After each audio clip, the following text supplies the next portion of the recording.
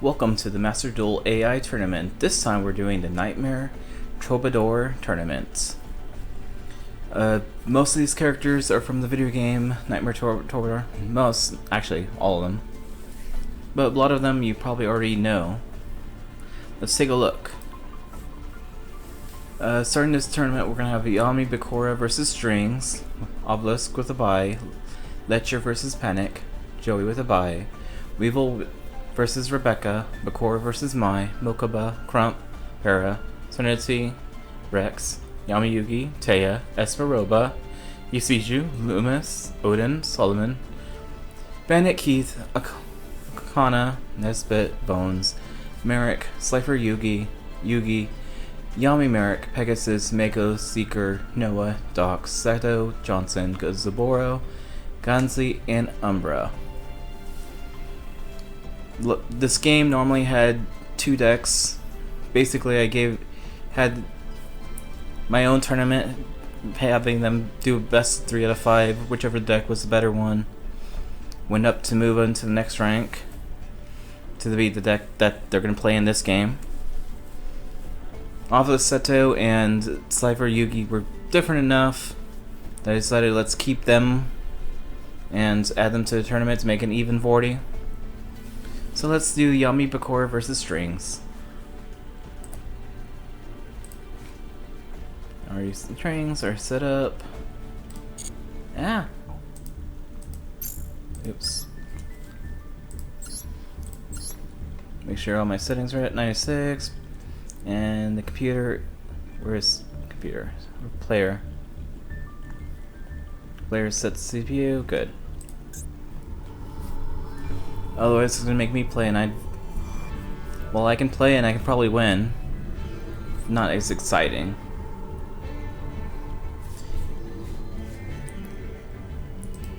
Let's do Bakura, let's do Strings. I'm adding this black bar to kind of attempt to hide the hand a little bit. When they draw, you're going to kind of see what they have, but tell me if you like it. If you don't like it, I'll delete it, but I'll make it so more interesting, because for the most part you don't know fully what they have or remember what they have. Of course, starting with a Slate Warrior who's getting Mirror Force almost immediately.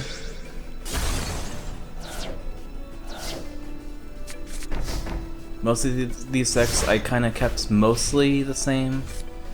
I did make sure everyone had a Mirror Force, make sure everyone has a Monster Reborn, a Pot of Greed, and I think 7 altogether cards just to make them semi-functional. Okay, Strings is summing his trap, but Bakura Smart uses 7 tools.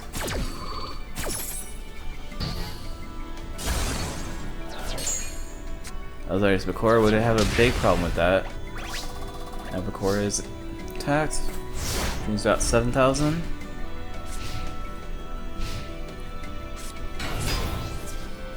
Strings some of this trap infecting. Didn't use his effects. Just thinking now it's him take the Headless Knight.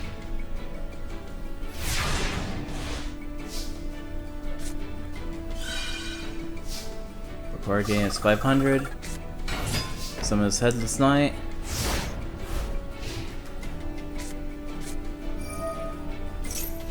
Bakura is going to be on the healing side right now. Strings does not want him to.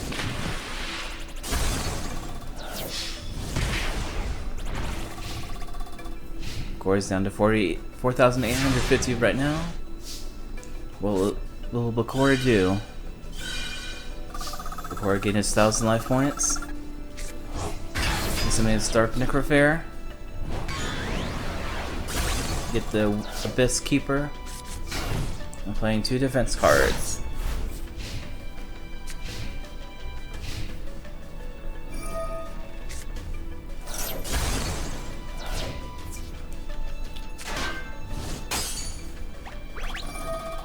And there we go, String attacked.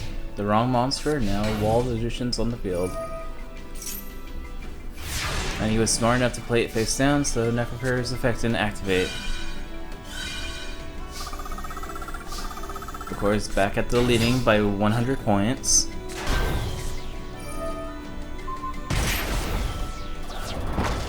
And you start Ruler, Bark of the Dark Ruler to lose attack points.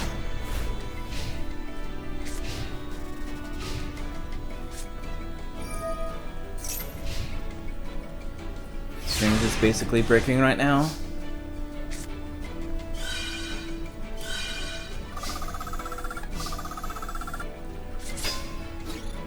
Looks like Bakor is taking 22 damage to Strings' life points. On just 1,000. I would have kept Wall of Illusion defense, but okay. You do you, Bakora. You have a plan, I don't have it, so.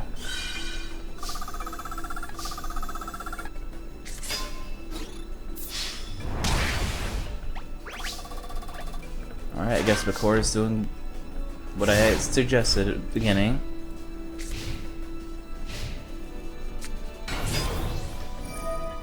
Uh-oh. Creature swapped. Strange is smart to have a good defensive.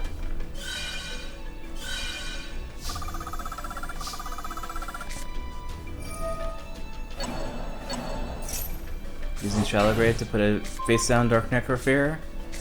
And Strings is using his Abyss Soldier, not Keeper. I don't know why you call it Keeper. Strings gotta draw a card from that card. Bakor is using Regeki, defeating the two monsters. And he's gonna be inflicting 3,200 damage. Never mind.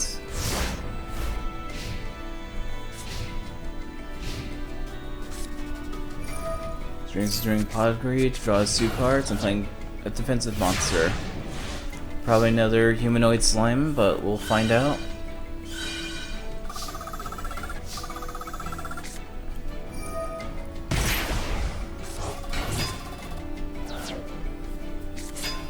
I think Bakor is going for a game right now. Let's roll, Jam.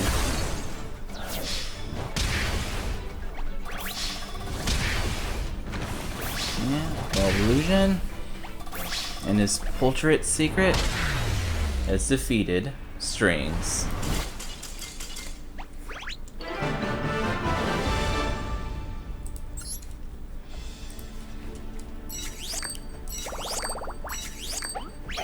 Bakora won his first match. Next up, it's going to be Weevil versus Rebecca.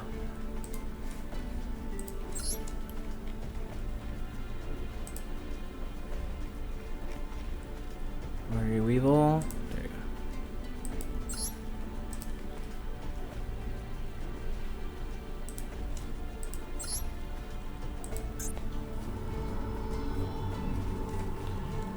Most of these decks are basic, like similar to cards they would use in this series, so it makes everything easy. I'm explaining who they were. Serenity, I think, is more just like a Light Warriors in my mind, but I don't remember anymore. I think hers was a little different.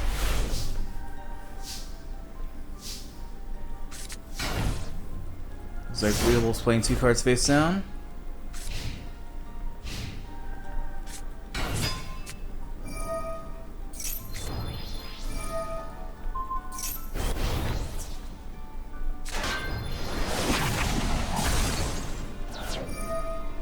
Looks like Giant Rat's gonna summon a insect pinch hopper. And the dancing insects are at 2,700 life point attack points. But they're going to get destroyed.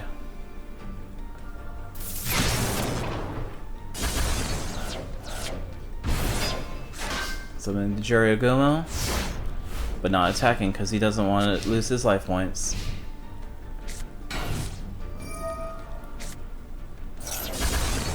Looks like Rebecca got his lightning vortex.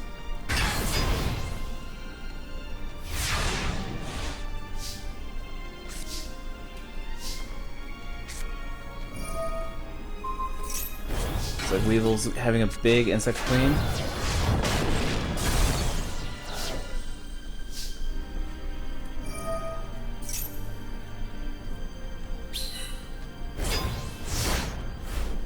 A very big insect queen. But a really big baby, or baby.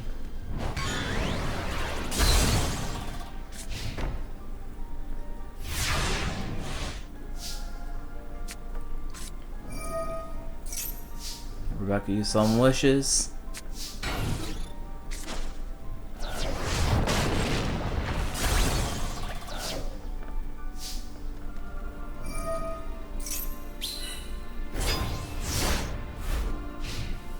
Another 100 attacker.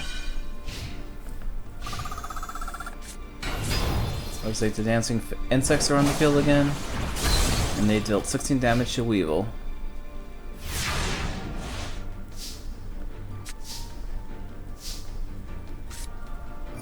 Weevil's going to play Monster Reborn to get his own set of dancing insects.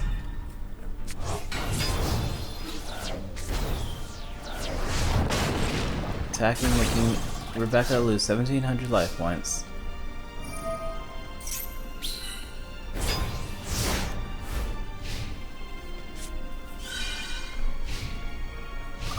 Rebecca gained 500 life points. Summon Cannon Soldier. Inflicting 1,300 damage. And not sacrificing himself. Sorry, not Cannon Soldier, Cannon Insect. Singing the insect goes to the graveyard, allows him to take Swarm of Locusts.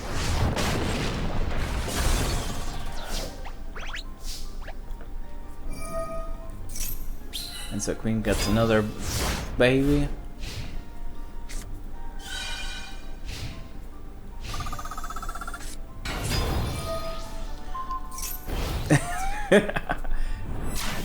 Oh, it doesn't get the full attack points. Darn. That would have been very scary if he did. Or she did. So we all got Pot of Greed. Summon Swarm Locusts. Using their effect to go face down, and they're going in defense position for... reason? I can use Raigeki. Weevil has Scapegoat to defend himself. Or Escape Insects, sorry.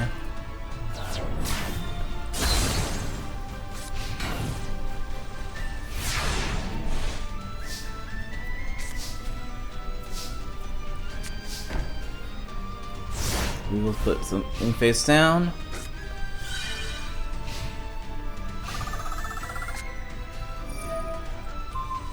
And destroying the other DNA surgery. Insect Saiyan attacks. Insect Copycat attacks.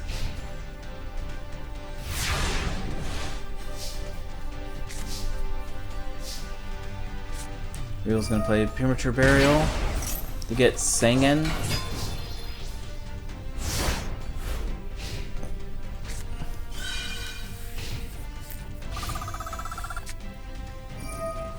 Rebecca's using Pot of Greed, draw 2 cards.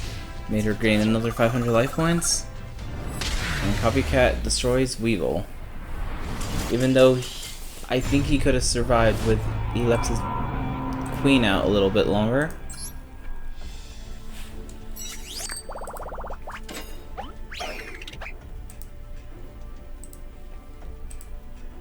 Next up is going to be Crump versus Para.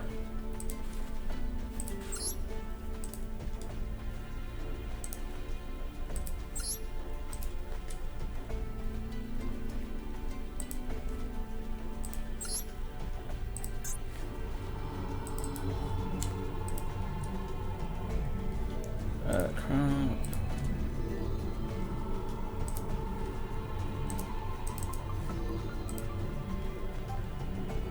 Para.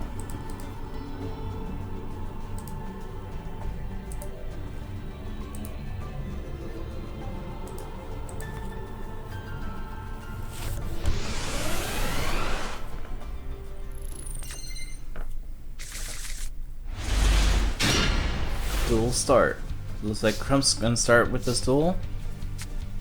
He's gonna play the Graceful Charity, draw 3 cards. Start 2.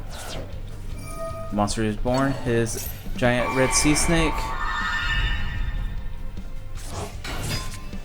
Summon Mother Grizzly, 2 face down. And ends his turn with that. Para's turn. Para's gonna draw 2 cards as well.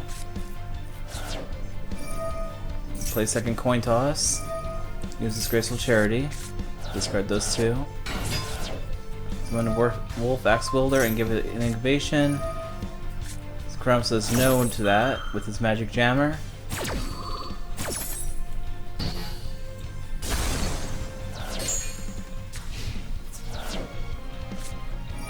And he's going to activate Gravity Bind to prevent his monsters from being attacked.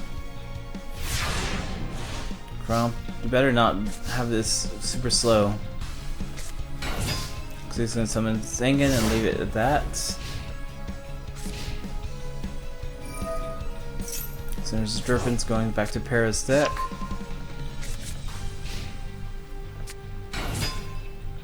Looks like he's summoning his Giant Germ, but not attacking.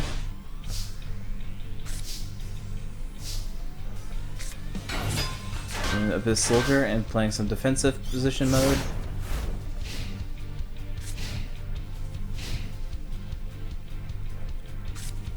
Para summoning the Gillosaurus with a special summon that allows Crump to grab something from the graveyard, which I don't think he has, but now he's sacrificing 2 for the Kaijin.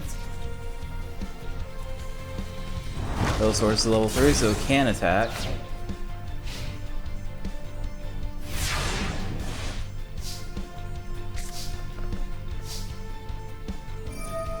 The soldier is destroying that. We'll send that back to the hands. I would have did the other one, but summoning a Sinister Serpent. Special summoning the Gillosaurus again. Summoning the giant red sea snake again. Gillosaurus is going to attack Sangan. Sangan's effect allows him to get the Catapult Turtle. Oh, is this what Cramp's strategy is going to be? Catapult Turtle is the way to win? Because that sounds fun.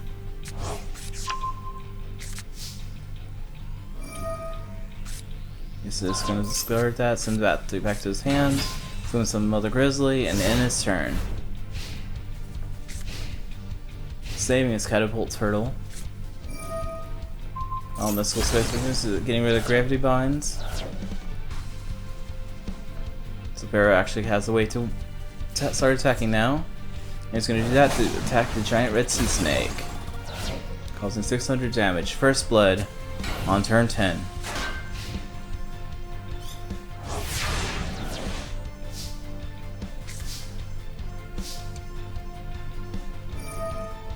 The soldier is going to send the Catapult Turtle, send that back to the hands. He's going to summon giant red sea snake. Attack with one Mother Grizzly. The other Mother Grizzly. Giant Germ's effect, both 500, and summons one more. Giant red sea snake saying, who cares? And the Abyss Soldier is attacking for 1800. Crump stalled enough, and he's actually ready to start taking it back. Para likes his Sinister Serpent back to his hands. He's going to play the Raigeki. That's going to be hurting Crump very badly, because that was 4 monsters. He's going to summon the Gillosaurus and activate Cemetery Bomb. Dealing 1300 damage. Gets this giant red sea snake again.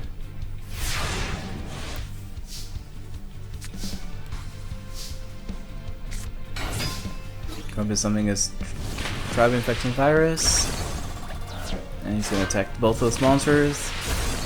Sinister Serpent's going to get removed from play because it was effect.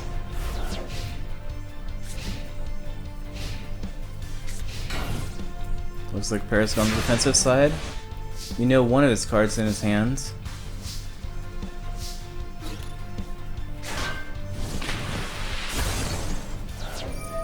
Looks like he attacked Sengen. Sengen gave him a cannon soldier. Playing red Scenic attack. And he's playing one face down card.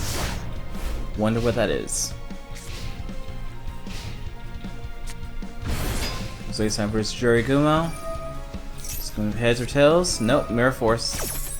But he's going to still have to pay the life points if he loses the point toss.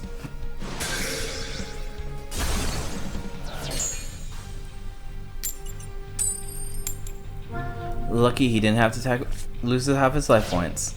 Not like he had very much last, but I think Crump might have this in the game. Doing what that face down card is. Crump infecting is attacking for 18, and Giant Red Sea Snake is finishing this off.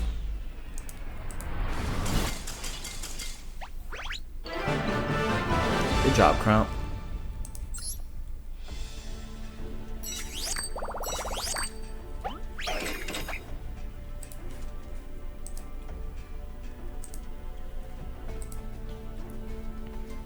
Alright, next up it's going to be Taya versus Espa Roba.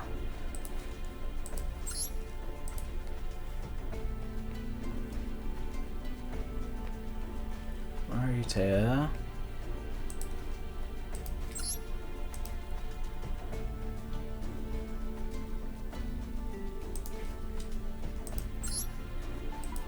Alright, Taya and Espa Roba are staying up.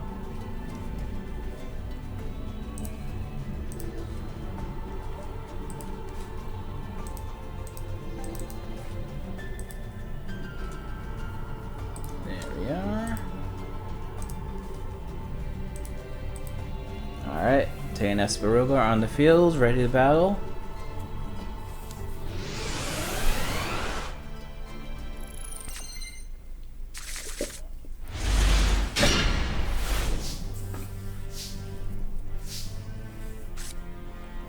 Taya starting with the Rain Mercy and 2 cards face down.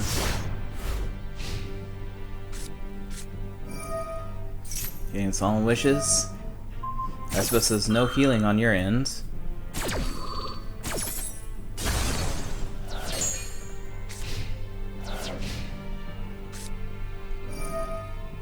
Espa can draw himself. Summon Cyber Raider.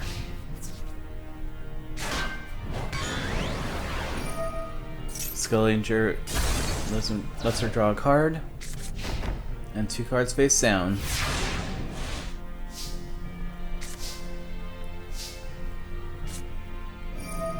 Taya saying Dark Hold. Espa has Altar of Tribute, which I don't remember what it does. Oh, I guess it heals him. Dark Hold was wasted. And Watt hit attacks for 1,000. Then a face down card.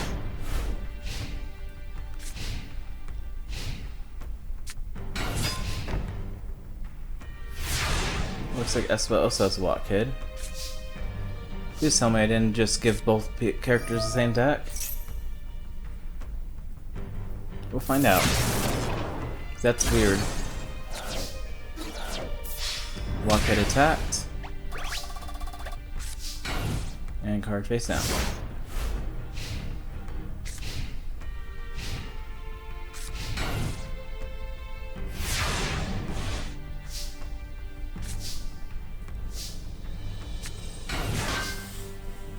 Looks like Taya's playing on the defensive right now. Well, they both are technically.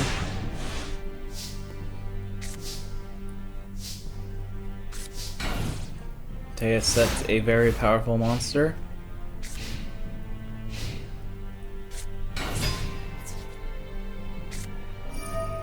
Looks like she's offering the Doom to get the Illusionary Gentleman, but that makes her skip her draw phase. So she has nothing.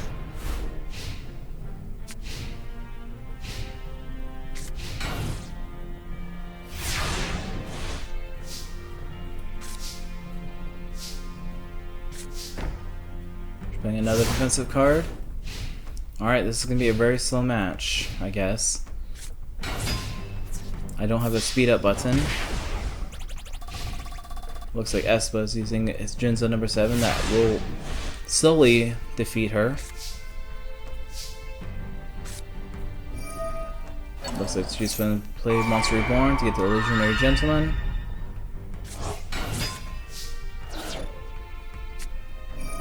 Attack, but got Mirror Force.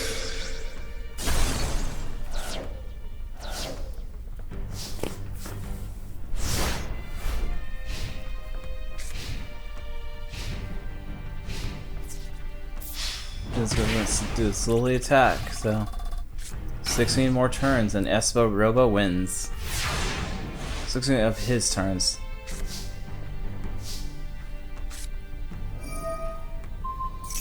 Blockade gets the Elf's Light, attacks her 1400, dealing 900. So Espa Robo's not gonna take those turns to win now. Could be anyone's game now.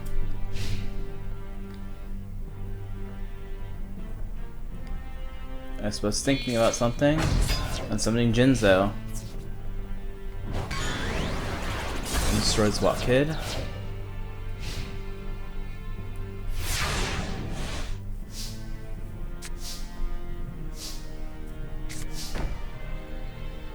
Looks like she's playing defensive still. But does she have anything that will overcome that? Her Skull Servant dies. Start getting one monster. Start getting two monsters. Deskwalla and Moki Moki. And making them both into attack mode.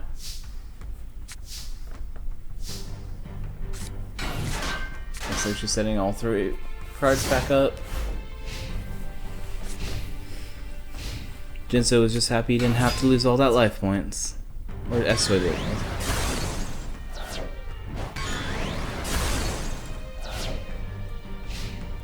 Looks like Espa's taking control of this duel.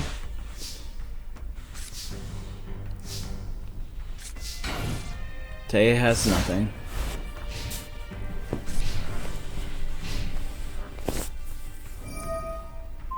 Looks like Jinzo's playing Amplifier, so now he can activate his own traps.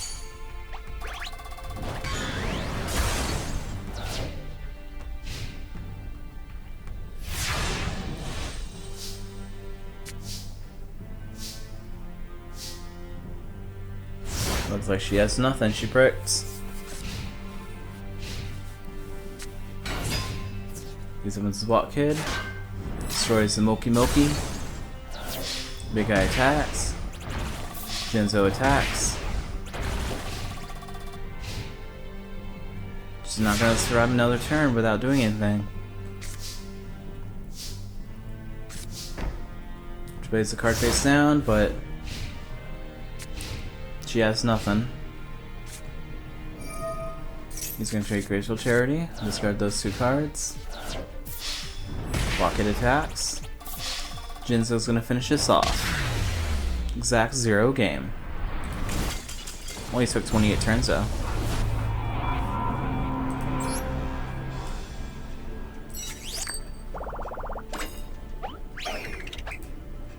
Well, I'm glad Taya's out of the duel because she was really slow this duel. Next up is going to be Solomon versus Bandit Keith.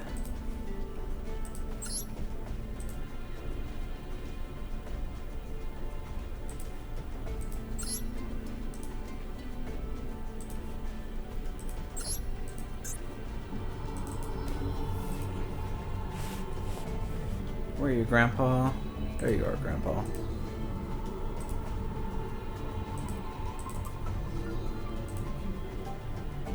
Another character I believe was Bandit Keith.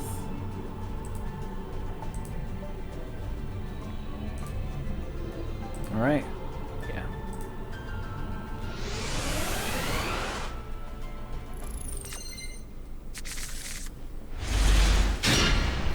I feel like Bandit Keith's gonna have this in the bag, but we'll see what Solomon's gonna do. Someone's playing a face down card. Bandit Keith is going to draw 3 cards, discard 2. I saw his Barrel Dragon, Gonna get Pot of Greed. Does he have Monster Reborn? Yes, he does. I was gonna say, if he's sending Barrel Dragon, that there's a reasoning for it. It's his ace.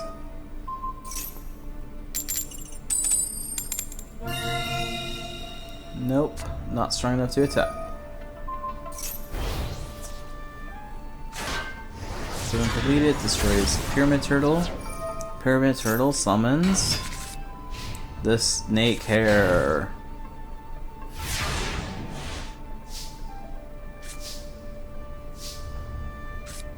Looks like they're gonna activate Dark Hold, get rid of everything.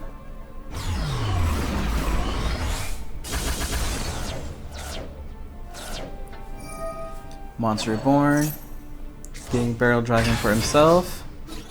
We're showing what a true Dragon Master can do. So I'm gonna put another face down card, and then his turn.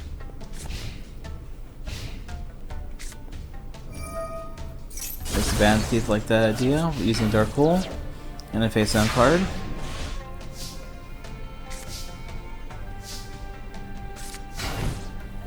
Looks like he's learning to play defensive, Solomon is.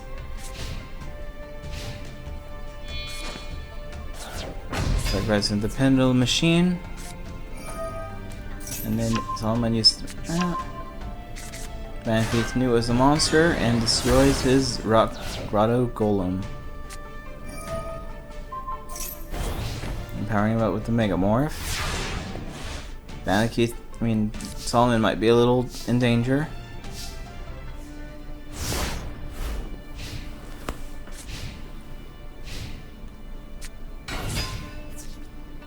Keith is attacking. Take 1,000. Venom Soldier. Nope. Got sent back to his hands.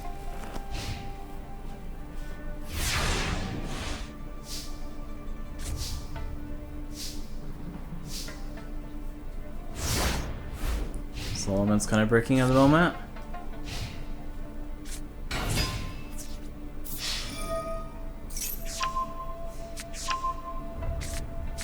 Then he goes back to the hands. Ordeal Traveler. And back to his hand as well. Solomon's lucky.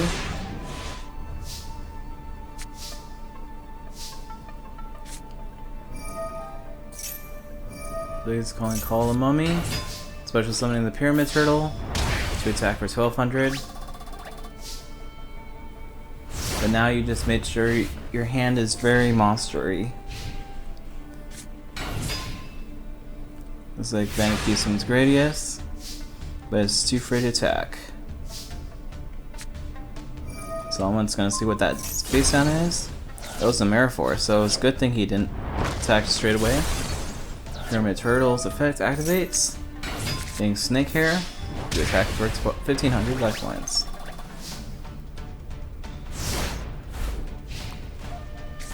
Bandit Keith is losing his cards slowly. But he has the Regeki on the field. Goodbye, Snake Hair. Is he gonna summon that again? Yes, he is. Mechanical Chaser. Ordeal says, "What is this?" It's a monster card, so yes, he takes 1850. Solomon draws, but he is basically bricked.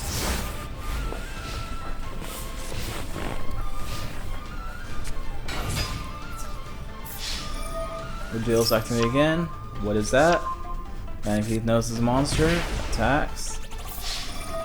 That one's. What is this? It's another monster.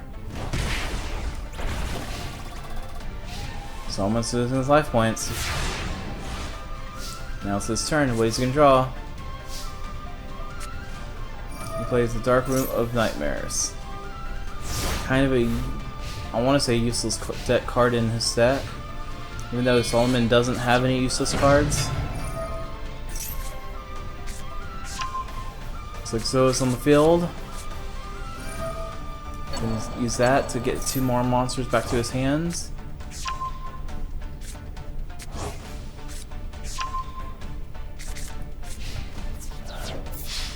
And Zoa's might be finishing this off. Yes, it is. Band Keith wins.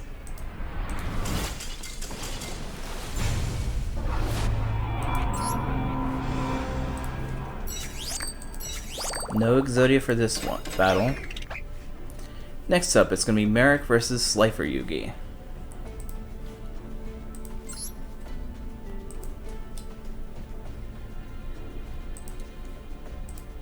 It was regular Merrick, right? Yeah.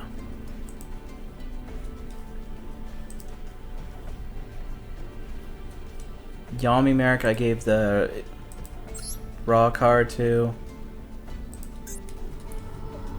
And then the other two, Obelisk and Slifer, I gave to Kaiba and Yugi as a separate deck.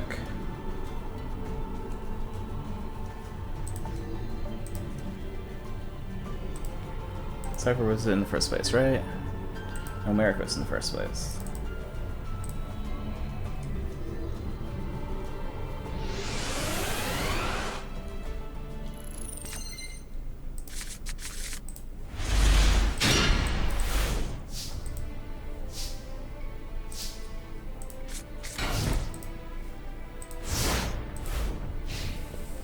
Looks like Merrick is playing some defensive right now.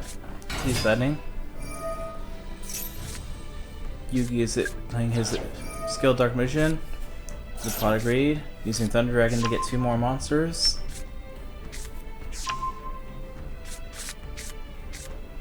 I think Graceful Charity. Discarding Magic Cylinders. Merrick is discarding a monster, but he takes no damage. And monsters are not destroyed either, so. There's a Usurper and goes back to his hand. Sacrifice this monster for a Vampire Lord. He's gonna attack. And he's gonna call a trap card. Smart. A long time ago I had like a Vampire Mill deck. Basically Vampire Lord, Vampire Lady would just keep calling monsters, monsters, monsters.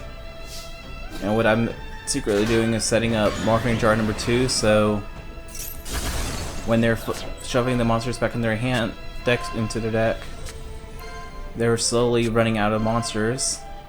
So more and more spell and trap cards would get discarded. That was an interesting concept.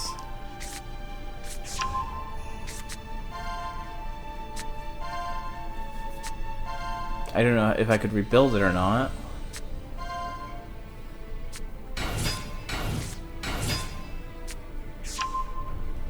Could be interesting to try though.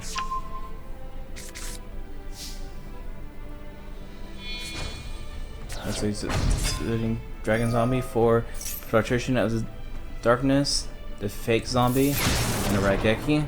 Destroy those 3. And 2 cards face down.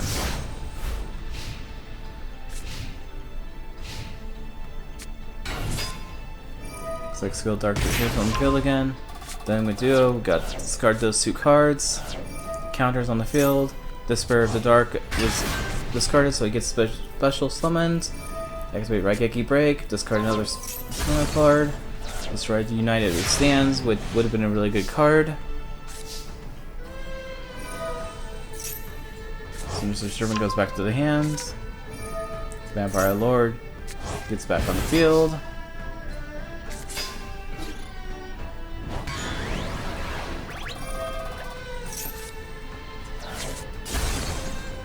Getting rid of all those trap cards.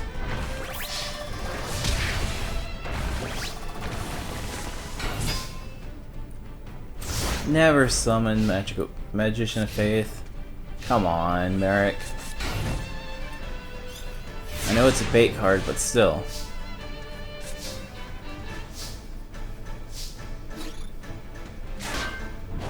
Attacks with Skull Angel, making Yugi draw a card, but I said no. Divine Wrath that. We're not doing that.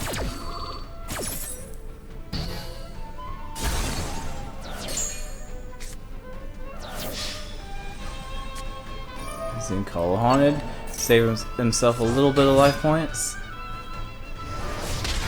but not enough life points. Looks like Merrick wins.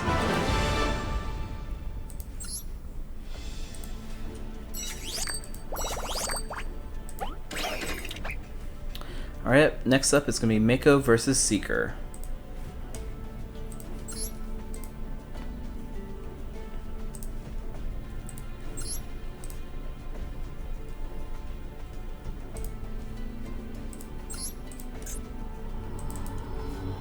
So still chance for Exodia to be summoned.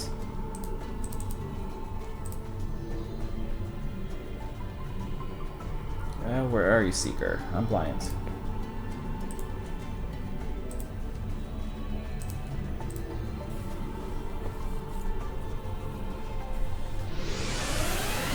I do want to see Seeker summon Exodia at least once, or someone. Maybe in the Grand Championships, I'll have one of them play it.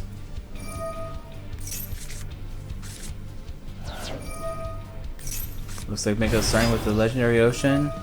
He has Kyrioshin, stronger with his Turtle Shell, and 2 face-down cards. Seeker is sending a left leg to his graveyard. Face down, and another face down. That trap card was a Jar of Greed.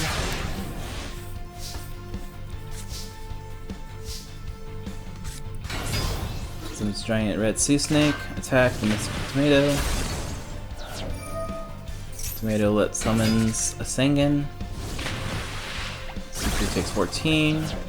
Allows him to put Head of Exodia in his hand.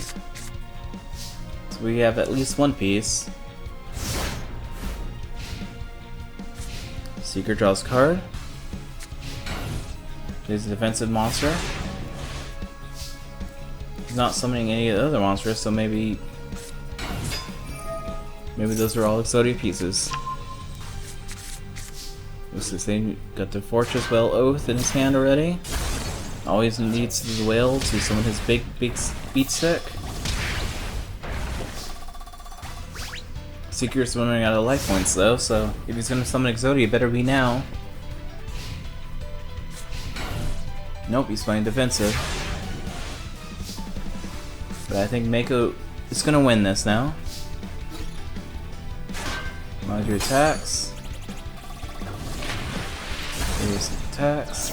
Dang red sea snake attacks. Seeker's left at 200. He's gonna pull something out. Do it, Seeker. 2 cards face down. He didn't have a face down before, so... or trap card or spell card, so that's something. Some Air Force, that's a good thing.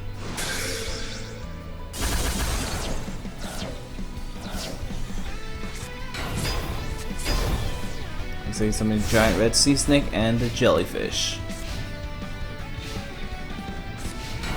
Seeker's playing another defensive monster. We know he has one Exodia piece. Another Royal Library thing.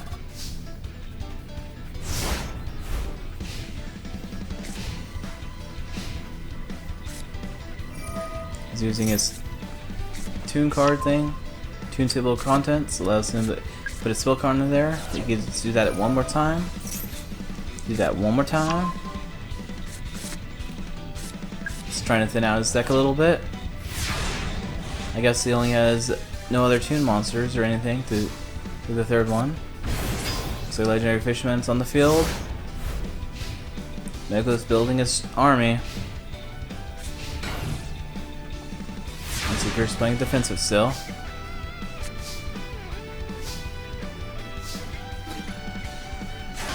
Jellyfish attacks the Mystic Tomato. Summons Exodia piece.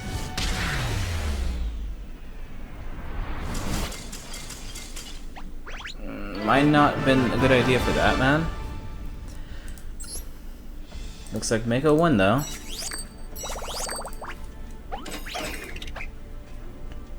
Like I said, the AI is not always the smartest for this. Looks like next up is Johnson versus Gozaboro.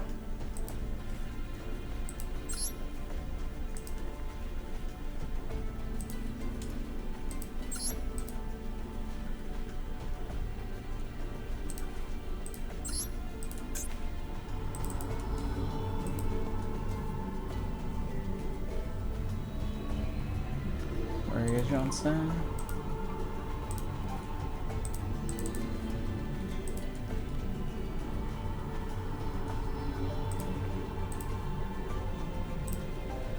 Even though I have the characters in alphabetical order, I always have a hard time finding everyone.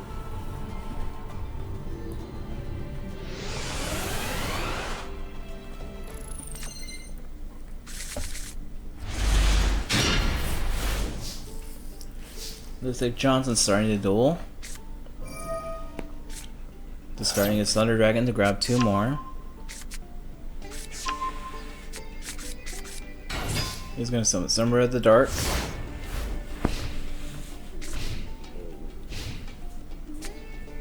Gozaboro does not like it, so he's using the Raigeki on it.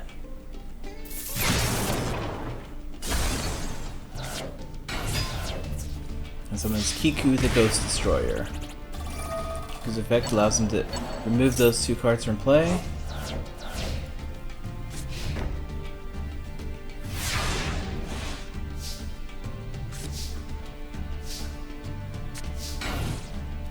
Looks like Johnson's playing on the defensive right now.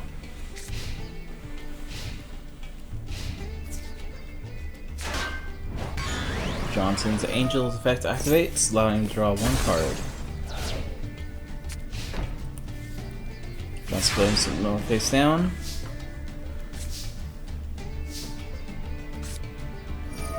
Johnson's Graceful Charity.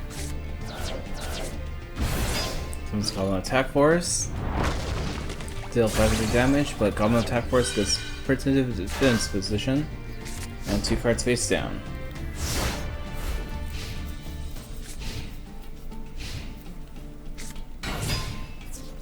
Gozaboro attacks with DD, but gets Mirror Force instead.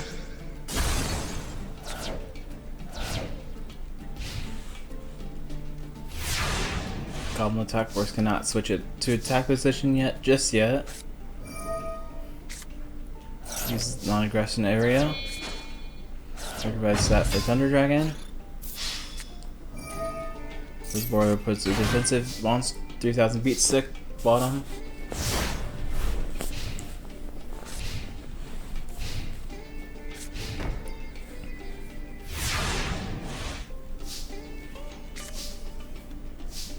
Looks like Gozaboro is a defensive deck as well. So this duel is going to be a little slow, I guess, too. Gozaboro is saying Raigeki Break on that, destroying his contact with Exodia.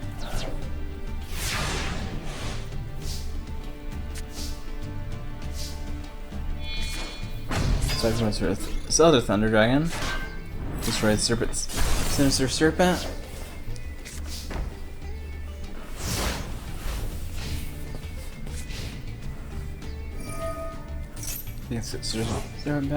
Sinister Serpent back to his hand.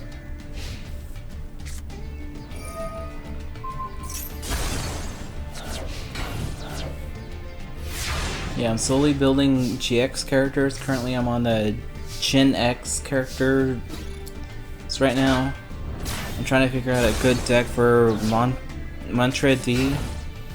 In the anime he played wind cards, but we don't have wine cards really. If anyone has an idea what would be a good deck to maybe reference for him. He's kind of like a butler, so maybe I was thinking maybe a weaker Dragon Maid deck.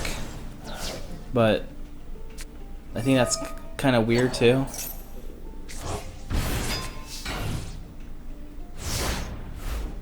It would have to be a weaker one because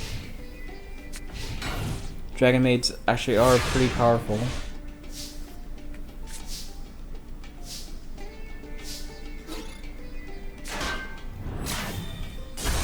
Johnson got at least 2 pieces of Exodia in his graveyard.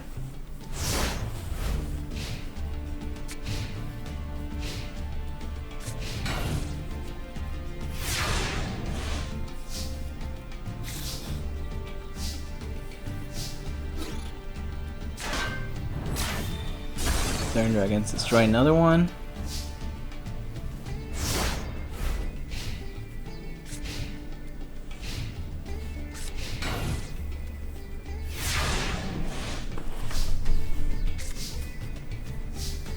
I don't know if Johnson has a stronger monster to destroy the metal slime.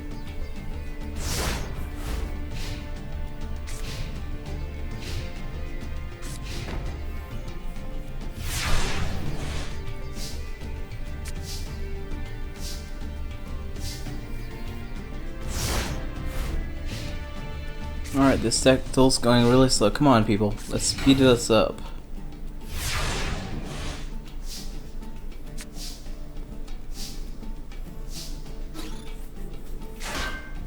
That's another exotic piece. 1, 2, 3, 4. Yes, 4 pieces of Exodia in his grave.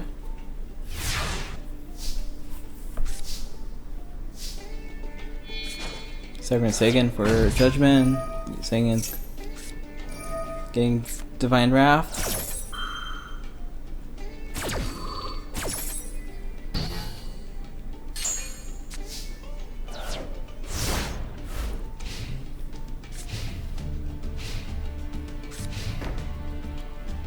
Now, the first person, if Johnson gets a Raigeki, he could actually start winning.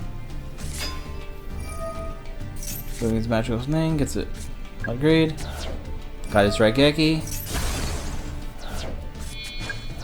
Sacrificing that for another Judgment. Thunder Dragon attacks. Judgment attacks. Judgment attacks. And Goblin attack force.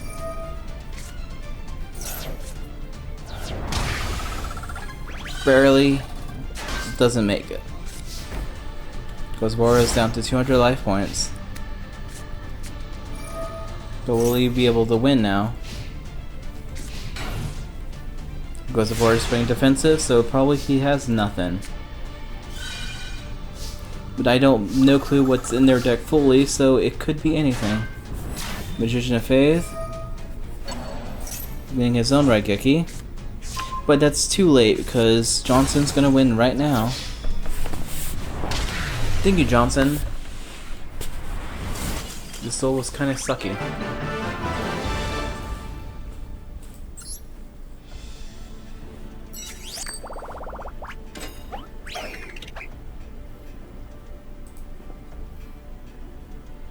Alright.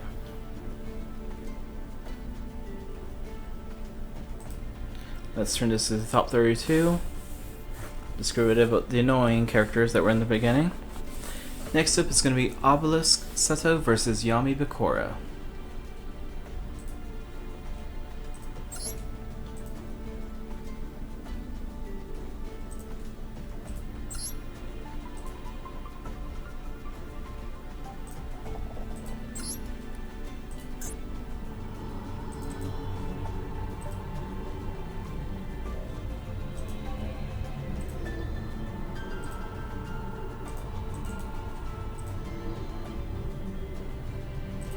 Yes, I decided to give both Slifer and Obelisk their own little picture arts to go with their characters. Thought it would be kind of fun.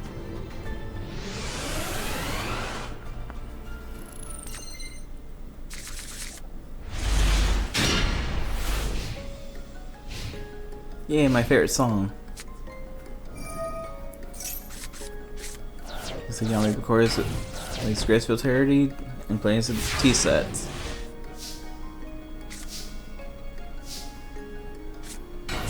Obelisk is his legend, Gilsaurus. We get a Slate Warrior on the field. Obelisk says Raigeki now.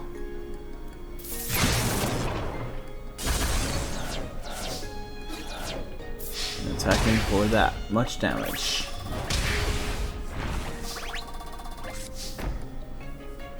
Playing defense, the card face down. The Mystical is destroying his Dark Mirror Force.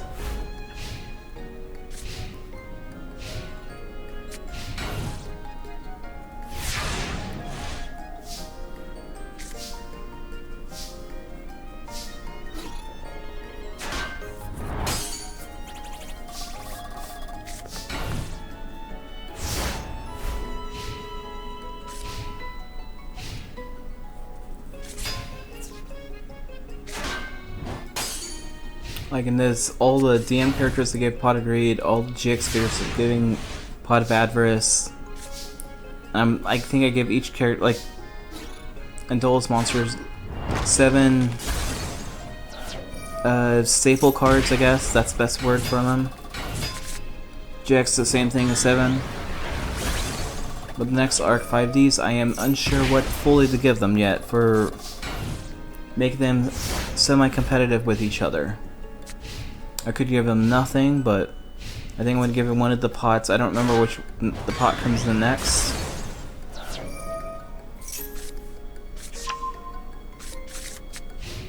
I was thinking about giving him Call of the Haunted as a face-down card, since I think that was still played during the time frame, instead of Pot of Greed or Premature Burial.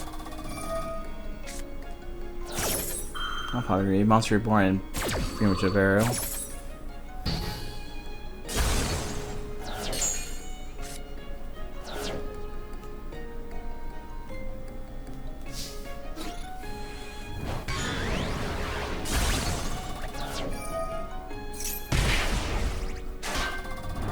Looks like Gillosaurus gets it back into the hands. And looks like they're both supposed to show me those. And now looks like Ward's back on the field again.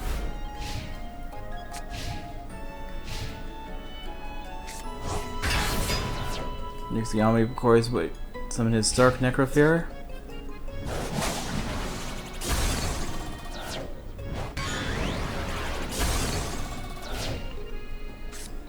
Yami Bakori is still losing, but it's getting close to the game right now.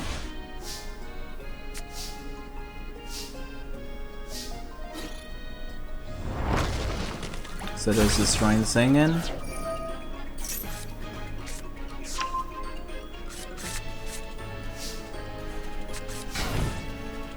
I'll just make a T-set.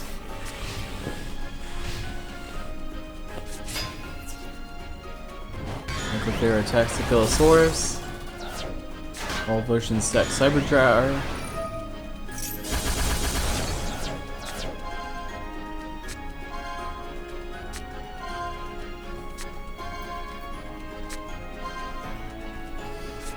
So Bakora gets to set 2 cards.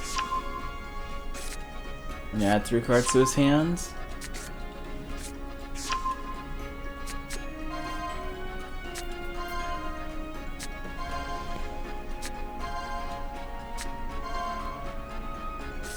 And so also gets to summon 2 cards and 3 to his hand.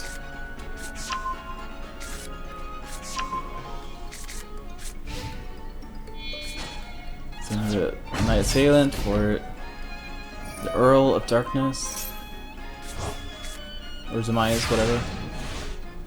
Dark Necrofear steals the Exit Cannon. Yami Bakori is saying Solid Judgment. Kaiba says no. Let's go space that. Oh, on the Visco Space. On the Necrofear, I guess, actually. That's good. 3 cards, discard 2. Summon his Cyber Tech Alligator. Dark Roller, Trap Jammer. You wasted that.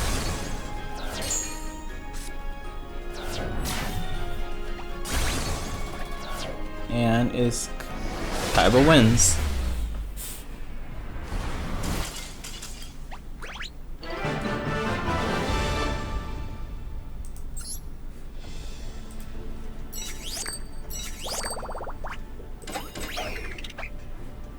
Next up, it's Leecher versus Panic. Lecher versus Panic.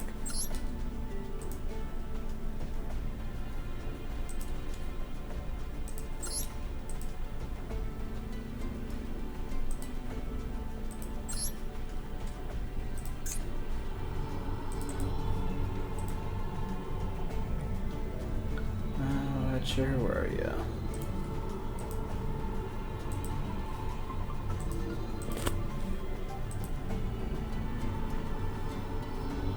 Panic.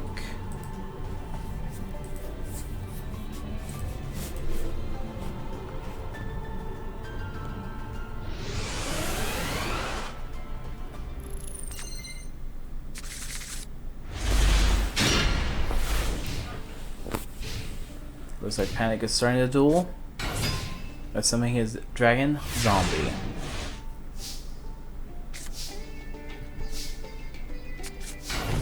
Glacier playing 2 cards face down and ending his turn.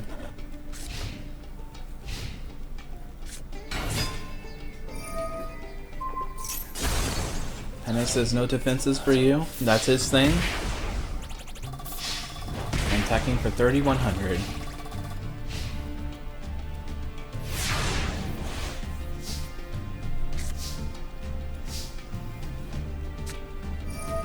Jinso's playing his Monster Reborn on his Mahavilo.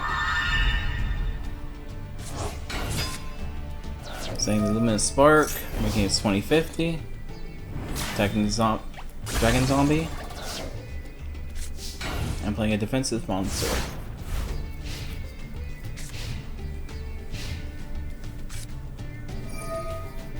Patty doesn't like the light, so he's playing Dark Pool.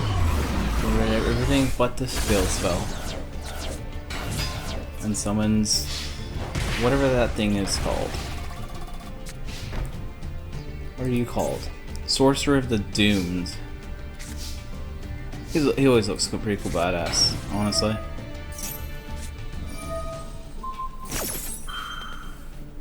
Looks like Genzo was trying to set up a wave motion cannon, but that was immediately destroyed with the Mystical Space Typhoon.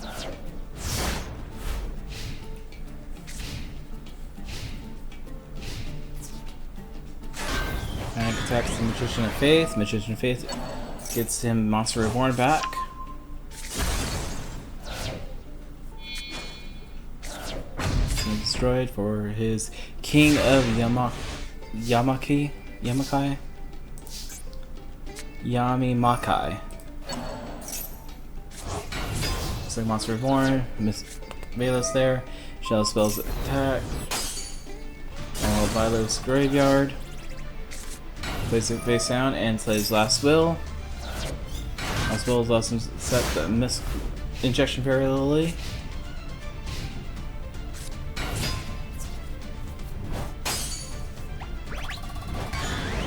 Why did Mask of Darkness attack the injection?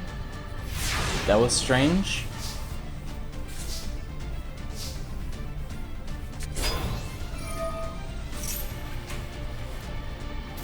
Magical Library is on this field, but it's probably going to get sacrificed. No, he's not. He's just going to attack for 500.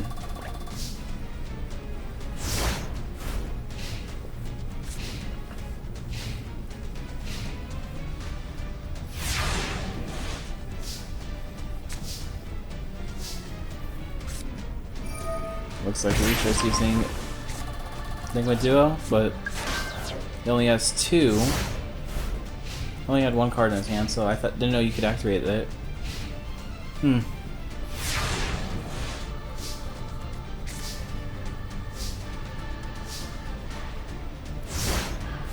Looks like Lecher's playing defensive right now. Even though Panic has nothing, we have something now, but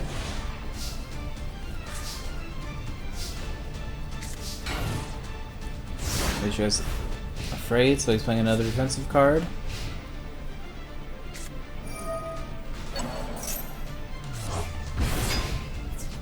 So King of Yamakai is back because of Call of the Haunted.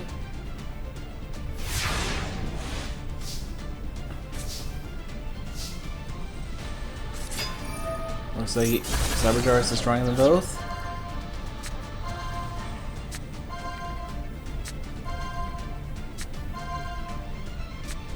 Looks like Ledger only gets 1, but 4 cards to his hand.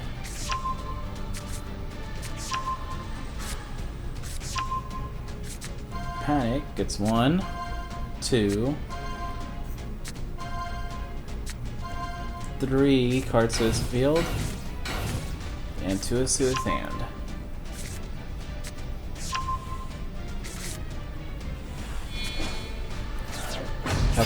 Cat gets destroyed for Air Knight. Air Knight attacks the Dark Arts, whatever that thing's called.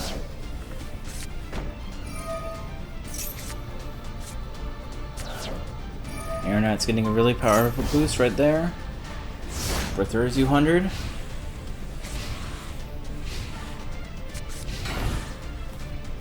Panic's in trouble. Because Air Knight has piercing. At least you're using missile space to destroy that face down. Reflector Slime, or Reflector Bounder, I mean. Air Knight is now at 5,000.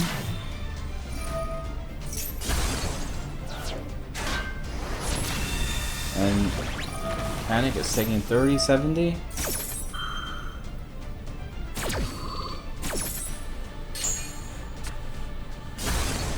Air Knight drew a card. And Air Knight is ending his turn.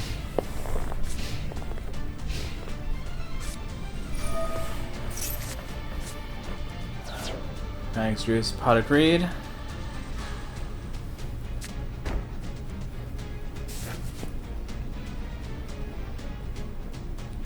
And it looks like he has very little to do in his head.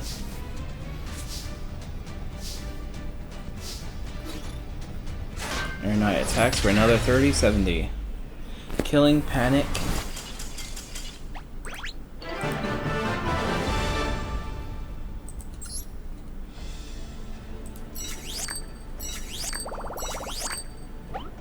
Cheers, moving on. Next up is going to be Joey versus Rebecca.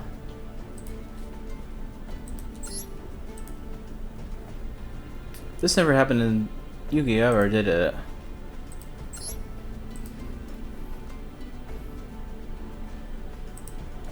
Honestly, that would be kind of cool battle if they did battle.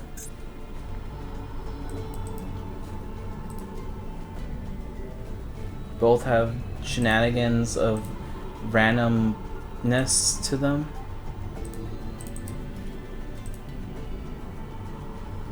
Where are you?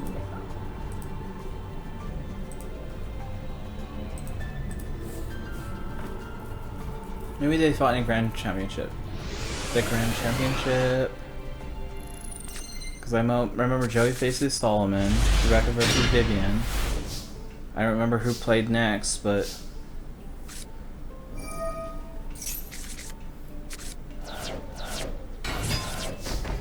looks like Joey's playing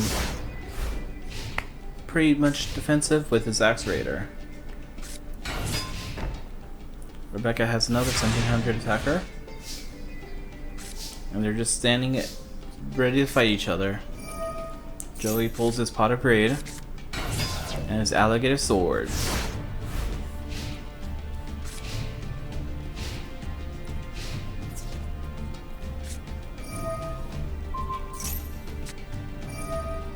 Rebecca's using the 7 tools of the bandit to counter the Kuna with Shane.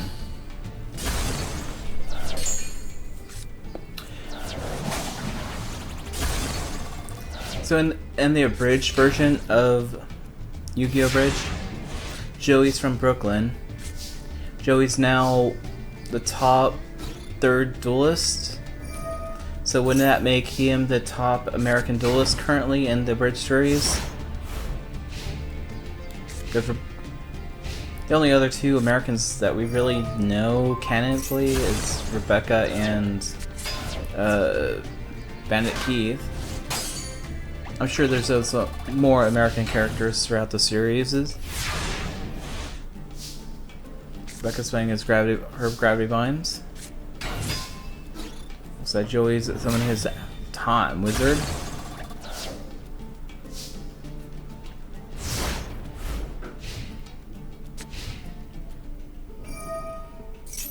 Cinder Serpent goes back to her hands.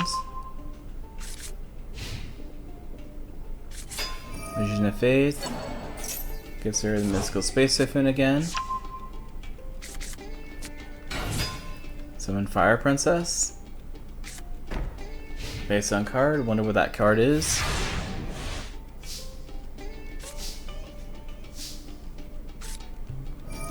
Joey's saying Raigeki time.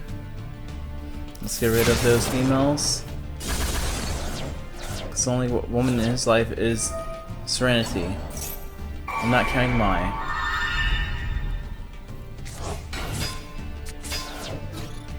His Gravity binds on the field. He can only attack with his level 2 with the Magician of Faith. For a measly 1300 damage. Sinister Serpents, it looks like it's been removed. Or no, it didn't actually. So face, advice, Skull Dice. Monster Reborn. Alligator Sword. Cannon Soldier. Sacrifice itself for 500. We're a little too strong. Joey can't counteract it unless he uses Time Wizard's effect, which looks like he's too nervous to do that. Because that's a lot of damage to himself if he loses that. Look, if someone's injected very literally, face to 2,000, sending 1,700 down to Joey.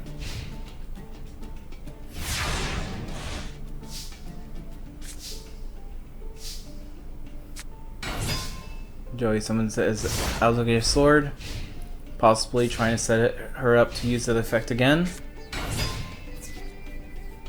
Which she already failed for the bait. She's down to 14, he's down to 37. Fairy Box that activates. Loses another 400.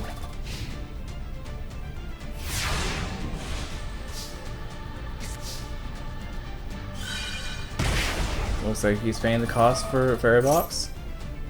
Low enough that he's going to use Time Wizard. He fell on the Time Wizard. And set a card.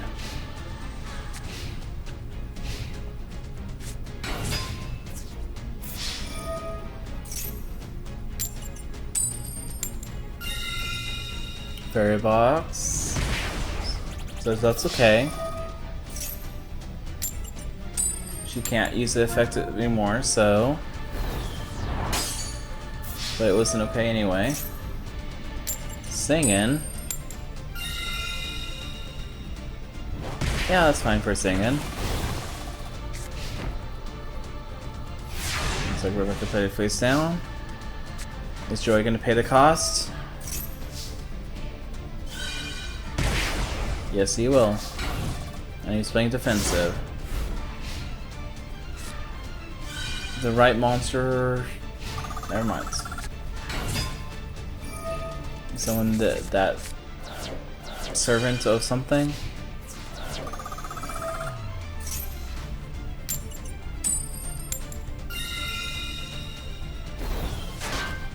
It's 1,100 damage to her.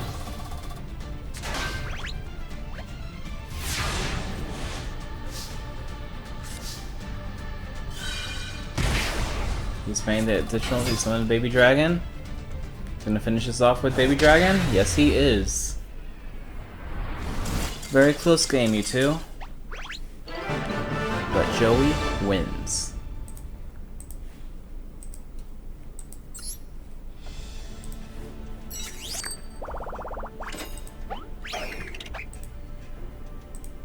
Next up is going to be regular Bakura versus Mai.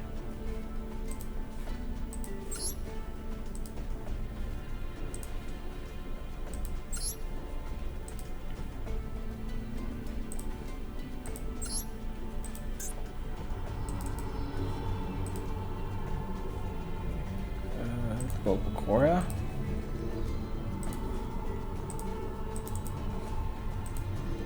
Versus Mai, who normally is a very strong duelist. Let's see if they made her just as strong in this game. Like I said, I don't remember what each deck was. Most of the characters had 2 decks or 3 decks, so I looked for the best deck out of them all.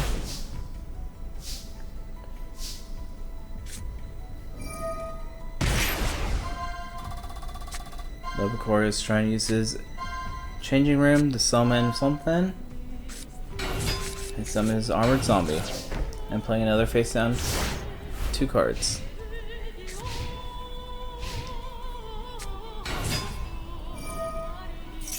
My Elegant Ecotist. Harvey Sisters. Second one for another sister. And a third one for Harpy Lady 2. Yes, you can tell Master Duel's AI is smart enough to play on turn 1.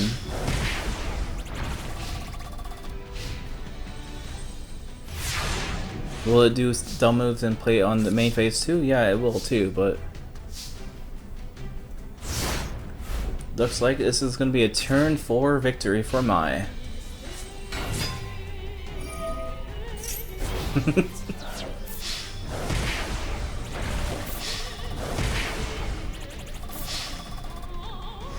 believe the sisters are finishing this off.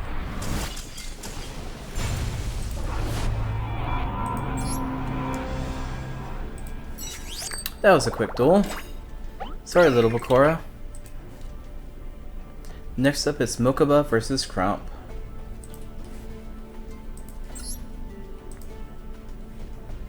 Mokuba.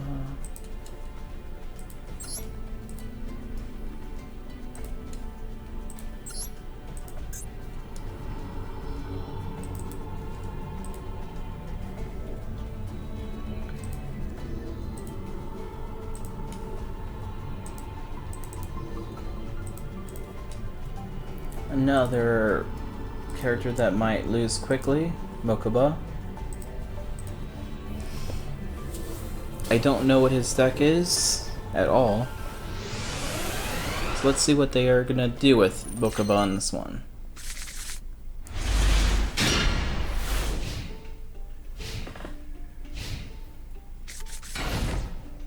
Crump is sending 3 cards.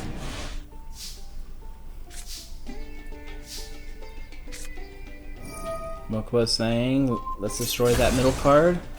A Gravity Bind, that's a good choice. Mokuba summons the Forest with Griffor. There's a Cherry, discard those. Monster Reborn for Toroki.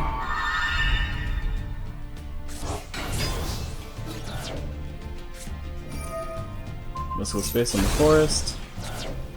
Now 1200 monsters again. And Penguin Soldier is sending them back to his hands.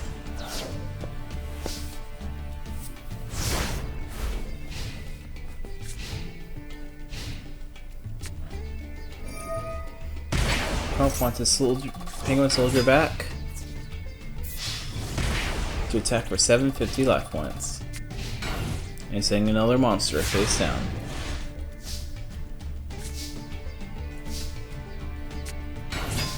So we summon Griffor, and it's too scared to attack. Crump says no, let's Dark Hole this. Crump only has 1 card in his hand. He didn't set it or summon it, so it must be a high level monster, maybe Emperor Penguin. Looks like Toroki attacked and playing a face down card.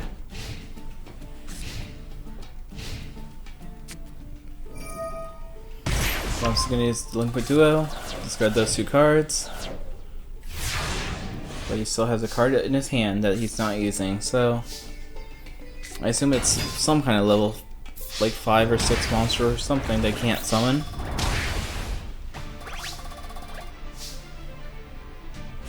Mokuba might have this in the game.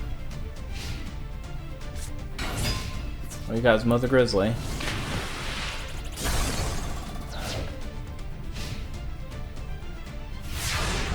Come on, Mokuba, you gotta do something.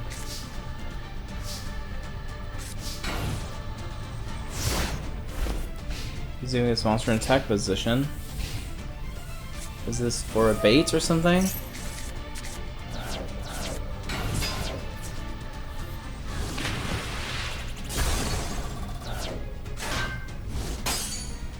He lost 900. Desking Wallet sends another 400.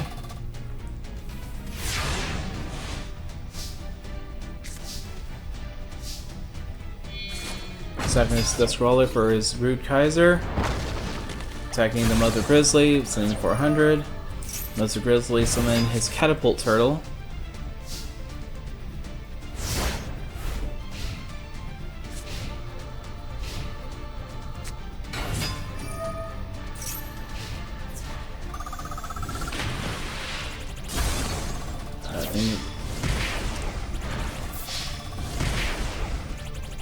Ground's catching up again.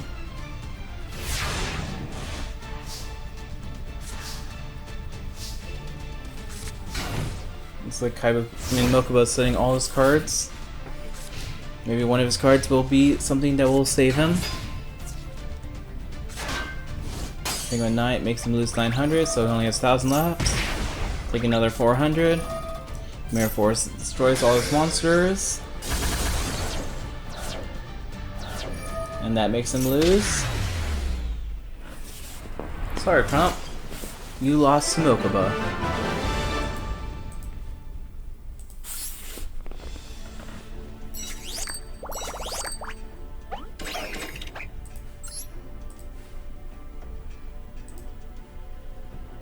I'm surprised Mokuba moved up to the next round. Next up, another weaker duelist, Serenity versus Rex.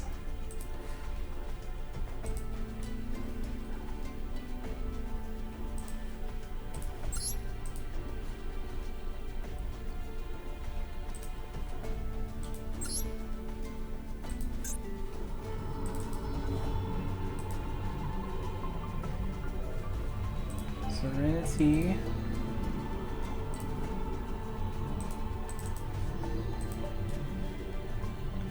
Rex, sorry, Rex.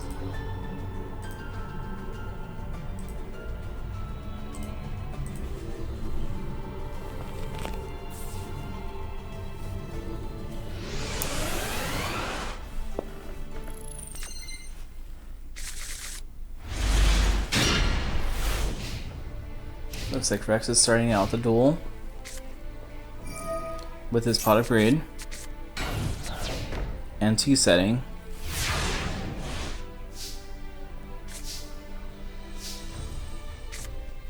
Serenity's using her graceful charity.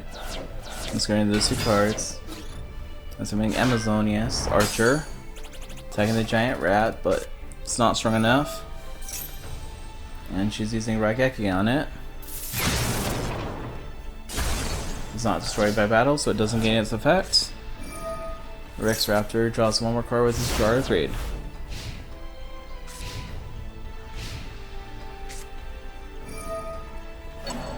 Rex wants his giant rat bat with Monster Reborn.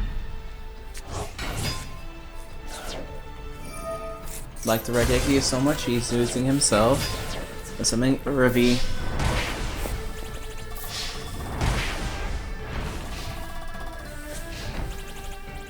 That was 29 life points to Serenity. Serena says, let's get some Rain of Mercy to heal both of us. And a card face down. Ending her turn. Rex sacrificed that for his Megazoa, I think that's what it's called. Megazowler, that's what it's called. She attacked the unhappy maiden, causing it to end the battle phase.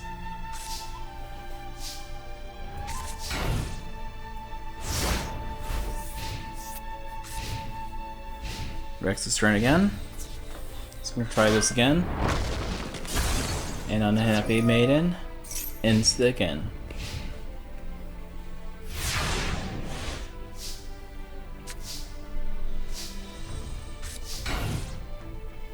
She's playing defensive right now.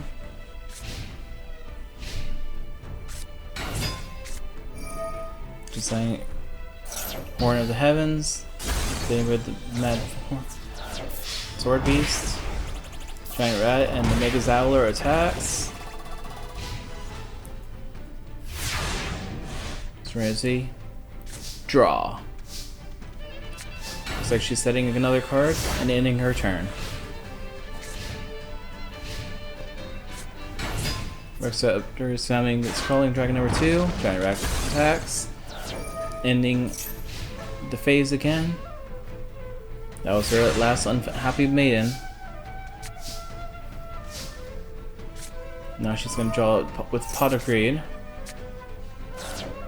Let's go Space Typhoon, the equipped card. Exhaler, the normal 18 attacker. Another card face down. Rex Raptor had 2 of those equipped cards. Giant Rat attacks. Falling Dragon attacks, and Megazaur finishes this off.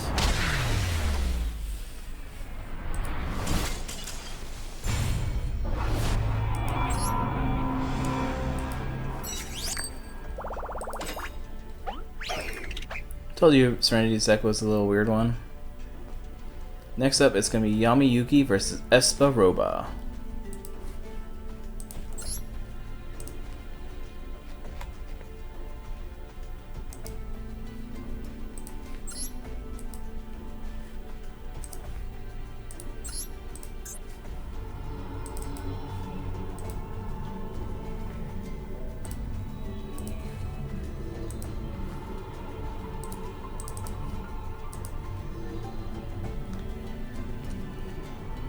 Yeah, for the characters that normally have the same decks, I'm just keeping the same profile picture arts card thing. If the deck's different enough or unique enough, I will give them a different base card.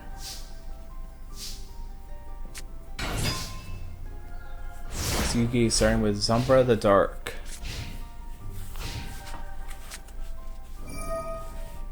Espa says, time for a dark hole.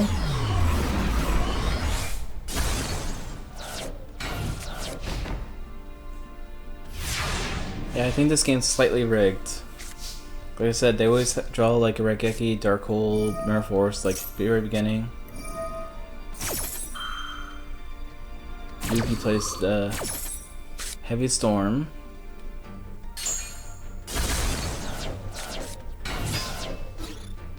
Destroyer attacks Magician Faith. I was going to Dark Hole it back.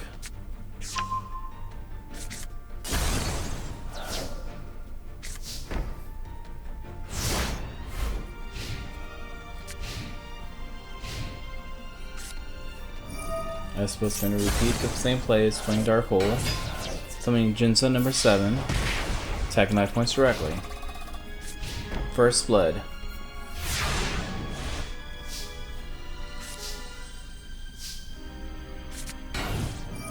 Yugi plays face down card and Sword of Revealing Light. Okay, so Jinso number 7 can't even attack 5 points directly. Espo's drawing his Pot of Greed and setting a card.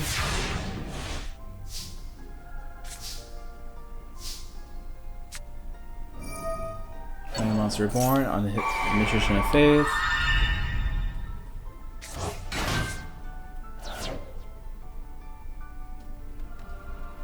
Flipping that, getting the Monster Reborn back to his hand for another play.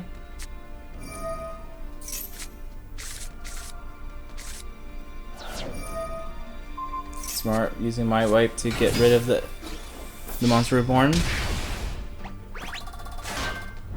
Somber attack, taking another Magician Faith, getting Mind Wipe again. I would have used Dark Hole again, but teach your own. Summer attack loses 300, Magician of Faith attack for 300.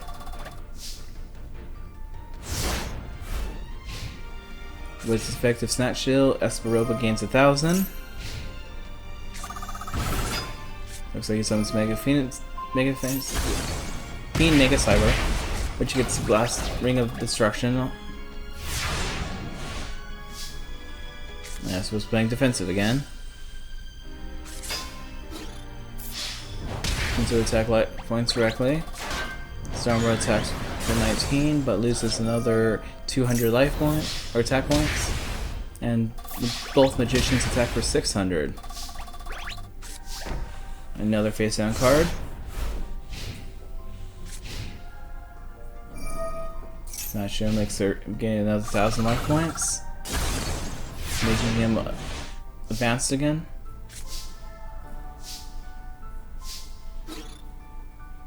Zombra attacks again. So that's going to turn Zombra into a 1500 attacker. It looks like Yugi's now playing defensive, because he's not behind the Swords of Revealing Light. Espa gains another 1000. Losing Gentleman attacks the Jinso number 7. So no more life gain. And a card face down.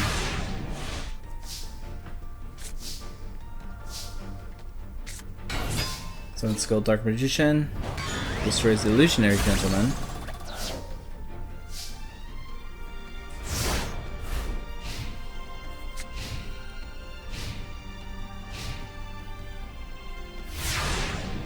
Espa bricks right now. Target one Magician for skilled Archfiend of Lightning. 1900 attack, 2500 attack. So it's down to 2100. He's lucky he got the 3 Snatchill gains, otherwise he'd be dead right now. Summon Shinso number 7 at 10. Again, attack. But I don't think he has anything to play because he never played him yet. Skill Archfiend makes him lose 500 life points. Skill Dark summons. Summer attack for 1500. And Yugi wins.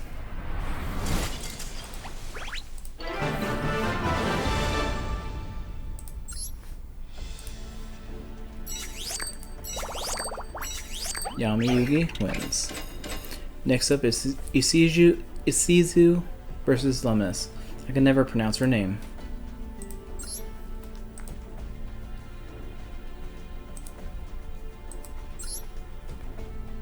And facing what?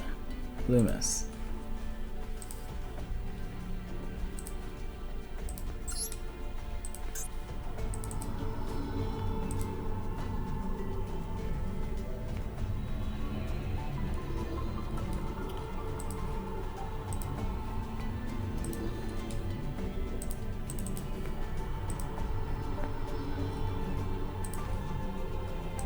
Let's bring back Loomis. Alright. Both participants are ready for the duel.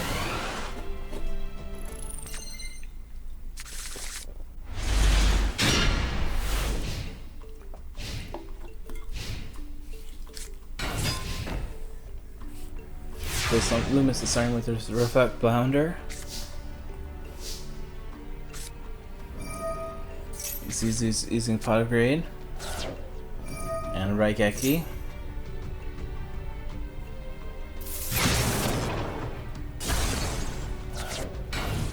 I'm setting 2 cards. But Loomis says no, not that card.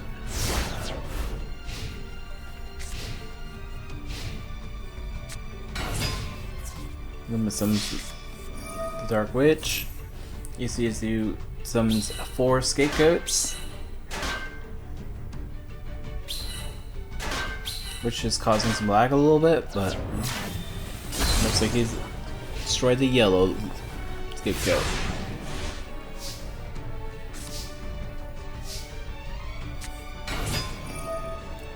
Looks like someone's become a cat to get the same attack points, but ending his turn. Or her turn. Dark Witch.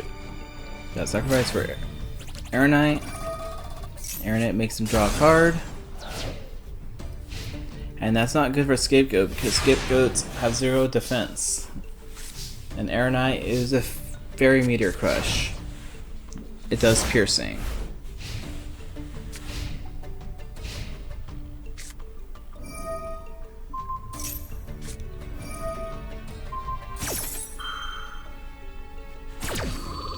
Let's book a moon on the Aeronite. But she can still summon it. 1900 to her face. Squeeze attack.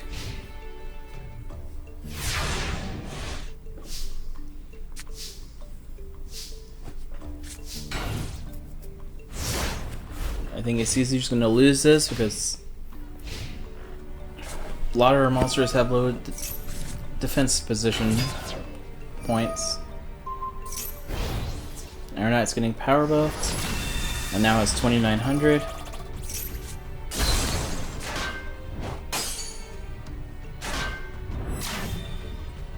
Looks like she found a way to destroy the Aeronite, and a good way to have defensive with the Skull Knight. I mean, Spirit Reaper.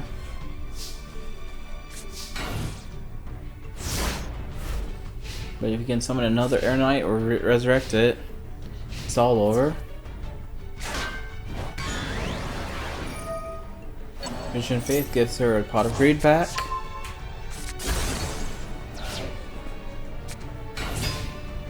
And then someone's Mahavairo.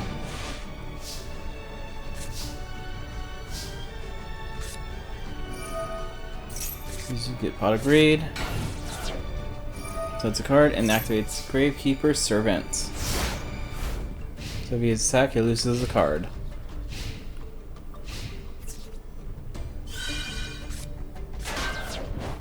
And morphing at number 2. Loomis has to have 3 monsters. There's 1. There's 2. There's 3.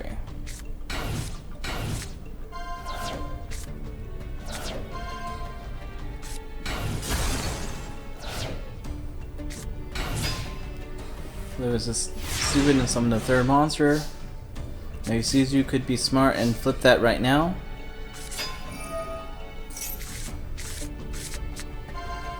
Oh, looks like she already has the monster right back again.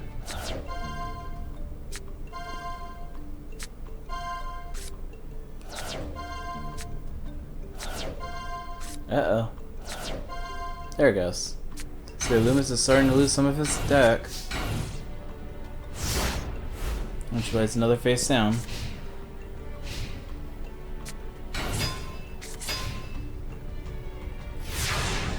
He's afraid to attack now. But is it too late? Because she already has Morphing Jar number 2 already. There's 1.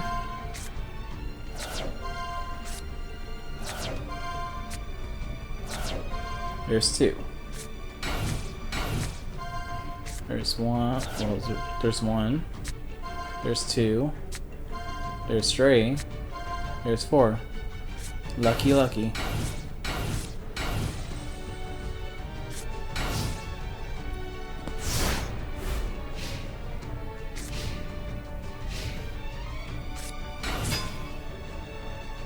Grand Tiki. Summoning 4 monsters now. But it's too afraid to attack again. Worm, discard 5. Cyber Jar, let's destroy everything. 1, 2. She gets 1 more monster. And 4 other cards to go back to her hand.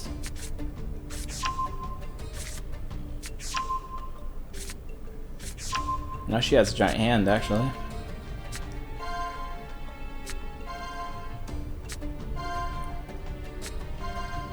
I don't think he has very many cards left because I think he keeps using the same 4 monsters. Using Nobleman on that Vanisher. Playing Dark Hole to get rid of everything.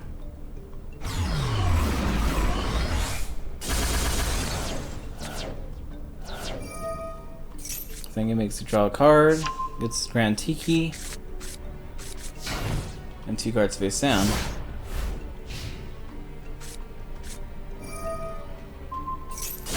On HQ, destroy both monsters. Grand Tiki's on the field, attacks. Gravekeeper makes him discard his last card. Now it's Suzu's turn. And guess what? All she has to do is play Shallow Grave. Because like she wants to show off, I guess. Play Nobleman in to get rid of that. Set another card, and in her turn.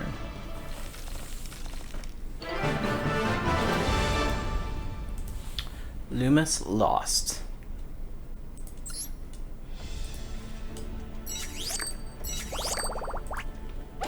It's good to have a variety of different types of decks. Mill decks are fun, sometimes. Next up is going to be Odion versus Bandit Keith. I don't know why that was so hard in my mind.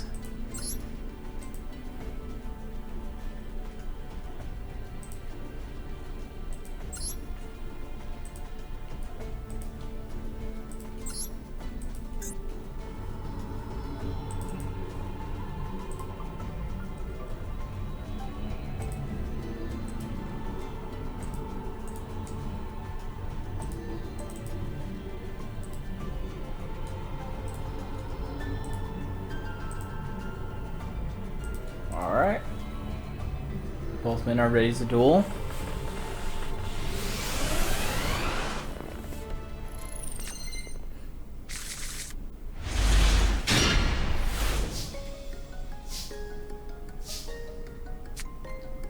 Zodian starting to duel with his Pot of Greed. I'm setting 3 cards.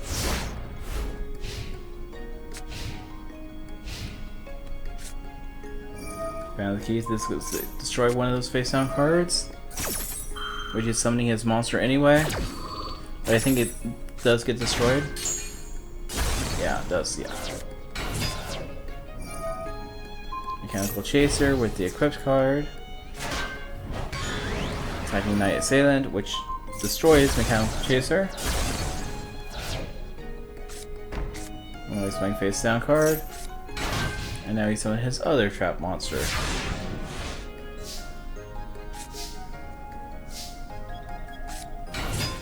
DD Warrior later is summoned. They're both attacking for about 3100. And he's setting a card.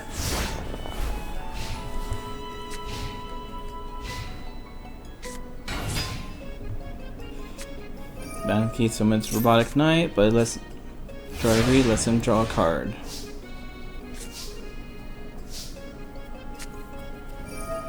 Oyan uses Raigeki.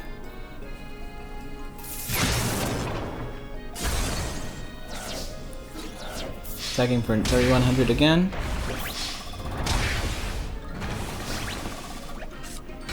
Summons Magician of Faith because Ieyasu now. That's like AI power to the max. Dust Tornado destroys that face down. A Metamorph, that would have been really good.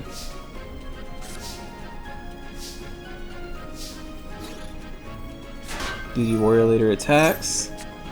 Divine Wrath effect is activated, destroying his Needle Burrow or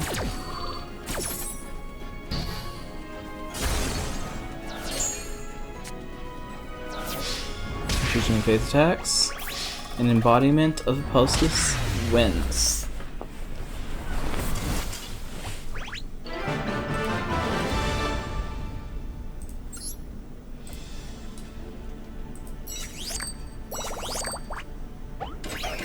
Next up is going to be Arcana versus Nesbit.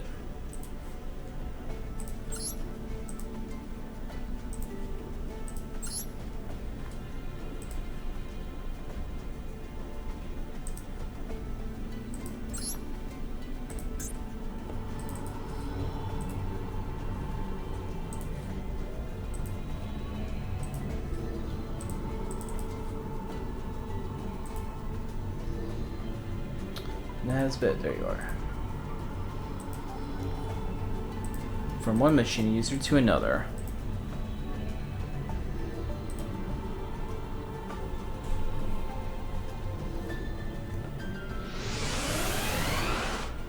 So how's everyone? Is everyone doing good? Hopefully.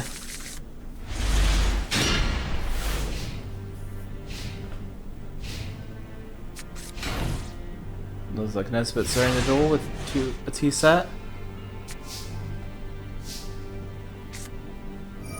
Arcana's gonna use Pot of Greed, draw 2 cards. Dark Elf, Crystal Charity.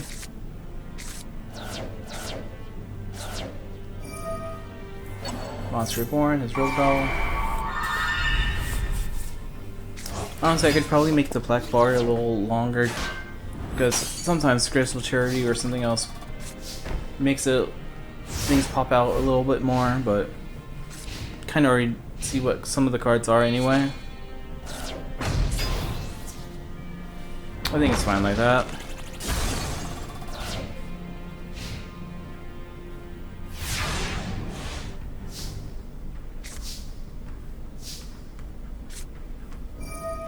Arcana uses Dark Hole.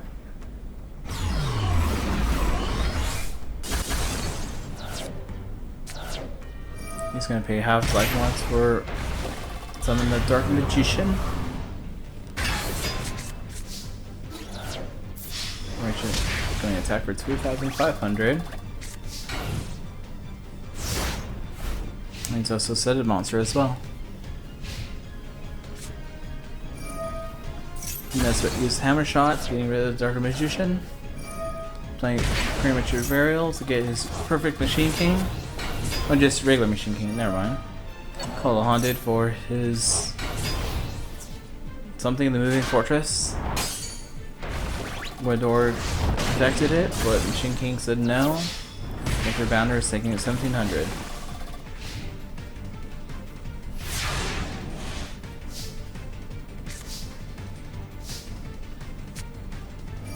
We're kind of using that to summon Dark Magician back on the field and face defense. 1000 Knights is a fact, so we can destroy that monster. And I think Silent Doom says he can't attack anymore, but good protected. He put it in defense position, so there was a tragedy.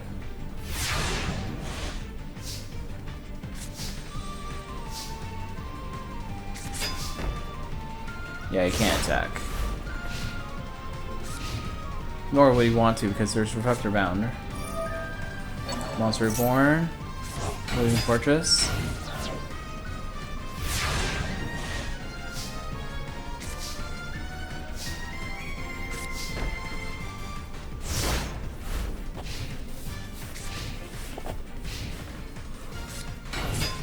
Summons Gradius.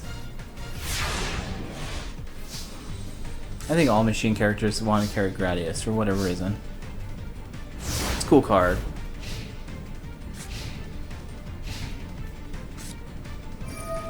Getting 1500 life points for Dark Elf, but Mystical Space Siphon says no.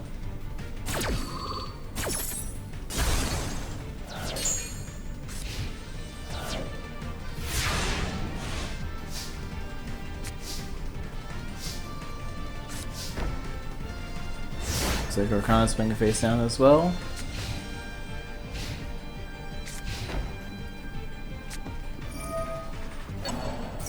So Resurrection Lesson special summon Trobadour back.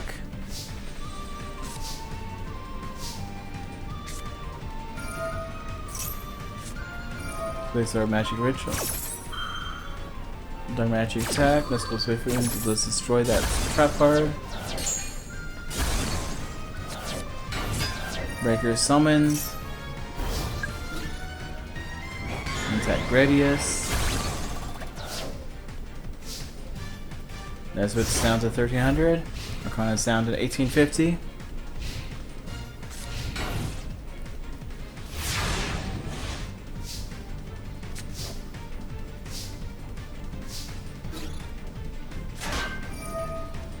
Attacking Blast Filler. That's not a good idea.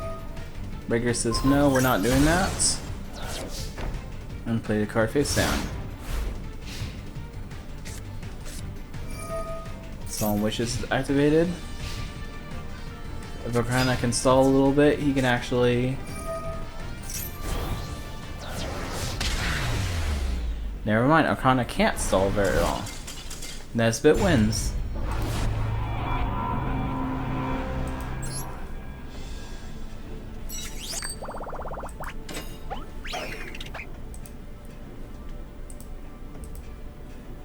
Alright, next up it's going to be Bones versus Merrick.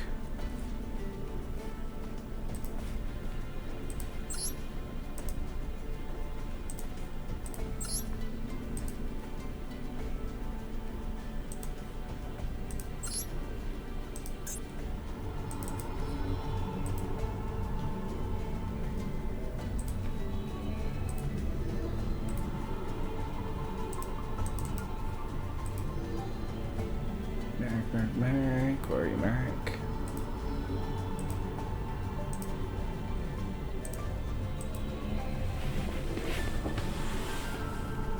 How old is Bones supposed to be? Is he supposed to be a kid? Or is he just very short? Because he looks like he has a receding hairline. Which would suck if he was a kid and that he had one already. It looks like Bones is starting with his Vengeful Bog Spirit and 2 cards face down. Merrick draws 2 cards. His Crystal Charity. And 2 sets.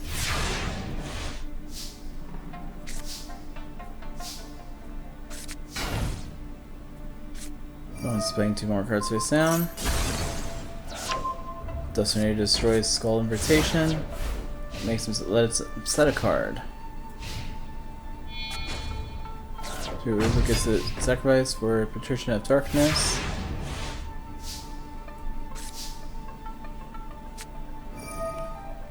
Curse of Fiend is activated, switching all monsters to attack and defense. Both bones of monsters have effects. Crash Ground sends that back to the hand. Crash Ground sets everything so they can start increasing attack points. And Mirror Force destroys them both.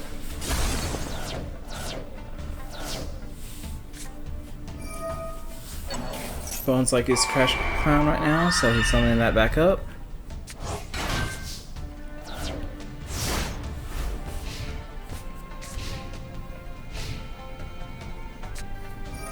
Merrick says, no clowns for you, let's Darkhold that.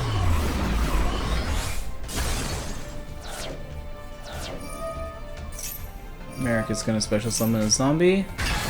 Patrician of Darkness for 3000 defense. Bones, I don't know if you have anything to counter this right now.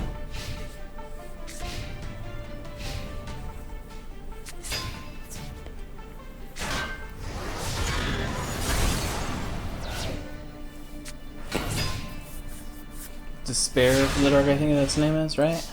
Yeah, Despair from the Dark. I don't know if you have anything to fight that one. You can probably kill Pyramid Turtle. Augmentation summoned again. Played again. Pyramid Turtle attacks. So that's 4,000. Sonic Turtle is destroyed. Patrician of Darkness on the field. And Skull Mutation makes him lose 300.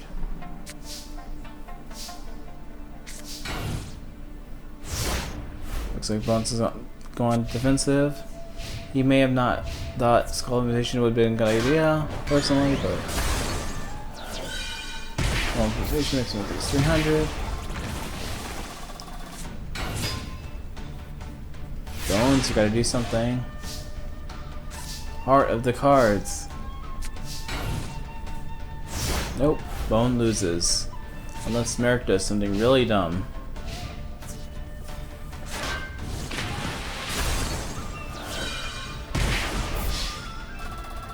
And Bones is gone from this duel.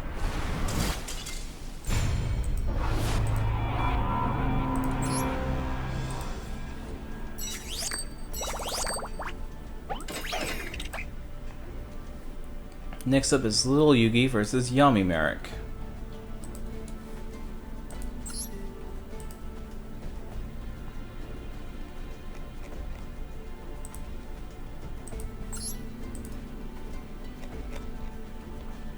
Yummy Merrick. There you go.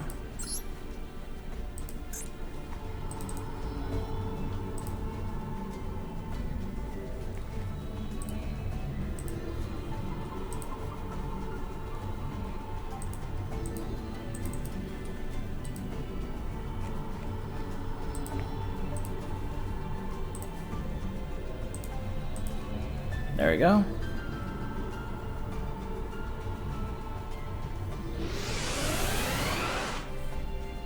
I think Little Yugi's gonna lose this one. I think Yummy Merrick was supposed to be played later in the game. And Little Yugi is supposed to be played earlier in the game, I think. Or maybe this is like a middle stage or final stage, I don't know.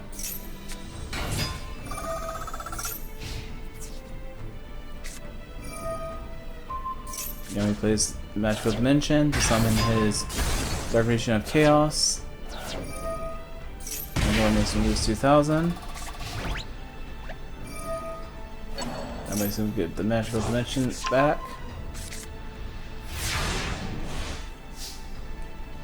Yugi always have a good beat stick right now.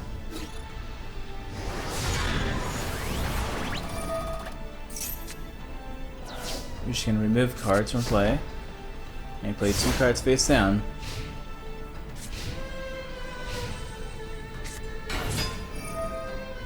Dark Jedi summoned, making the position a little weaker.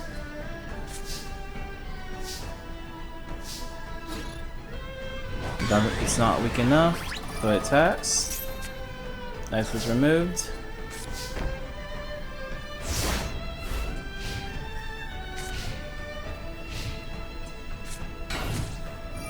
Young American explains offering. Sacrifice Spirit Reaper for Vampire Lord. So now they're both at 2,000 attack points. He's using Yugi uses Raigeki. Destroy the Vampire Lord. Marking attacks. Where he's paying 500 life points for a defensive monster or defensive Singen. Now it's getting removed. Singen's never hit the graveyard, so he doesn't get his effects activated. Vampire Lord gets special summon back to the field. Merrick uses Raigeki. Now Vampire Lord is trying to attack, but Scapegoat's protecting Yugi's life points. Sending 4 Scapegoat tokens, but he's gonna attack the yellow one again. He sacrificed 2 of those for the Lava Golem. Yugi draws a card, but Lava Golem makes him pay life points, 1,000.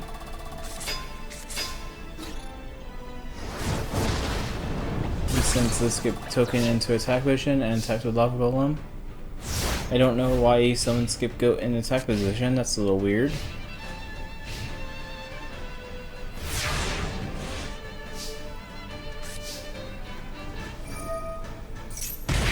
Takes another 1,000.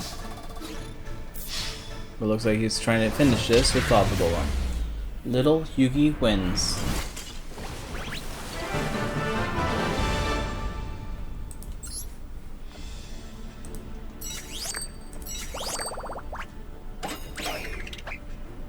We were this close to having Merrick versus Yami Merrick. Next up, it's gonna be Pegasus versus Mako.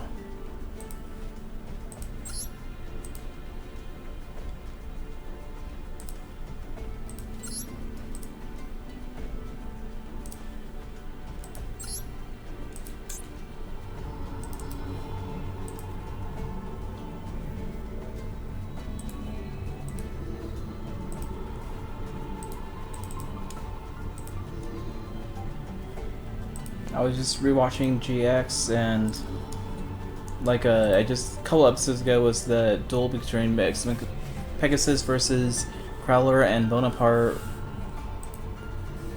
Pretty fun duel. I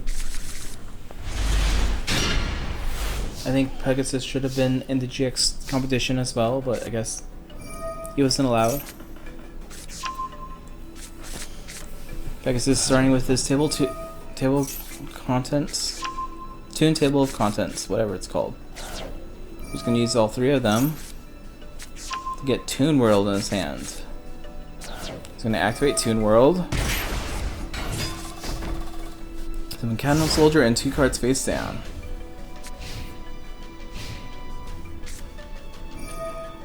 Mako's using Potted Grade, draw 2 cards. Raigeki. Destroy the Toon Cannon Soldier who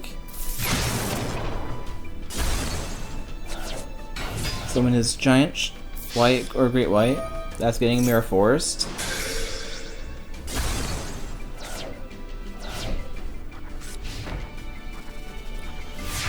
Mako put a face down card and ends his turn.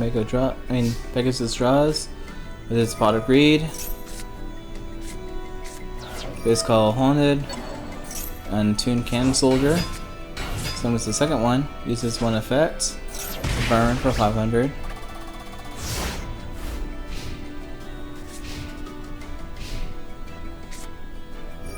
Mako uses the Legendary Ocean, summons Kirishiru Ocean. I can't talk today either, I guess.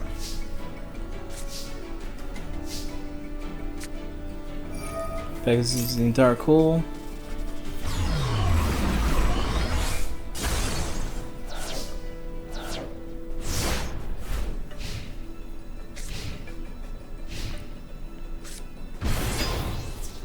Mako summons his legendary fisherman.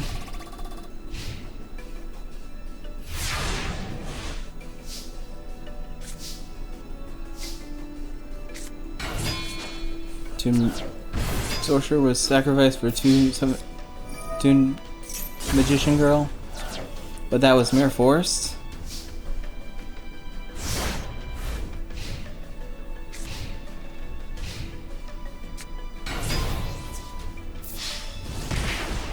That's 3850 to his life points. Pegasus is on the losing side right now. Not sure what he can do to counter this. Looks like he has bricked.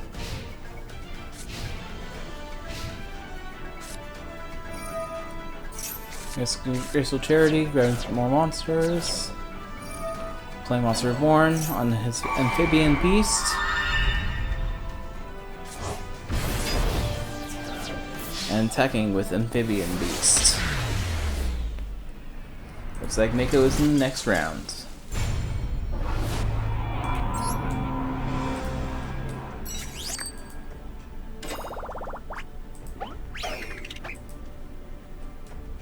Next up, it's going to be Noah versus Docs.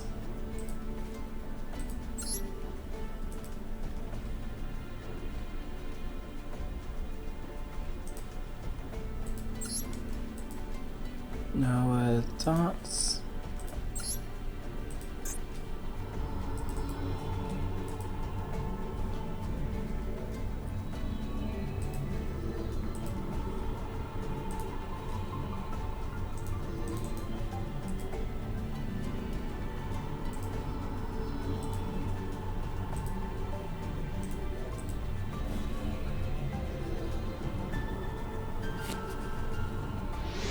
I think there should be a role if Doc summons the Gate Guardian or Parrot or anyone else that has Paradox in the Gate Guardian in its deck should automatically win. Unless they play the new Gate Guardian cards, which I don't think are in this game just yet. If they are, I don't think the AI knows how to use it just yet either. So Doc's starting with his giant rat.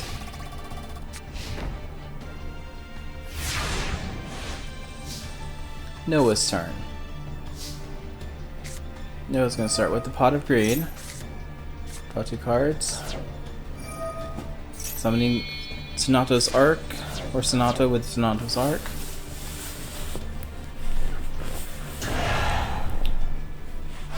Noah summons Shinato. Shinato attacks the giant rat, inflicting 1900 damage. Giant rat summons another giant rat.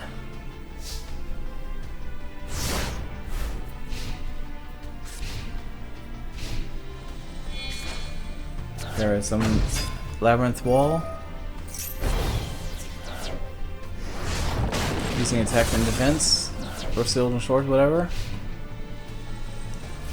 That was a pretty good combo. Noah's using Premature Burial to return Shinato back on the field. Heading with 33.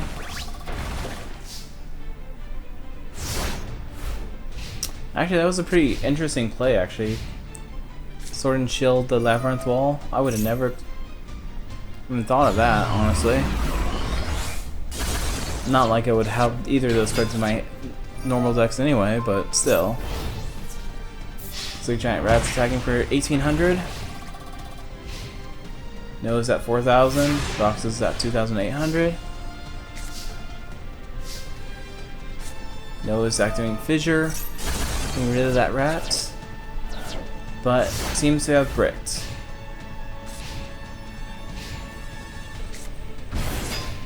Dogs is summoning Jiragumo. Is he paying half his life points? Yes, he is. But Noah's also down to 1800 now.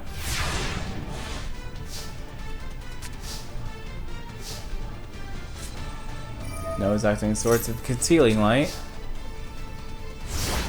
I should keep him protected for a little bit.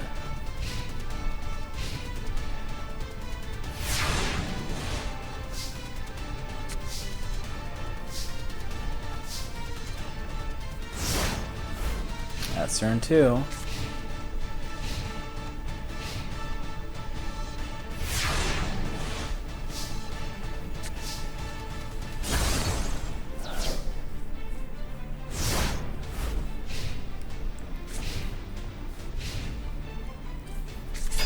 Looks like Dox is gonna win this one. Do I have to repay life points or not?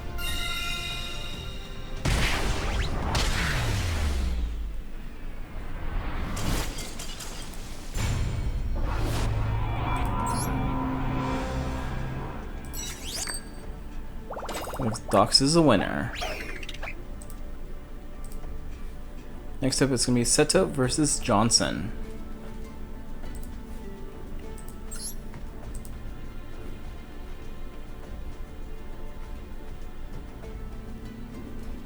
There you go.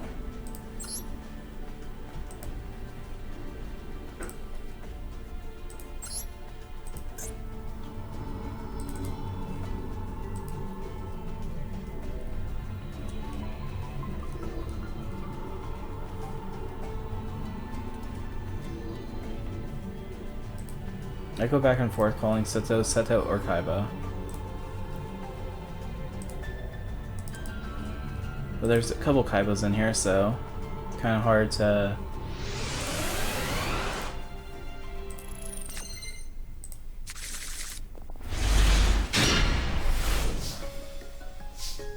I think Johnson just last battle had to face his Kaiba's dad, so let's see if Kaiba can win first.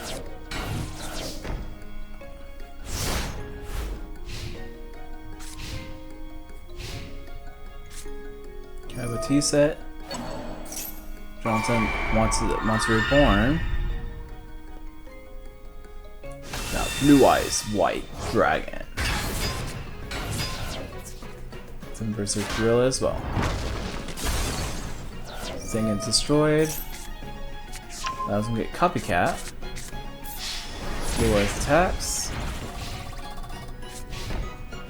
And looks like Johnson played face down card.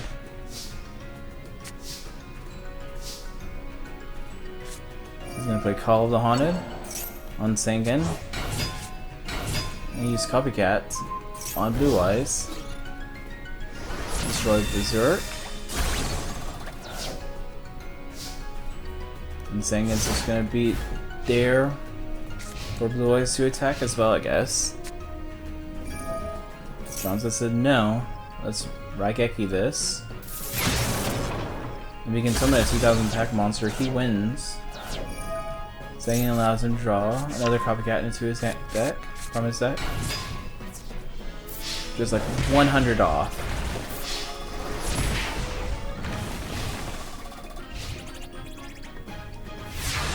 Will Seto be able to do anything with that 100 life points? Setting 2 cards. He's summoning Chaos Emperor Dragon, but he's too weak to activate his effect right now.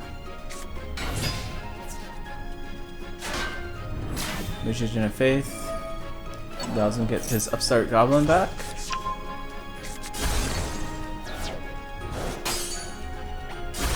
Sight Warrior effect is activated, making that monster slightly weaker. And Blue Eyes White Dragon is destroying Seto Kaiba.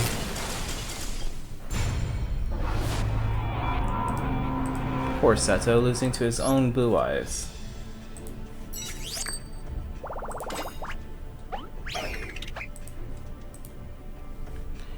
Next up is Gansley versus Umbra.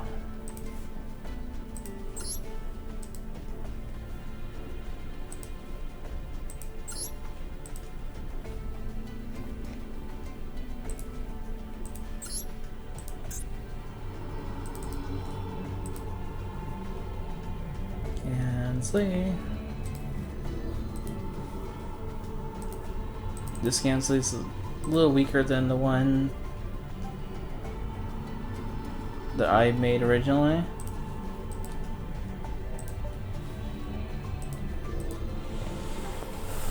Because I didn't know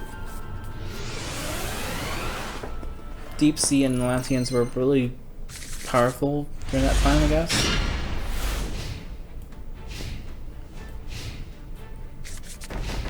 Looks like Umbra's playing defensive right now. Playing 3 cards. Gansey says let's destroy that one. Ring of Destruction, that's a good card to get rid of. Abyss Soldier, let's get rid of that card too. But Red Reflex Slime said, no, I'm summoning this.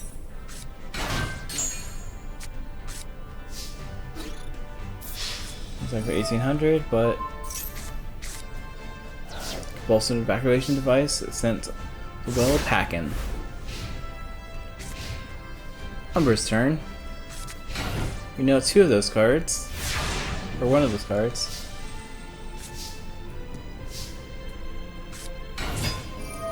So let's try this again. And get that back to your hand. Attack, but that's a 3000 point defense monster.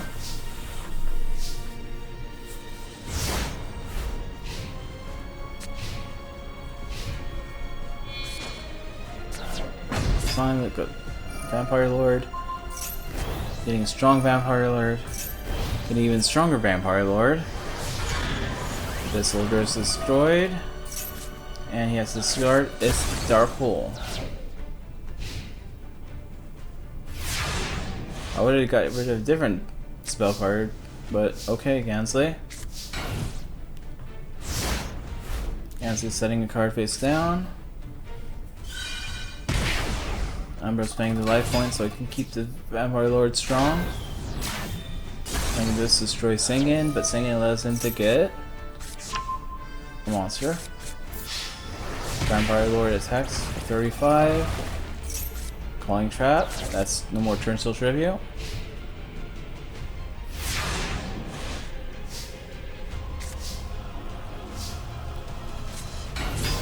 Gansey summoning his 4-headed beast, 4-faced beast.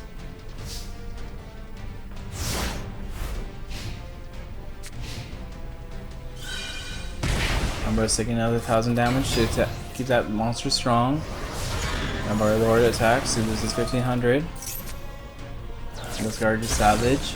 And Wall of Illusion looks like it is finishing this.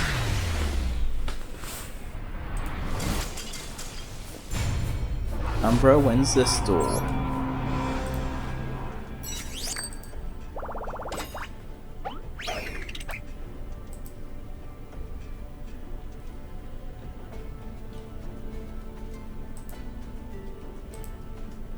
Next up, let's go to the top 16.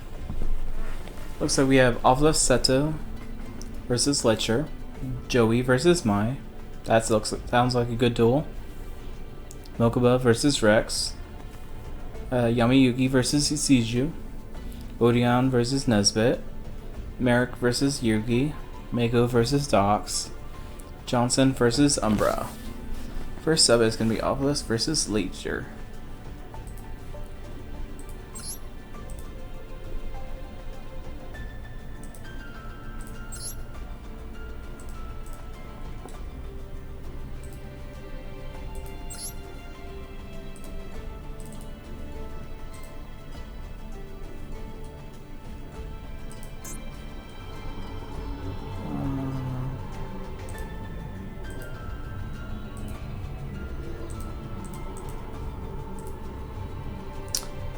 Lecher, where are you? Lecher. I don't know why you want to call him Lecher. I'm going to turn the mic off for a second to grab a drink. I'll be right back.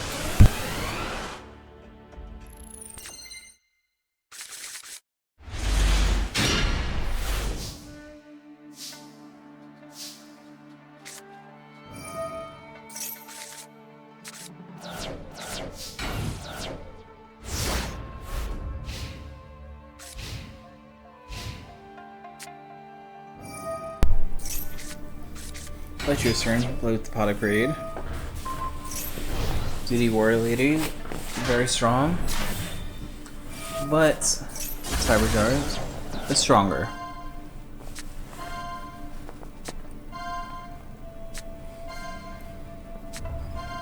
Looks like Lecher got 2 of his cards.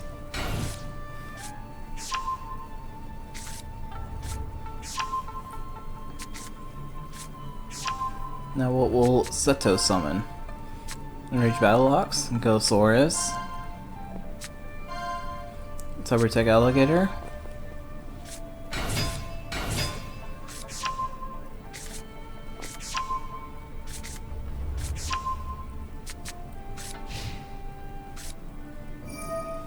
Witcher is using his Raigeki.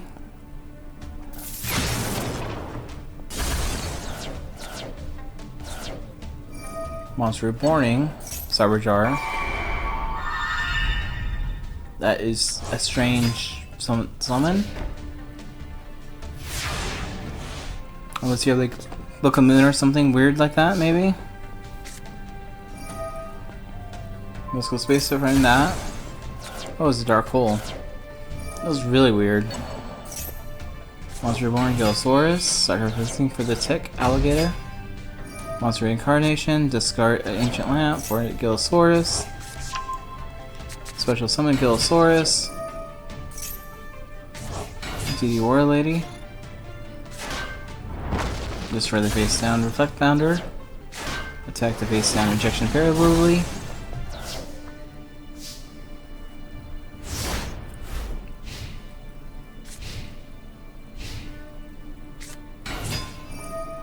Copycat's gonna get a 2,500 boost, but even a more boost with the Axe of Despair.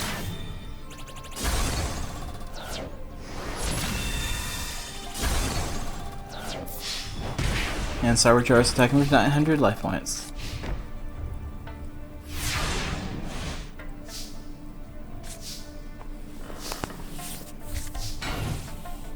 Looks like Seto's on the defensive right now.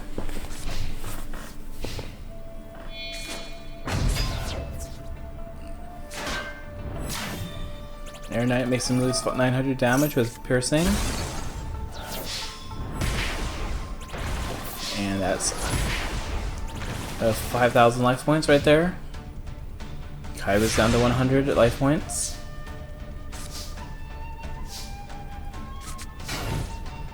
I don't see him winning this one though. Unless his face down trap card is a good trap card.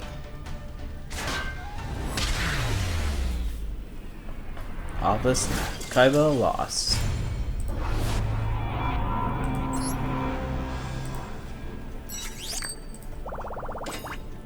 That sure wins. Next up is going to be Joey versus Mai.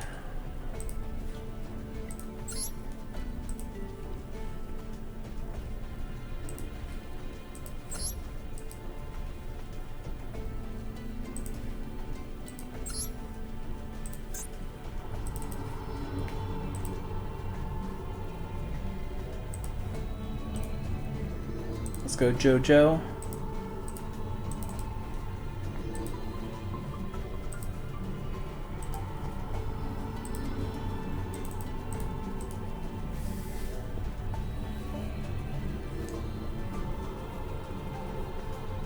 If Joey and Mai had a kid, what type of deck would they run? Would they be Red Eyes Harpies? Or Dragonkin or something?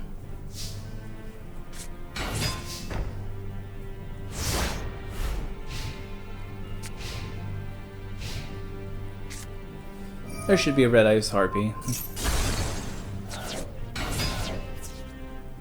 Jack Atlas has the Resonator that has Carly like monster.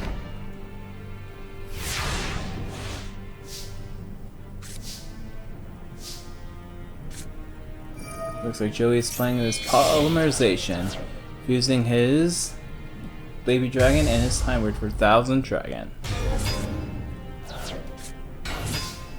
And someone's X Builder. Raider. X Raider. Mai says time for Dark Hole. Honestly, if I was Joey, I would have had X Builder Raider attack the Injection Fairy Lily, making her pay the 2,000 life points.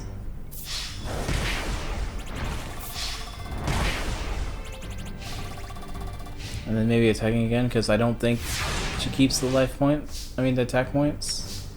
I don't remember.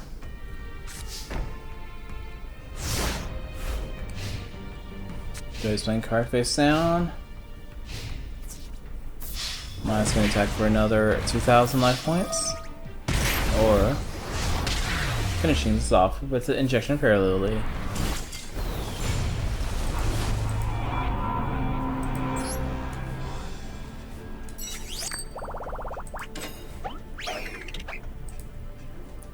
My wins already. Next up, it's going to be Mokuba versus Rex. I do not see Mokuba winning this at all.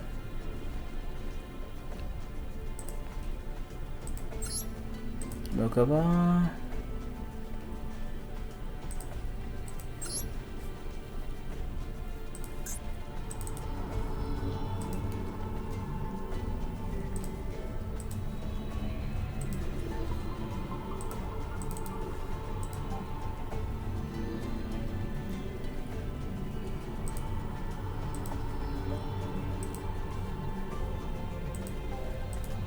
I got some IHOP for breakfast this morning. Couldn't finish everything, so I have pancakes in the fridge. So after this, I'm gonna have some strawberry banana pancakes. They're so delicious. Looks like Rex is starting to duel with a face-down monster.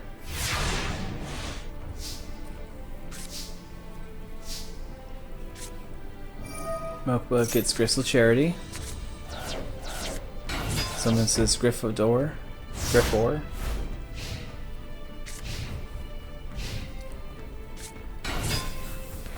It's like Crawling Dragon number 2 is on the field with that equipped card, and Giant Rat is attacking.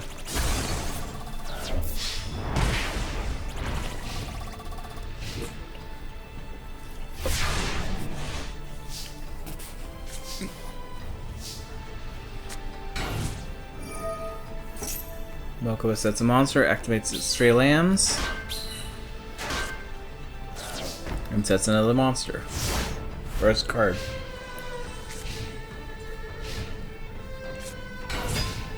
Looks like Irby's on the field now. Giant Rat and Irby takes the sleep tokens.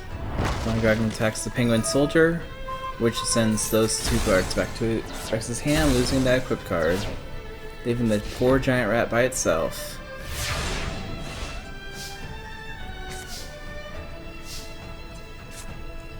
Mokuba uses Mystical Space on the face down. No polymerization for you. And sets the monster. Looks like Crawling Dragon's on the field again. Crocodile is on the graveyard. Crawling Dragon attacks, but Scapegoat is preventing the fight. So goodbye number yellow again, I'm guessing. Yep, they always hate yellow. Poor yellow. Mokuba's turn, let's go. Mokuba plays face down. And his turn. Crawling Dragon number 2 comes on the field again. And Mirror Force saves, protects the other Scapegoat. Now, do Mokuba move to summon them all in attack mode and try attacking with them? Looks like Dark Rabbit attacks for 1100. Rex has finally lost a little bit of life points. But he has an Urby. This destroys the Dark Rabbit.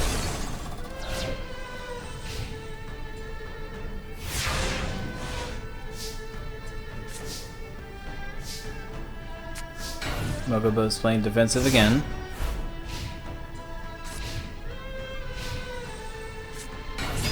Looks like Giant Rat is summoned, destroying a Scapegoat, another Scapegoat, and a card face down.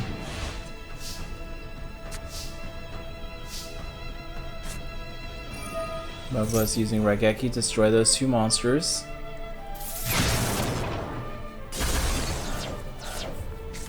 Flipping Desperella to inflict 1200 damage, and sacrificing for the Rude Kaiser, who is getting destroyed by Mirror Force.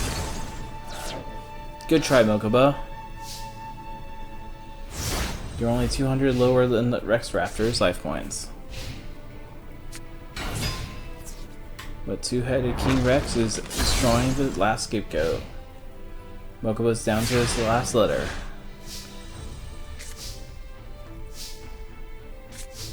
Looks like Mokuba sets a card. Ends his turn. Ruby's on the field. And then Soldier sends them both to his hand again.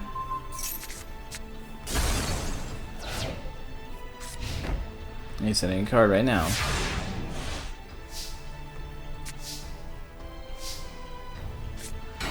Mokuba summons Death Scroll. Attack for 1100. I would have said it, honestly. Guess Raptor's monsters don't have more than 1600 attack. But Raigeki would have destroyed it anyway.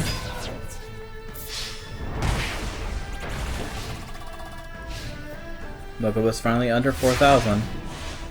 Rex Raptor is not too much higher than that in himself, but Mokuba finds his Dark Hole.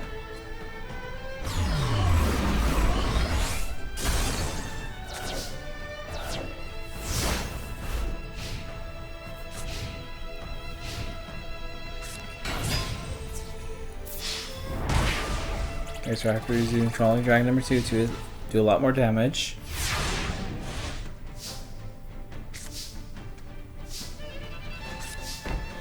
Mokuba plays card face down.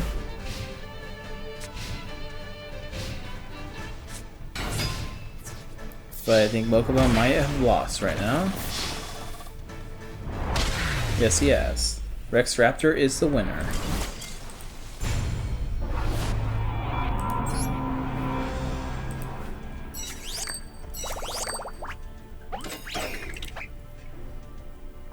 Next up, it's going to be Yami Yugi versus Isuzu.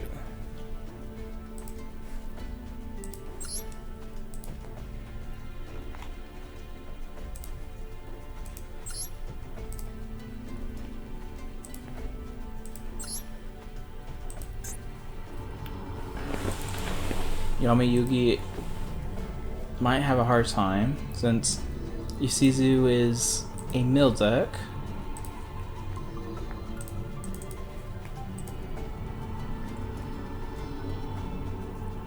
Where is she?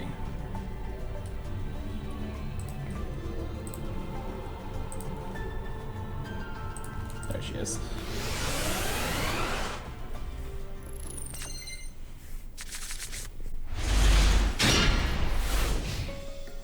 Looks like it sees you starting the duel. Having one monster face down.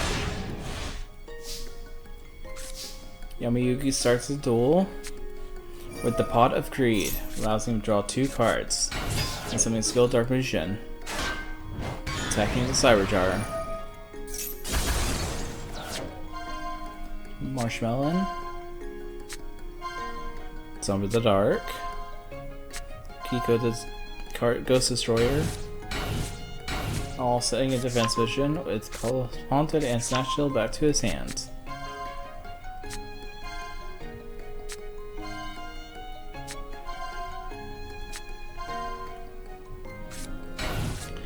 Looks like she got Spirit Reaper, and I don't remember what the first card was.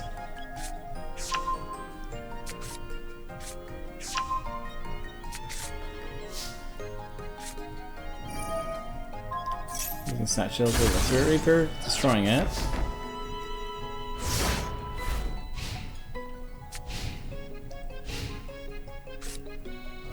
Open a cross out. Let's get rid of the Ghost Destroyer. Monster Reborn, the skill Dark Magician.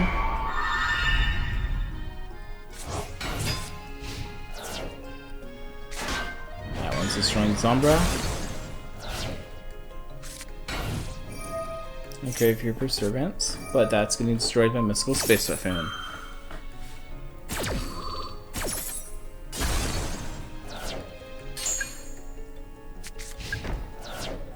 Skill Dark has 2 counters. Maybe Yugi can steal it and use all 3 effects. Oh, he has his own way to summon Dark Magician.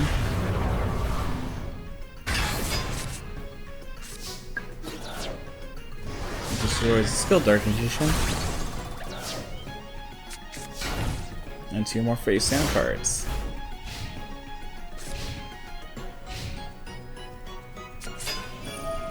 Dark Assailant destroys Dark Magician. Book of Moon sets it back up again. Copycat has nothing to copy, but will attack the 700 defense Keiko. Okay, we'll remove a few of those cards. And ending their turn.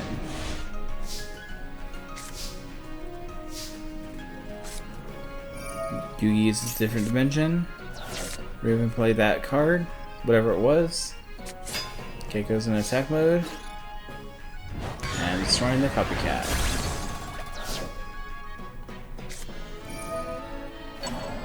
And he's having skill Dark Magician on the field again. And ending his turn.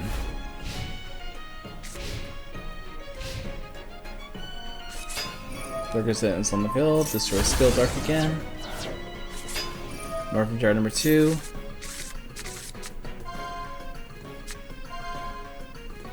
Looks like she got both Morphin Jars number 2 on the field again. Looks like he had Marshmallow and Breaker. Breaker doesn't get his effects when he's flip summoned, I don't believe, so he lost that power up.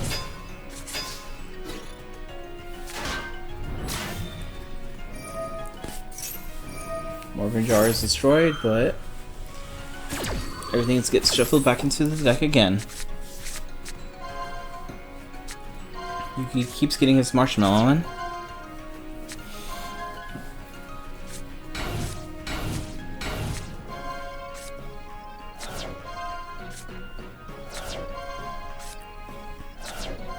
Uh-oh, Suju messed up on this one.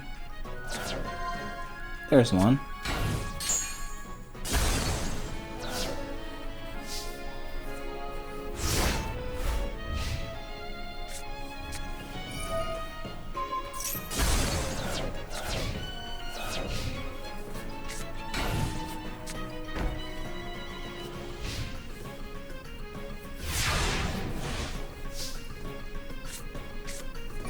Another attack on HQ. Or assault on HQ, I believe it is. Different Dimension Council gets that card back, whatever it was. Yes. Avoid the beginning.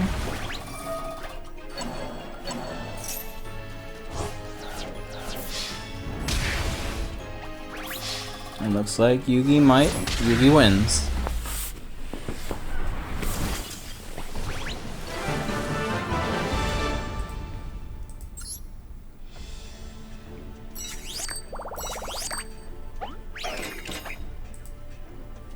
Yami Yugi wins the next round.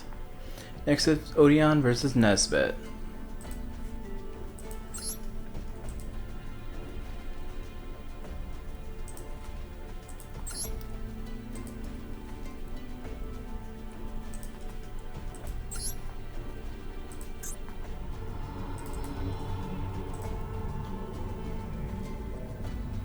Odeon. And Nesbit.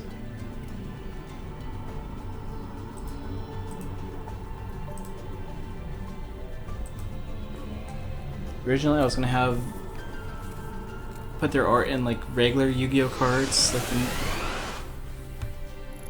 and even before that I was trying to find a way to put their names in these boxes and the little portrait in this little square.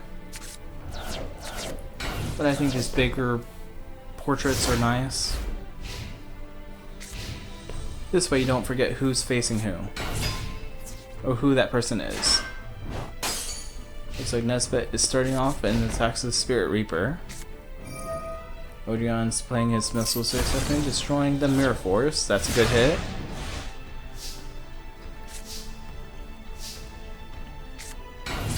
Odeon summoning his Exiled Force and sacrificing it to get rid of that Mechanical Chaser.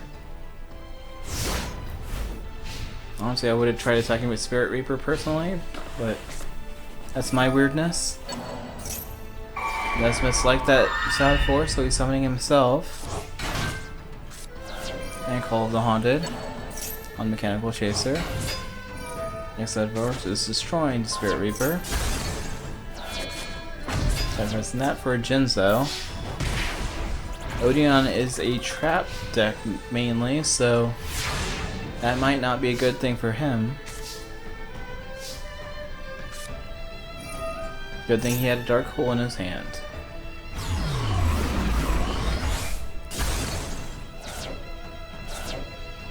Plus Monster Reborn to summon hit Jinzo back to him on his side of the field. Jinzo attacks. Nesbit's down to 5,600 life points, just like Odeon.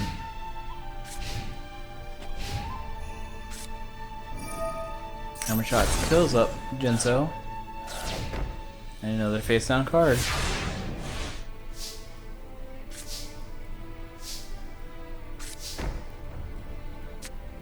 Odeon played face down card, but Mystical Space Cocoon said no on that one.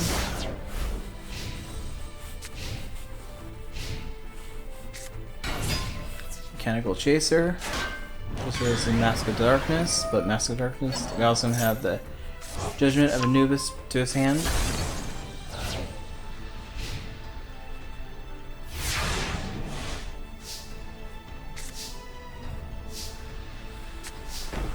He's sending a card and ending his turn.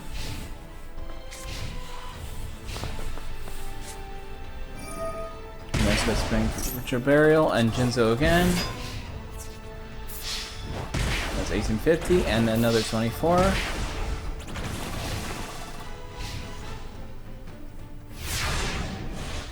Looks like Nesbit might be winning this one. Looks like he's summoning a DD Assailant.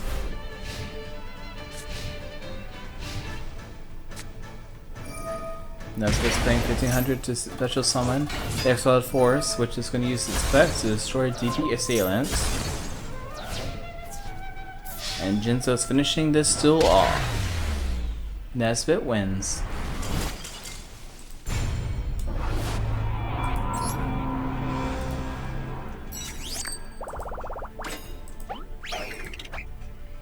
Next up, it's going to be Lil Merrick versus Little Yugi.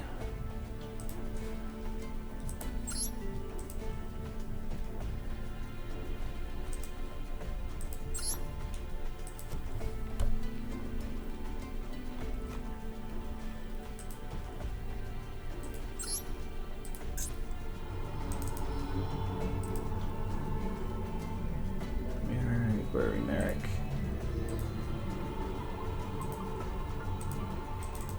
And Little Yugi, where are you, Little Yugi?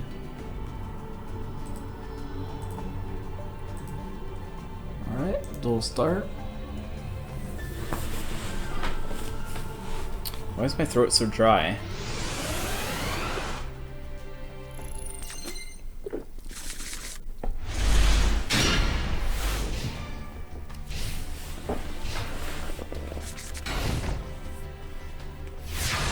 Looks like Little Yugi's setting 3 cards and starting. Now it's Merrick's turn. Merrick's using his Raigeki to get rid of his face down, Yugi's face down monster.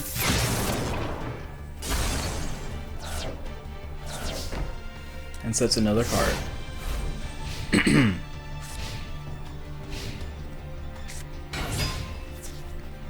Yugi's going with Singen, attacking the Spirit Reaper.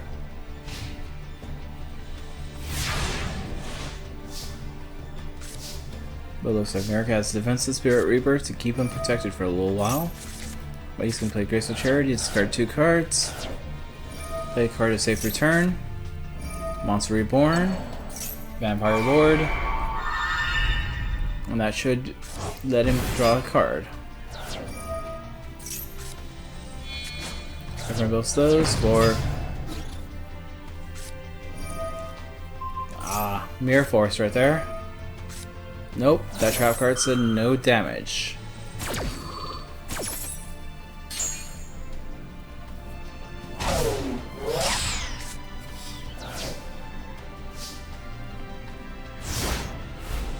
Both of them were just very lucky to have those cards right there. Little Yugi's using Skill Dark Magician, sacrificing Singen for a Dark Magician. That destroys the Spirit of the Dark. Singen lets him get a Magician of Faith back to his hands. Skill Dark Attack, and regular Dark Attack.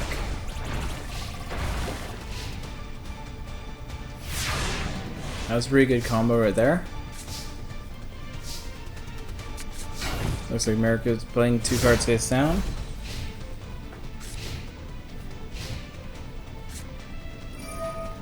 Little Yugi's drawing 2 cards. Magician of Faith attacks. Spirit Reaper. But he's using the trip card to sacrifice Magician for a Dark Magician of Chaos. And that allows him to get his magical dimension thing back.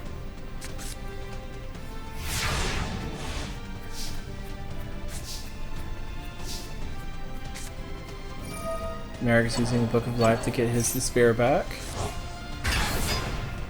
Yugi is getting, or his Dark Magician is gone. That lets him draw a card. Despair attacks. Skill is destroyed. And Merrick sets another card. Both have 200, 800 attack. 2,800 attack. He says, no, that one's gonna be mine now.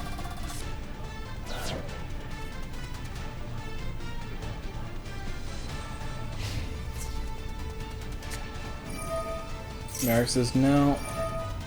Saying Mirror Force. Sacrifice Vision Faith. Or Keiko, but I think. Oh, that Keiko survives defense.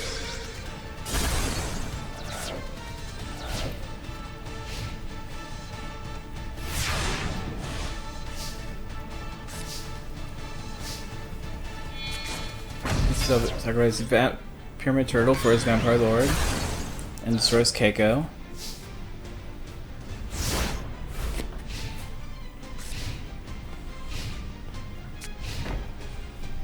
Yugi has the face on card.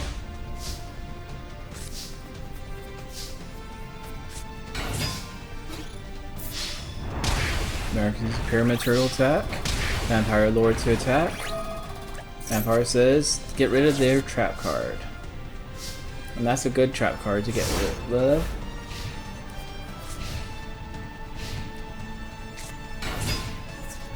Little Yugi found Gemini Elf and Magical Dimension again.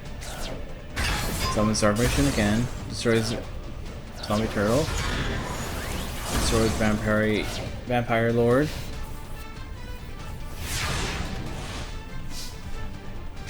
Both are equal in life points right now. But it looks like America is bricked. Yugi's playing Monster Reborn on the skill Dark Magician. And looks like this is gonna finish this. Dark Magician, Dark Magic attack.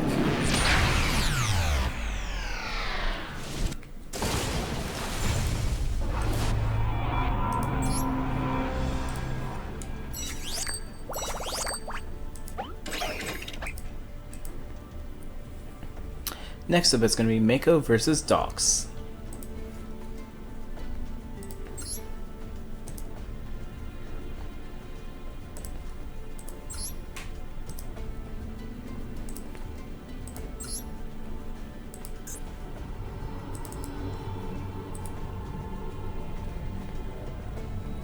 Mako, where are you? Hopefully it's not too hot to where you're living. I live in Arizona, so I have a dry heat, but it's like 100 something already. I think it was 90 degrees, like, when the sun was down still, like, it never went lower than that yet. I know a lot of places don't normally have AC where they live. So I hope you guys are not burning to death out there, wherever you guys live in. Near the homeless people, too. That kind of sucks for them. Mako starts a deck with his Mother Grizzly, but a giant rat said no. So Mako swing a face down card.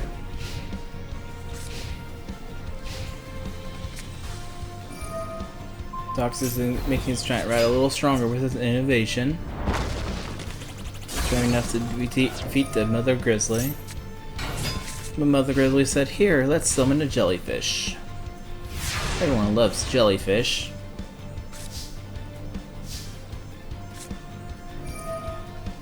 Especially when you're in Atlantis.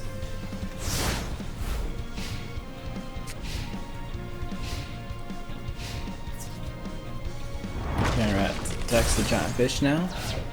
Jellyfish. The monster reborn is the jellyfish because, like I said, everyone loves jellyfish.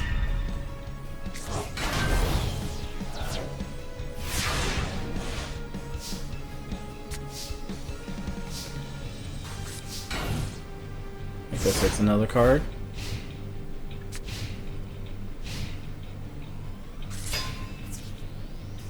Jellyfish attacks jellyfish. Giant rat attacks jellyfish. And Doc summons the Kiragumo again.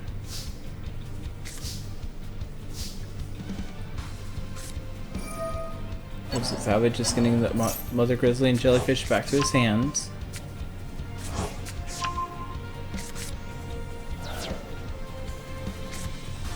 Mystical Safe Typhoon. It's a really face down card. Mayor Force, that's a good hit. Mother Grizzly attacking the jellyfish. Another card face down.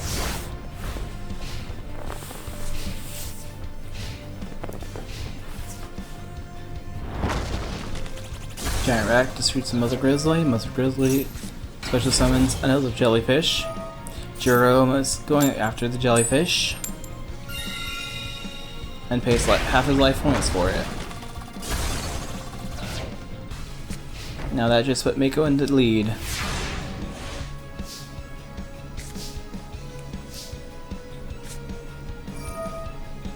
So Savage to get Mother Grizzly and the jellyfish back to his hand again.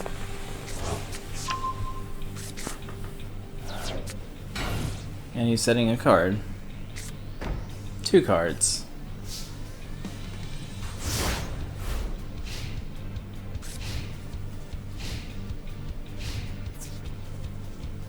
Giant rat is attacking Mother Grizzly again. And I guess he couldn't summon another monster. Jiragumo is attacking the other Mother Grizzly. Yeah, I guess he has no other monsters he can summon. Or that, or he doesn't want to, but I think it was a mandatory effect, but I don't know. So he's going to set a card in his turn.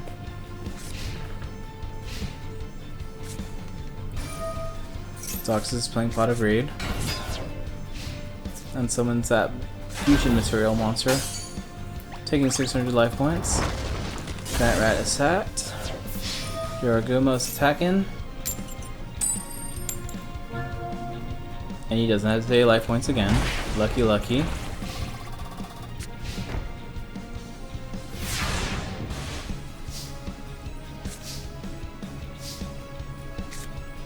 Mako uses Graceful Charity.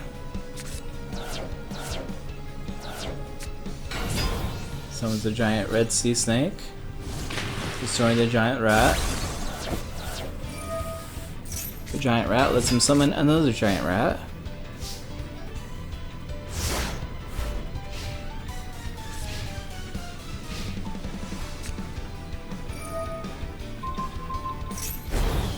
Now Jiragumo's got it a lot stronger.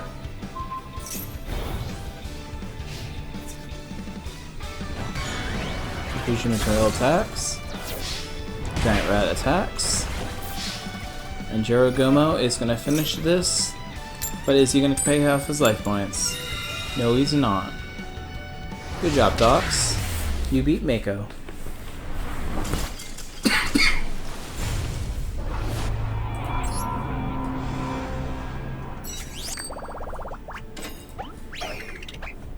Let's turn you guys off for a second.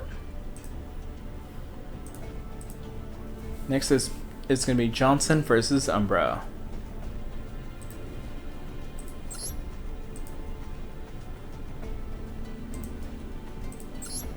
Johnson. Umbra.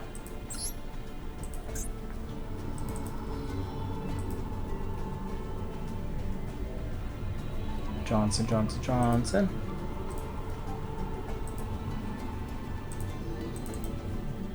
Umbra. Umbra, Umbra, Umbra.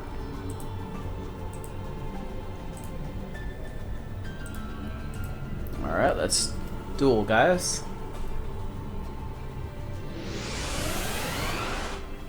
Silence into courts.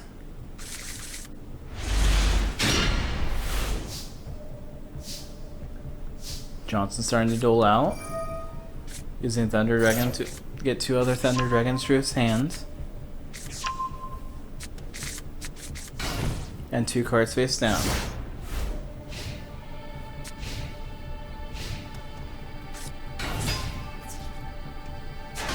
Shining Angel attacks Singin.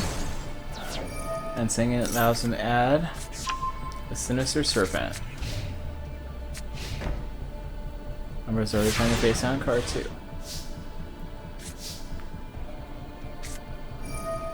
Non-expression area is activated. Sinister Serpent goes back to his hand. And the card face down is set.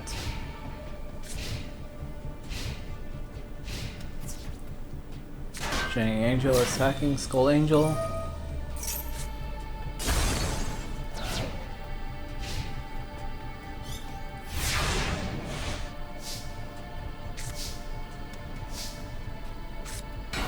Looks like summon Sight Warrior, giving United We Stand. Sight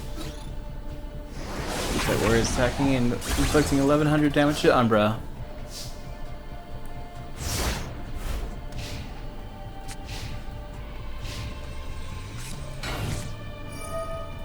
I'm gonna set the face down card. And that monster is gonna start losing life point, causing Johnson to lose life points, I think. Grace of Charity lets him draw 3 cards. Alright, sacrificing that for Judge Man. Judge Man gets stopped by the Spirit Reaper.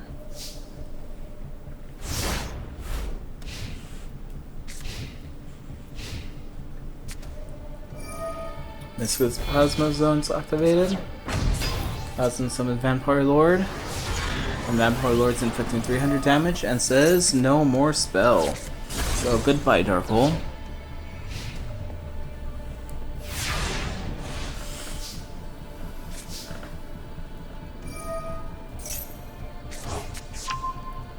Sinister Serpents go back to your hands. Goblin Attack Force summoned. This one Special Fin destroys that.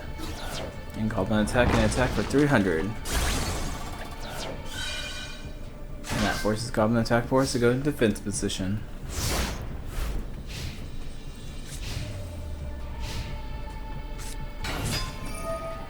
Onwards get his Guild Ritual spell.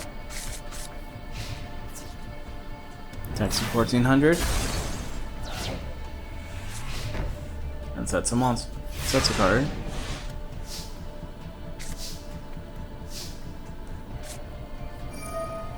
Johnson uses Fusion Gate, sacrificing both Thunder Dragons for a twin-headed Thunder Dragon.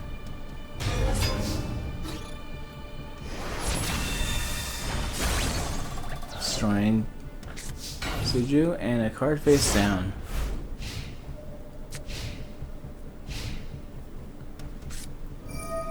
Umbra says, let's Darkhold this.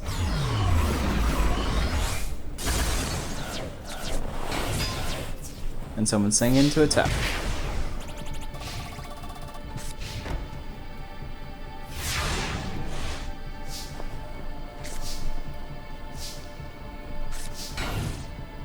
Johnson's playing a face down card.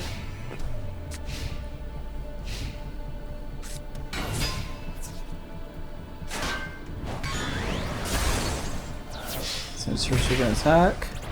Shining Angel attack.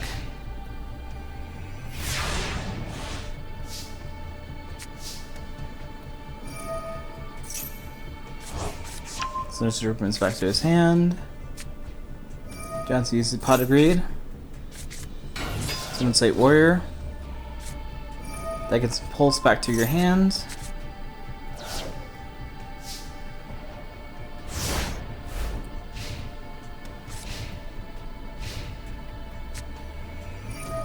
Monster Reborn summons Vampire Lord again.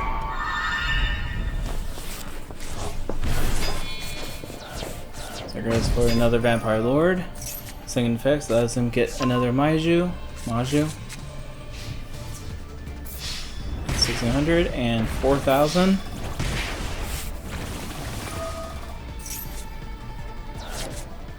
And Umbra is winning.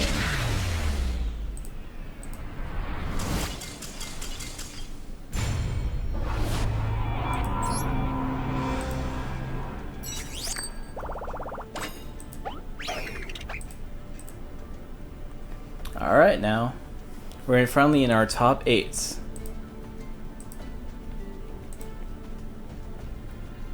Why are we 6-5? Is there a way to exit that? No, I don't. So yeah. Oh well. There's your ad for 6-5 so magically. Alright, the top 8 competitors of this tournament is Letcher versus Mai, Rex versus Yami Yugi, Nesbit versus Little Yugi, Dox versus Umbra. Let's go with Letcher and Mai.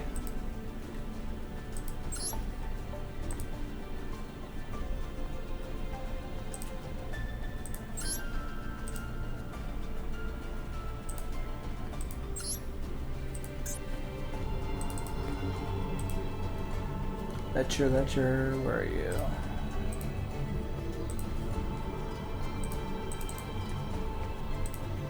Mai, I don't believe is very spell heavy, so I think she might win this in the end, but let's see what goes on. She has some spells actually.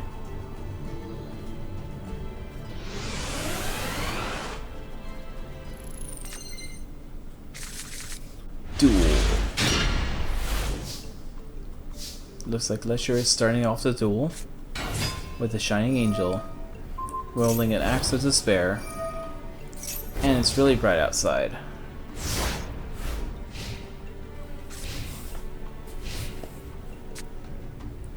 Mai's going with Graceful Charity herself. Says that Shining Angel looks very harpy-like to her. And she can take it for test spin. It's 49 life points, just turn 2 already. Letcher gets a job getting 1000 life points. And looks like he's playing a defensive position.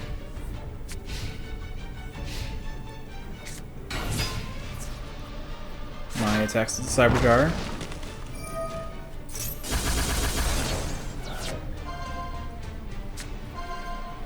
2, 3, 4, and she had no monsters to summon.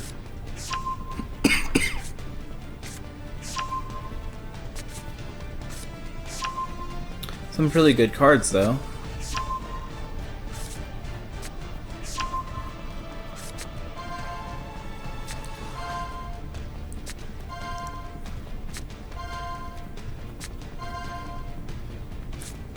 We get at least 2 monsters.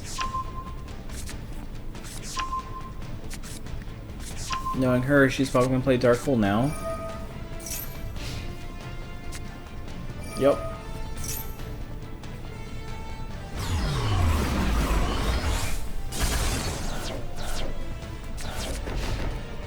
And 3 face-down cards.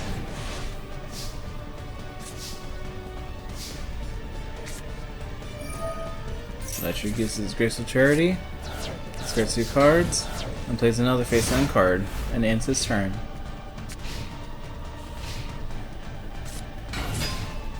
Looks like she summons Flying Katamari number 2, whatever it's called. Shin Face gives him Axe of Despair back.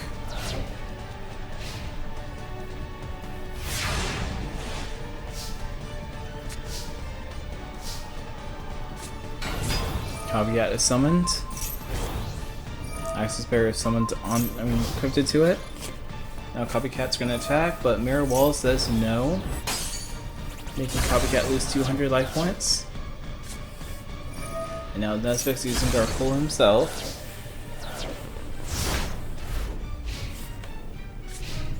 Is Mai gonna pay life points? No, she's not. She's gonna play Harvey Fizz Duster though. Getting rid of those 2 cards. And she's gonna end her turn because she bricks.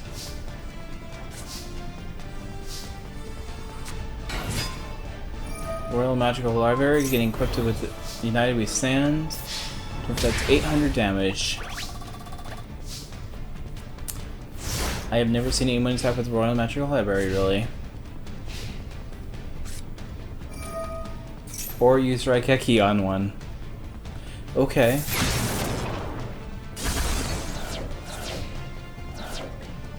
Oh, she's still bricked.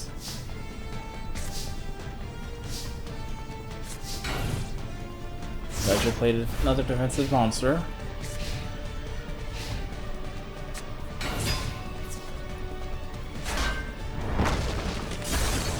Projectile Lily is destroyed.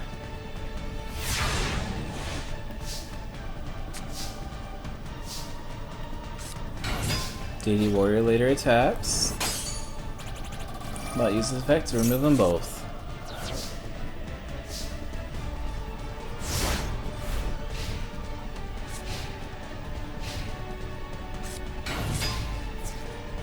Someone just DD Assailant.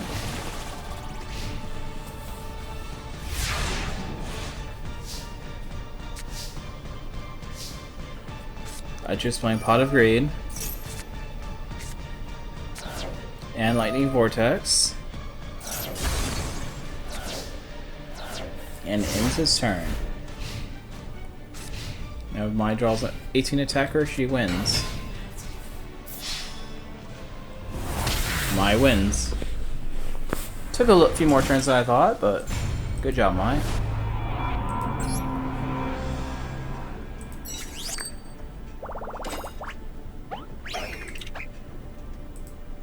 Next up, it's gonna be Rex versus Yami Yugi.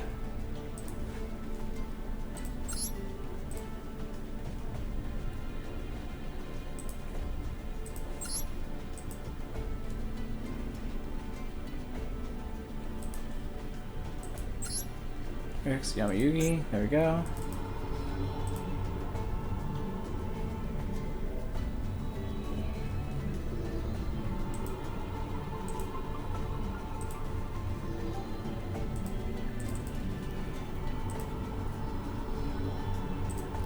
Yugi.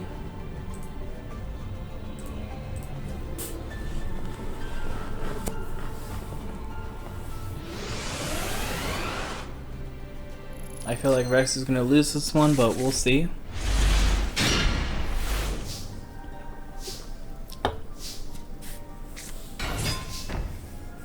Rex starting with this Crawling Dragon number 2 again, and a face-down card.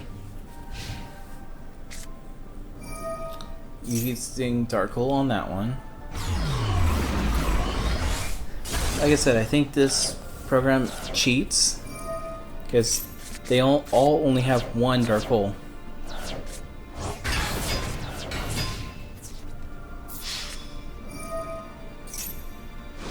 He summoned 2 good monsters, but Mirror Force was there to stop it.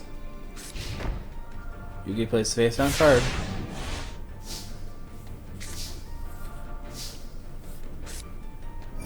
Monster Reborn. Blastoise Soldier in for the beginning is back to on the field. The 2-headed King Rex.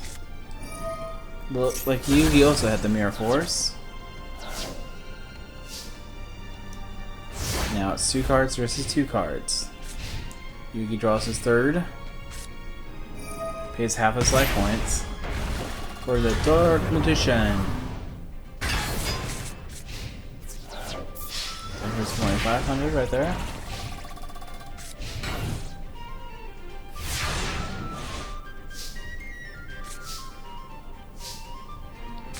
First Dropper just playing on defensive right now.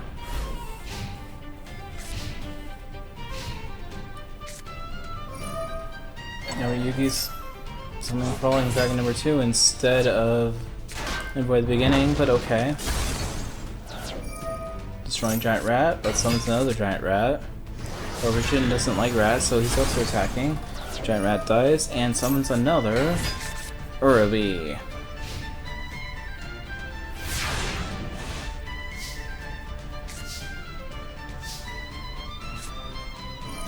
He's gonna equip Urbi with a power boost.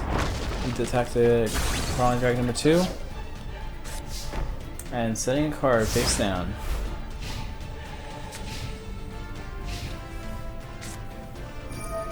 Yugi's using Raigeki.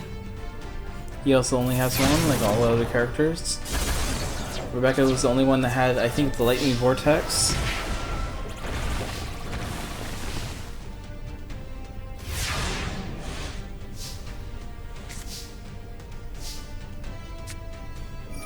Rex is using Pot of Greed. Found his own Dark Hole. And is ending his turn.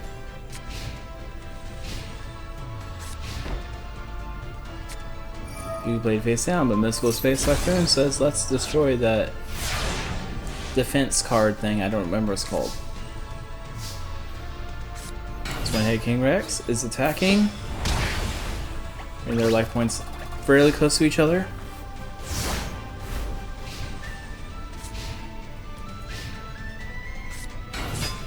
Yugi found Sombra, paying 800 life points to summon Twin-Headed. Twin-Headed is inflicting 1600, leaving him at 300.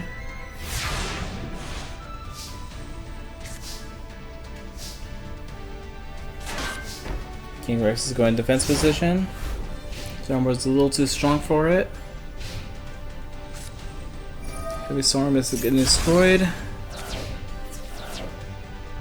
Sombra's first attacking, leaving him at 1900 attack beat stick.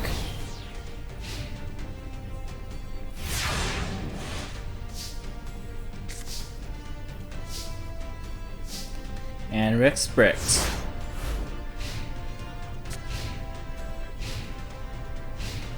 But Yugi can't attack. Lucky, lucky.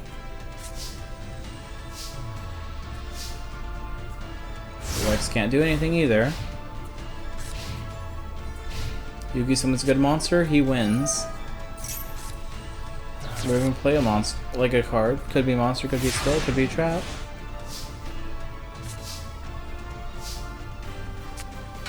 We got Crawling Dragon number 2. Go to the Raised Body Heat. And the Wasteland. Like 2100, making you lose 200. Bringing Yugi down to 1200. It's a 900 difference. Yugi summons the Zombra again, so that's 2100 versus 2100. Crawling number 2 is not going to attack. I'll leave him open again too. You got a card. He could use his Pot of Greed. Someone's Marshmallowin. We will sacrifice. And Marshmallowin's gonna inflict 300 damage. Exact game.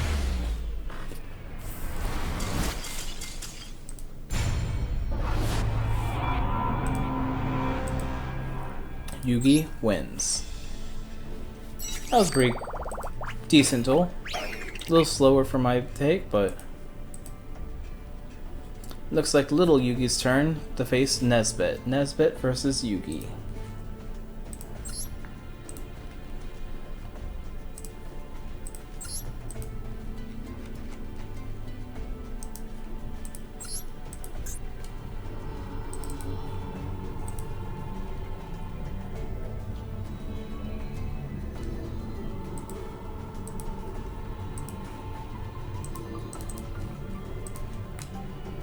Little Yugi, there you are. I think I'm starting to lose my voice a little bit. It sounds a little raspy right now. Hopefully I'm not getting sick. Maybe I'm just talking too much. Oh well.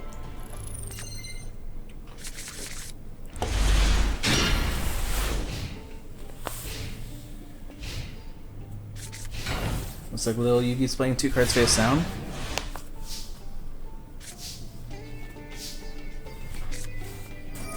Nesbit's using this as Vafen. But Scapegoat's gonna summon all 4 tokens.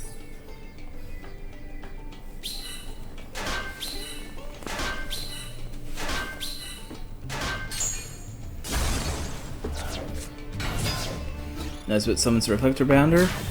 And not attacking the yellow one, he's taking the pink one this time.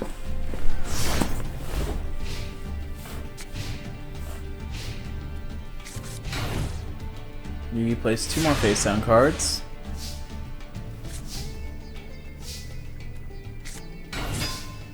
And Nesbit uses Robotic Knight, throwing himself basically. Maxilder is making Ripple Bounder take damage himself.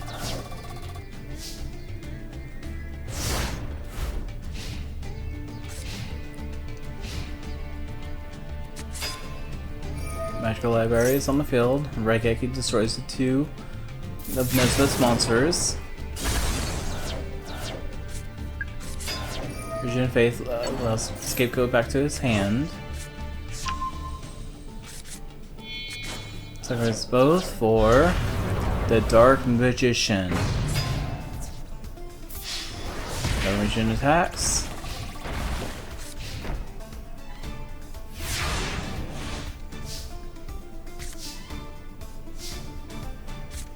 Nesbit liked that play, so he's gonna play Raigeki himself. He also liked the Dark Magician, so he's gonna summon that himself. And Gradius. But Yugi has Scapegoat again. So which one is he gonna attack first? He's gonna attack the yellow one in? Yeah, he's gonna attack the yellow one. Poor yellow. Poor blue.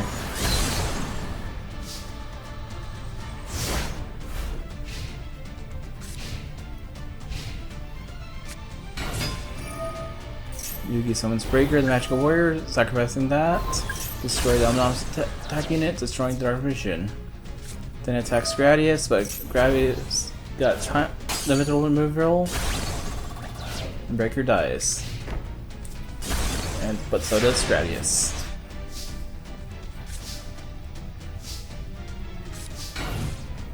Nesbit plays defensive right now.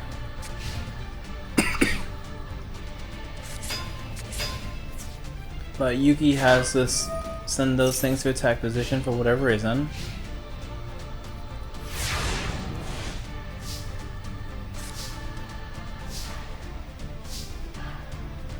Nesbit bricks. Blast Spirit activates, destroying the orange. Skip goes back to the defense position and sets another card.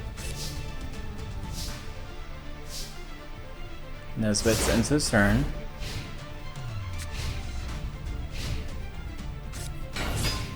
Yugi finds Sagan and attacks for 1000, leaving Nesbit at 1300. Yugi looks like he might be winning this one. Nesbit gets Gradius and 7 completed, increasing its attack points. But Yugi had a Mirror Force.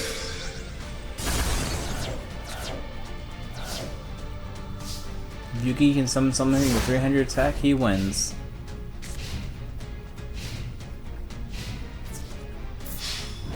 Second attacks, leaving Nesbit at 300 now. It looks like Yugi's playing another face down card.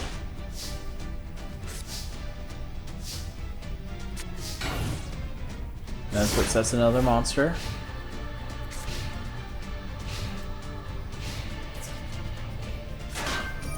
It's a Blast Sphere.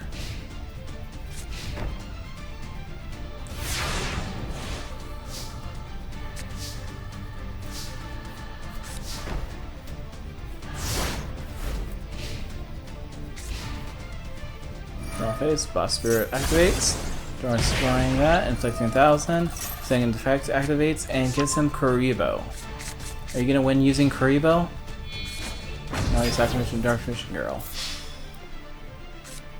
But Call of the Hounded says, let's summon Reflect Bounder. Reflect Bounder makes you lose 2300, but Dark Mission Girl finishes us off.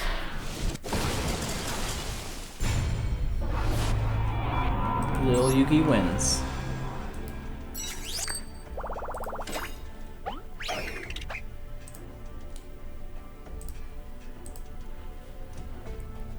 Next up is going to be Dox versus Umbra.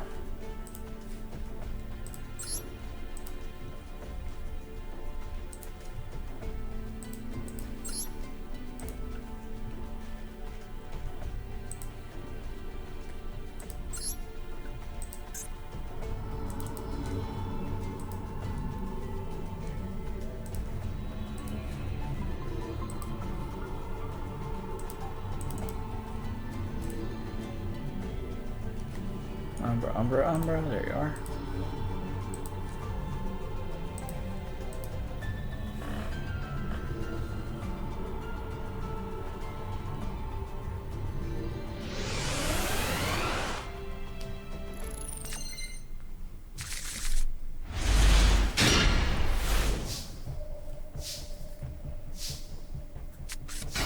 Doc starts out with 2 cards face down.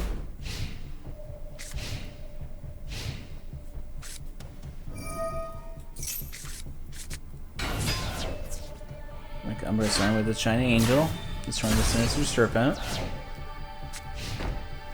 and a card face down.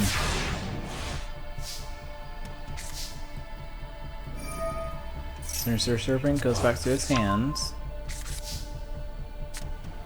Let's go to play 5 and destroys the face down.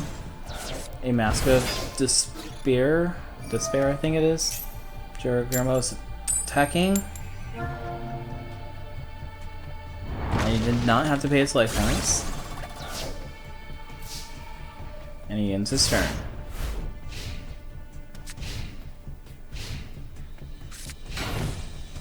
Umbra sets 2 cards.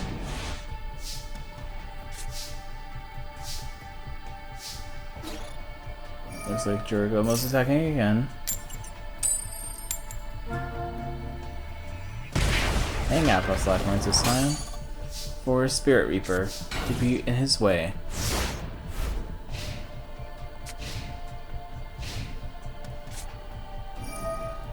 Looks like Umbra's ready for his Masked Beast to summon.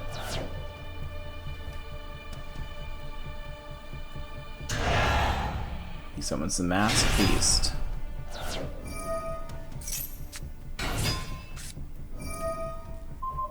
A very strong Masked Beast.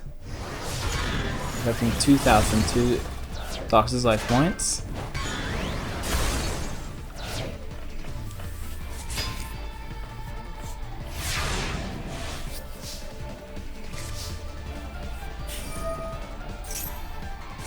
Dox gets his Sinister Serpent back. And uses Dark Hole, destroying the 3 cards.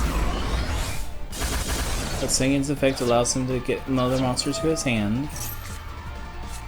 Looks like it's Maju. Looks like Cannon Soldier is summoned and attacked. And he did not use his effect because he's smarter than that sometimes. Maju summons. Gets another Masked Beast piece. But ends his turn right there.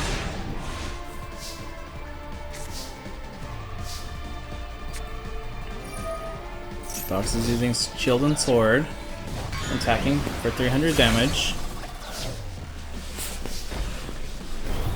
Running card face down.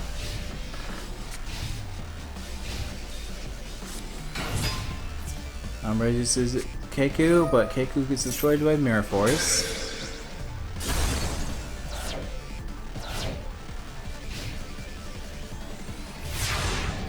Dox's turn again.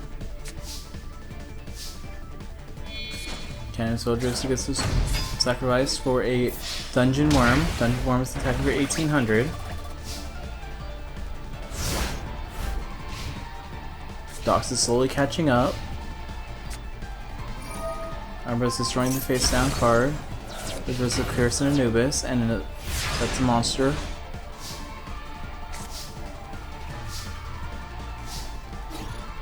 Dungeon Worm attacks. Another Margin, which I would have summoned that honestly, but to get at least a spell card within your hand too.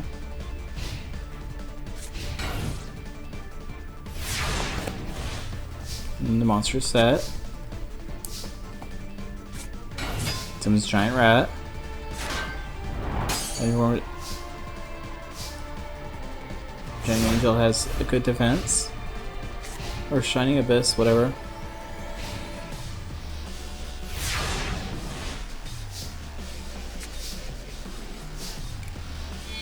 Sacrifice Giant Rat for Monster Tamer, but both of them have 18 attack. Shining Abyss is not stunned at all. Another card face down.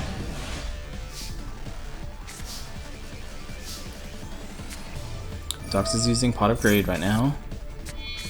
Sacrificing Monster Tamer for his Labyrinth Ball. Using Shield and Sword. Make a 3000 beat stick. Attacking, destroying that. Dungeon Worm attacks that.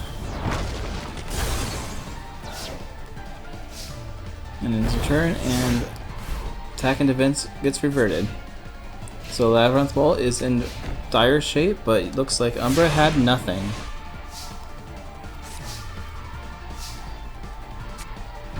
Looks like Jerigoma's coming on the field. Dungeon Worm attacks, getting his own defense. So they both have a 3000 defense monster. Umbra's putting Mask of Restrict or Mask of something onto Jerigomo, which is going to slowly make him lose life points.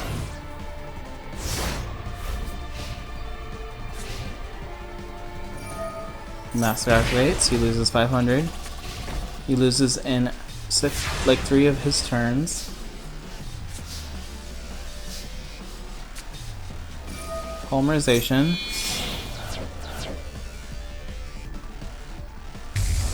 On Labyrinth Tank.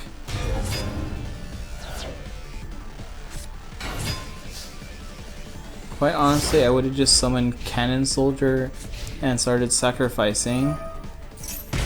Could have done like 2000 damage right there, leaving him at 19, but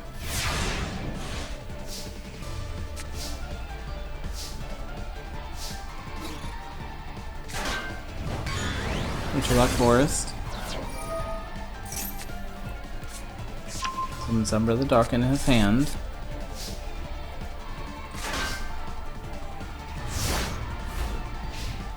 Umbra draws and standby phase.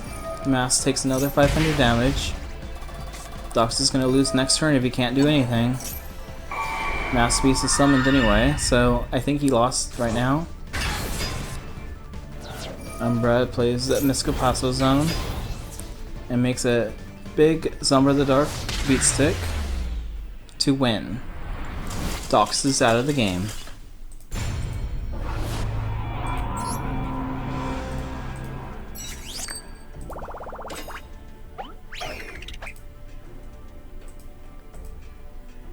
Alright, the final four. Mai versus Yami Yugi. Yugi versus Dox. Next up, Mai versus Yami Yugi.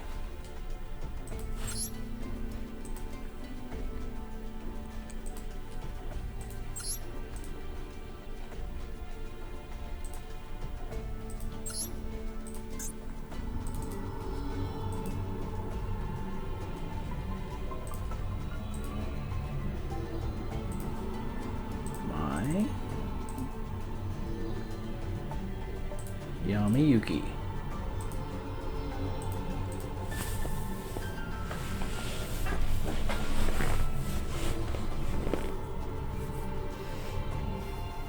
Battle before in Duelist Kingdom. I don't recall any more duels, honestly, but maybe. Mai's playing the card face down and ending her turn. Yami Yugi's paying half his life points for a Dark Magician.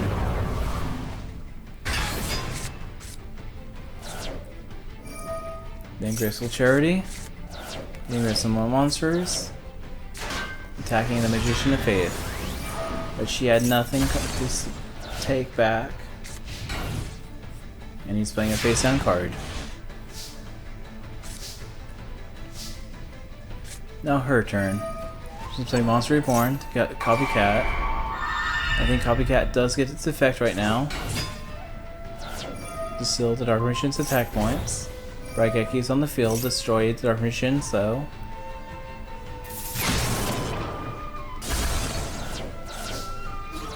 And now she'll inflict 25 damage to him, leaving at 1500.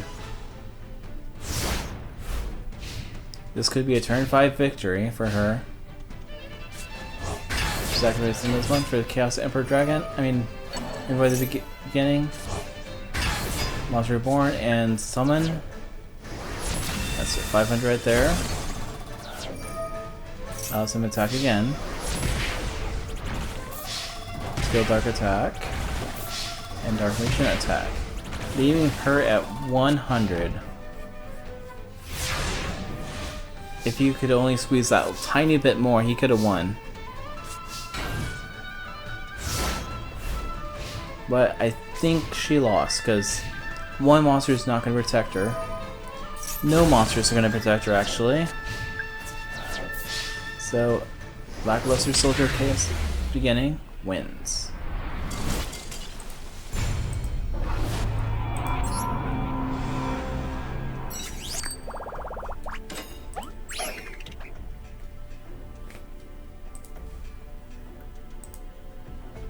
Yami Yugi wins. Now it's okay, that was a quick thing. I somehow realized that Dox was actually in Umbra's place during this battle, so I rewrote it a little bit. So let's have Yugi and Umbra actually fight for real. Let's put that black bar on there again.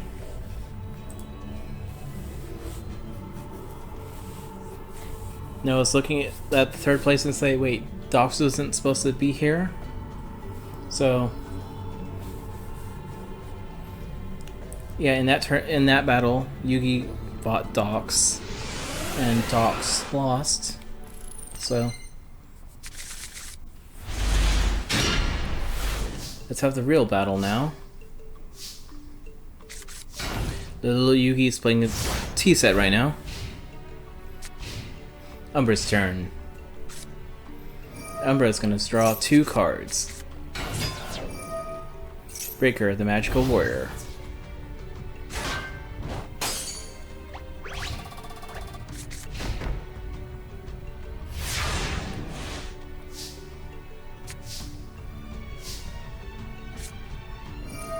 Yugi stealing his Breaker,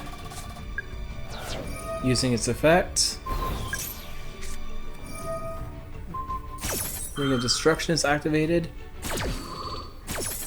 So they both burn for 16. Yugi says, no, I like that Breaker, so he's Monster Reborning.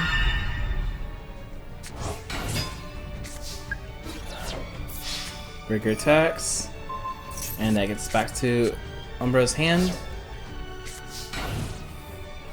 And Yugi put another card face down. Breaker's going out in the field. He's not going to use the counter just yet. Vision face that says, let's take your brain control back.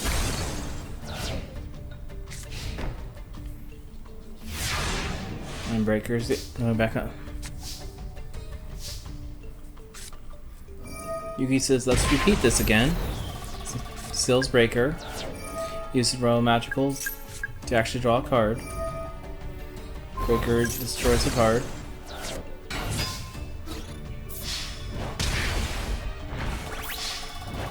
Oh, this is, Yuki has a Lightning Vortex. I did not know that. For some reason I thought it was only Rebecca. Like I said, I did not build any of these decks. I kind of took them and then made a slight adjustments. Make sure they have a Dark Hole, Raigeki, and Magic Cylinder, Monster Reborn. So.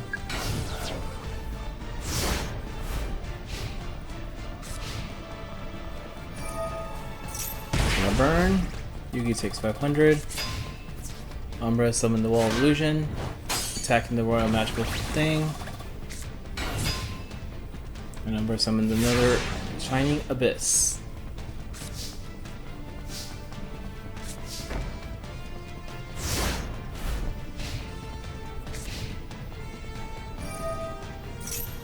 Axes again. Yugi takes another 500. And that's another monster dead in different position.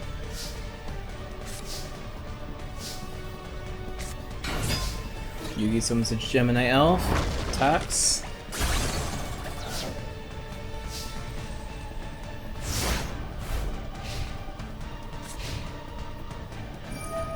Another 500. Yugi's life points are getting closer to Umbra's.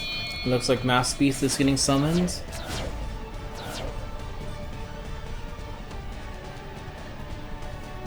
Umbra summons the Mass Beast. And looks like it's attacking Gemini Elf at probably 1300 damage. Yugi's now at 2000 life points. Umbra's 1600. Magical Library lets him draw one more card. And looks like he's starting to play in defensive right now. That spell card is making him lose another 500. Umbra summons Ember of the Dark. Destroys one magical thing. Mass Beast attacks the second one.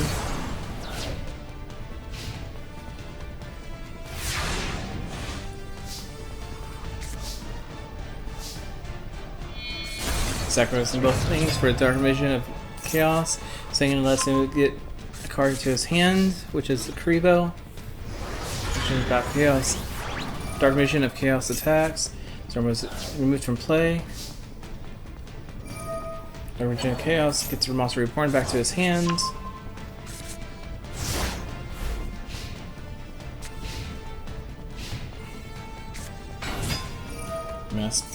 They get Majin. They get another Mass Beast, just setting up for another play just in case. Mass Beast attack, you lose 400. And Maju is getting stopped by some scapegoats. Scapegoat 1, scapegoat 2, scapegoat yellow, and scapegoat pink. Oh, he's after the freaking yellow. Poor yellow.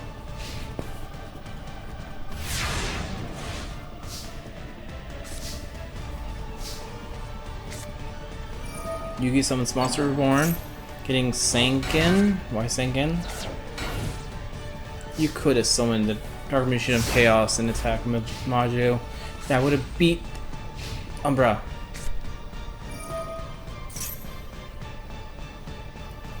Looks like Umbra's playing Rageki. Sankin's effect allows him to get another monster. Discard Karibo, so next is 0 damage, but Mass Beast finishes us off.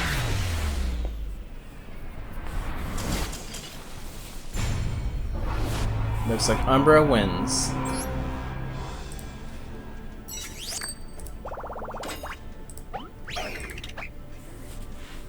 Now it's going to be Umbra versus Yami Yugi as the finals.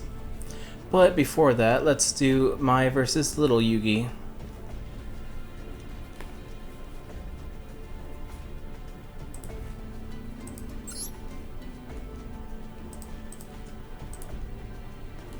Little Yugi's already on the field, so let's do Mai actually.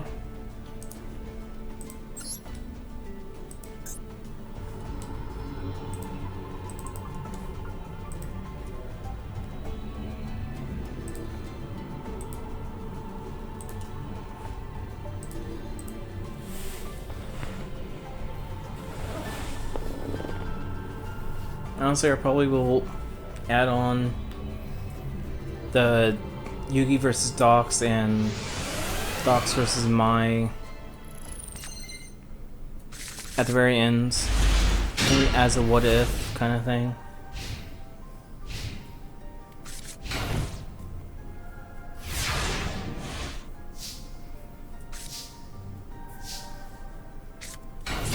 Your skill Dark Magician, attacking Bird Face, but Mirror Wall is activated. And Yugi's taking 650. Yugi says that's Rageki that.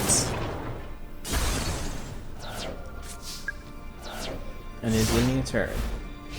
Mai's turn. Is she going to keep it on the field? Yes, she is. And Rageki herself. She's going to summon Cyber Harpy Lady. Attack for 1800. And a card face down.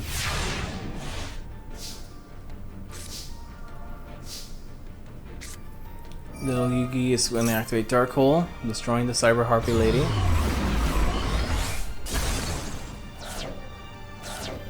And you're going to Monster Reborn. The skill Dark Magician. And Magician's Valkyrie is there. Our roll will make it so Magician Valkyrie loses half the life attack points. Same with Skill Dark.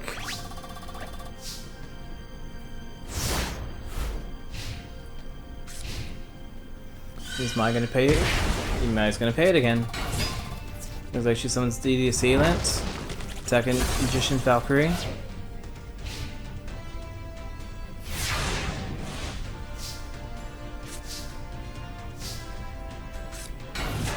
Looks like Yugi's gonna play a little defensive right now.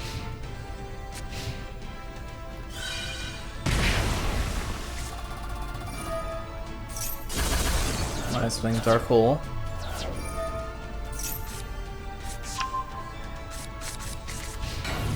Mai's playing a defensive card. Mai can't pay for this anymore, so...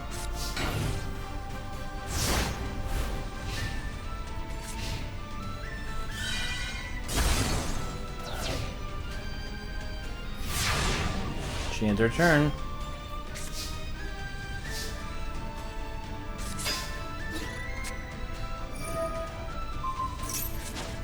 Magical Dimension to summon Dark Magician. Then destroy the Magician of Faith. Dark Magic, attack.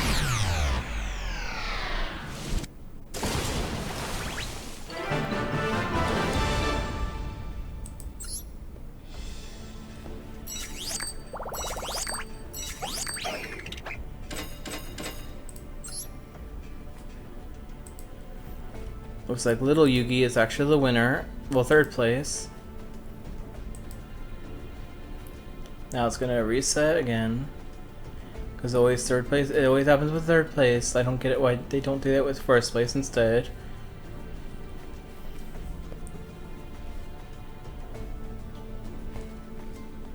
Now they're trying to load some advertisements, which hopefully I can just delete them.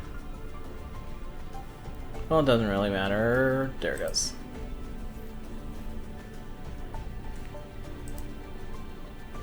Let's go top 8 just to... There we go. Yami Yugi versus Umbra.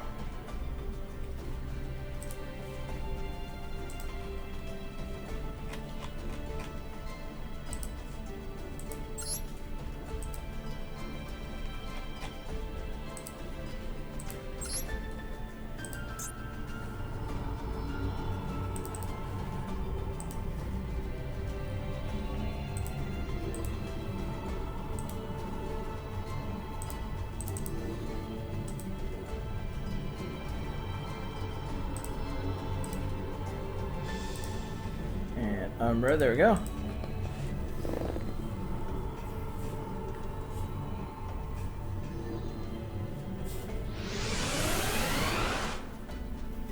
We have Yami Yugi versus Umbra.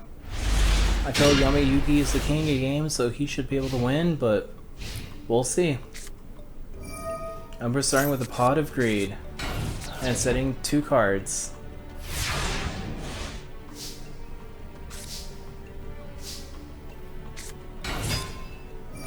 Yami Yugi says that's no more spells or traps and destroys the ritual spell. Destroys Witch of Black Forest, which gives him the Nuvia the Wicked.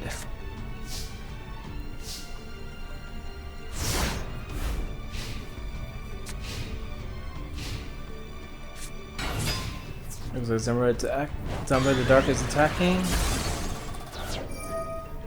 Now he loses 200. And Umbra is had it face down. Yami Yugi likes this Umbra. And then summons PV Warrior later to attack.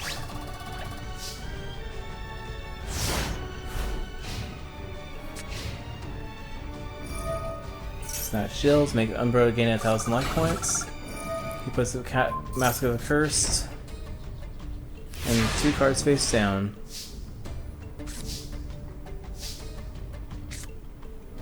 He's playing Monster Reborn on his skill Dark Magician. And his own Zambra the Dark, which got Mirror Force.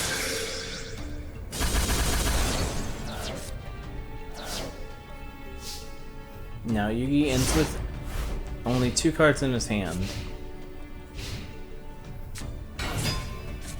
Umbra summoning Zuvia and Keiko the Ghost Destroyer. Looks like Keiko's removing those cards. Zuvia attacking life points directly. So Yugi only has 4,000 life points. Yugi's playing his Dark Hole.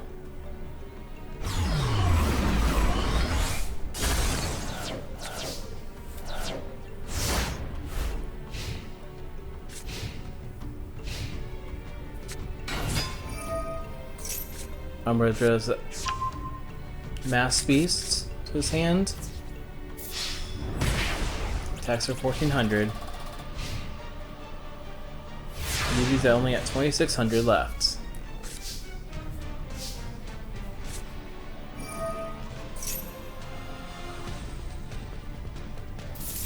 He's playing Raigeki.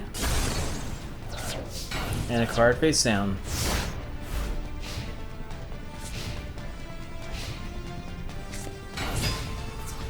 Maju summoned. He can use his effect. That means he doesn't have anything to special summon. Vision Face is getting Heavy Storm to his hand, which I would have done Raigeki or Dark Hole, but Yugi must have something planned. He's playing Swords of Revealing Light. I should keep him protected for 3 turns. What's Umbra gonna do? Umbra's gonna set up some defenses, just in case. Yugi kind of bricked, so it's end his turn. Shining Abyss is summoned, and another face down card. He summons Copycat, taking Shining Abyss, attacking Maju.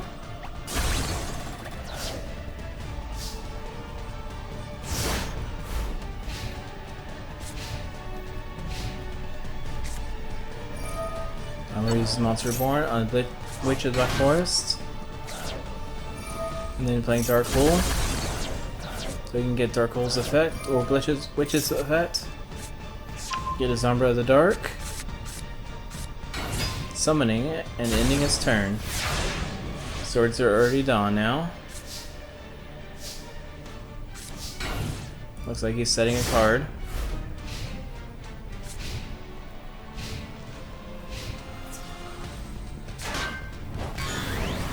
Umbra destroys the skill Dark Magician and makes him lose 200 attack points. He's sacrificing it for Vampire Lord and a face down card.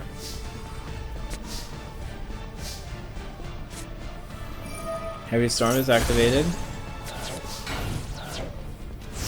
Yugi plays another face down card. Summons Sangan. Sangan attacks it. But no damage. Vampire Lord destroys it.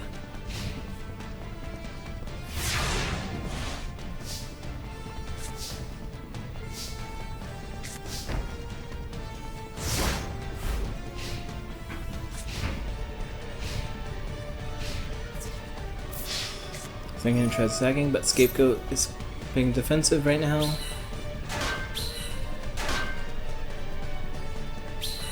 Yellow and then pink. Always attacking yellow. I'm taking blue.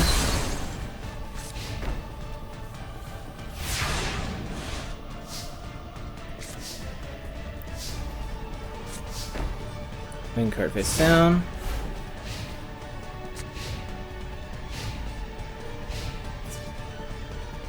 And destroys another Scapegoat. Vampire Lord tries attacking, but Matching Cylinder says you take the damage.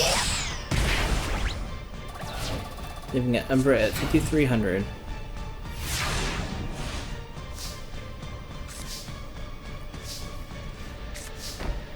Playing another face down card.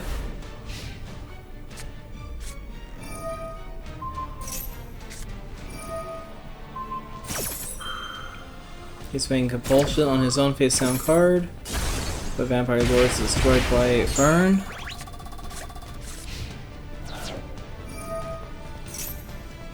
Sound with Faith, Vampire Lord just comes back because Yugi couldn't wait. And Vampire Lord defeats Yugi.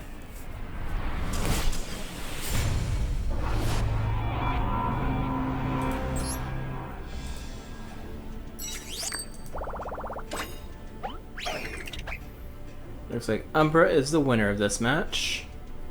And for the tournament.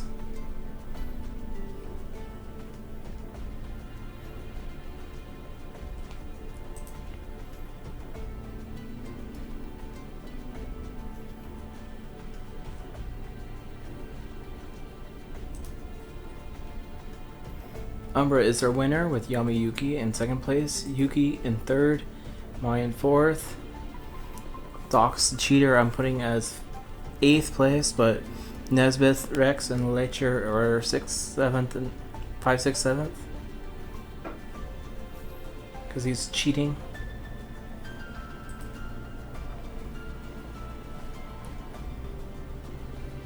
And where it?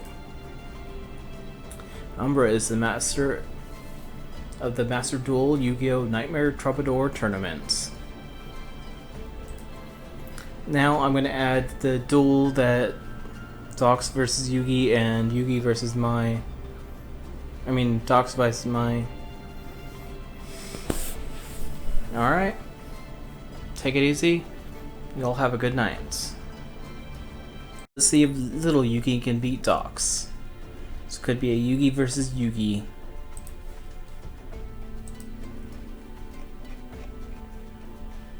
Little Yugi.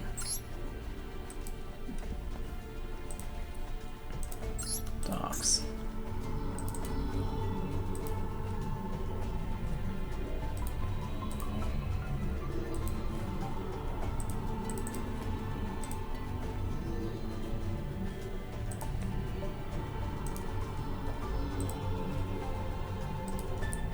Probably later in the game, like series, we can do a short king tournament. All characters that are short, like Little Yugi, Weevil, Cyrus, Blair and Rebecca, I guess. I think they're short in my mind. I'm sure there's a lot more kids. Mokuba. Looks like Little Yugi starting with the skilled Dark Magician. And attacking the Magician of Faith. Dox had nothing to do with it, so Little Yugi sets another card.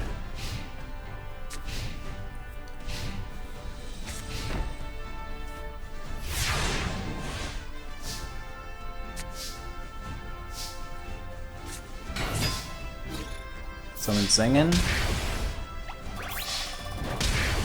Skill Dark, attack. Sacrificing Singen. For Keiko, the Ghost Destroyer. Singen's effect activates. Ghost Destroyer can attack as well. And that can remove Magician of Faith.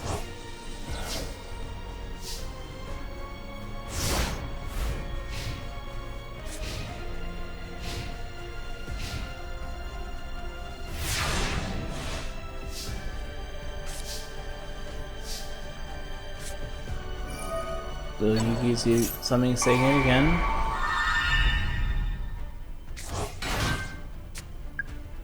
Skill Dark Magician uses effect to summon the Dark Magician.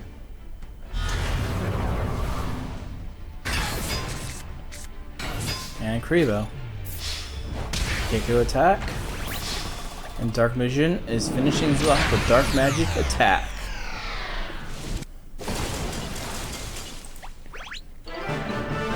Dox is the loser.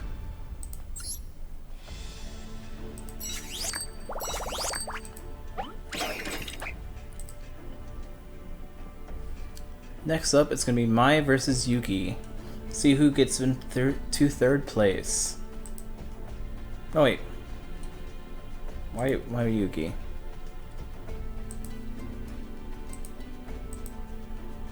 Just kidding. Mai versus Dox. I'm going crazy.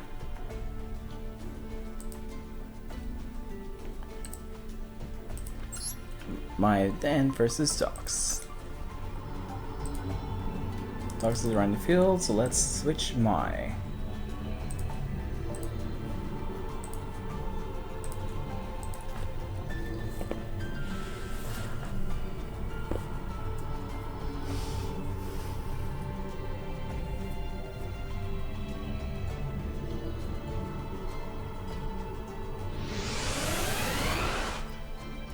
Wait, didn't Dox lose?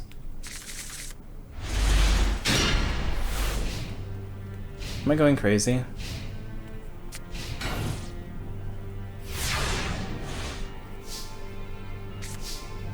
Well, if he did lose, I'm gonna rewatch this, and if not, I will switch it.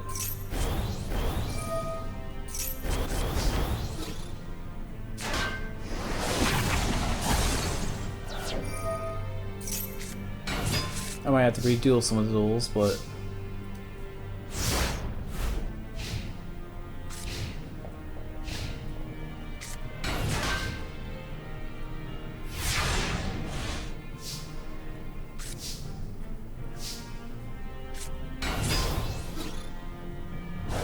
there's attacks.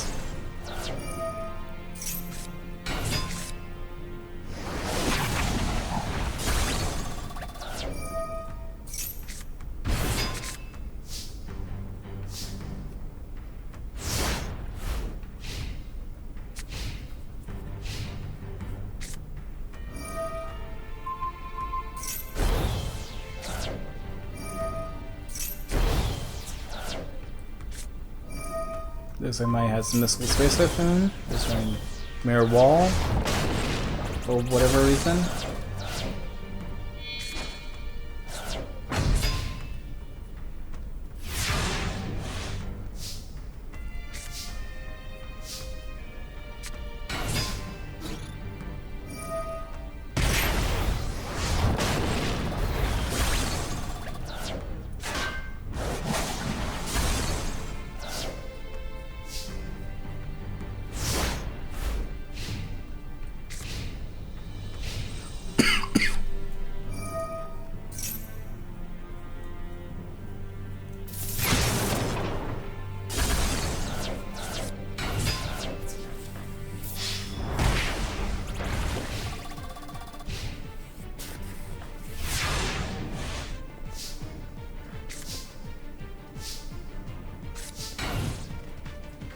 Looks like Mike's on defensive right now.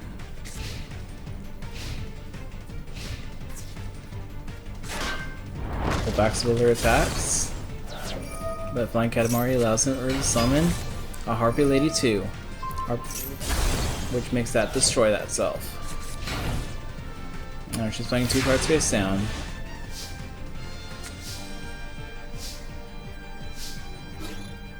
She's going to attack the face down. Magician of Faith. The effect is negated by Harbor Lady 2. 2 cards are face down. Ending turn.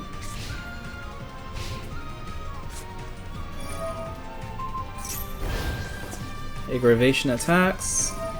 Fairy Box is activated.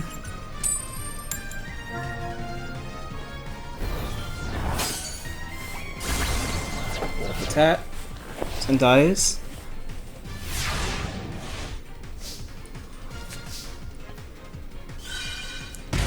She pays for the fairy box, summons bird face, and that is game.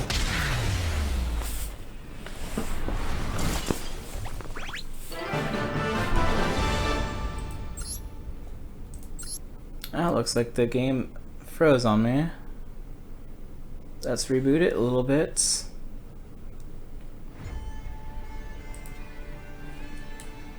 But Mai would have won. I'm gonna save that because I don't remember. I think Umbra was actually supposed to win, but I'm gonna keep this blank for right now until the end of this. Next up, it's gonna be Yamayugi versus Yugi.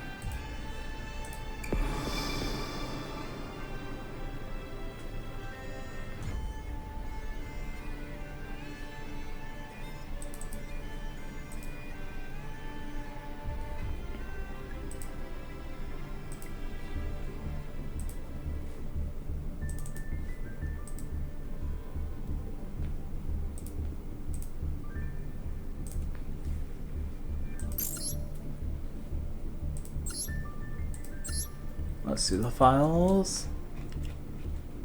Yuki's in here. Yuki's right here. There, CPU's still on here. Okay, let's start duel.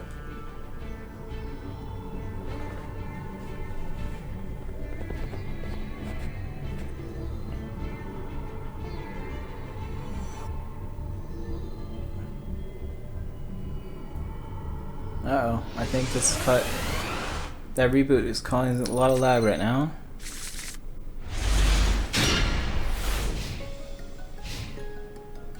Seems to be back to normal, hopefully.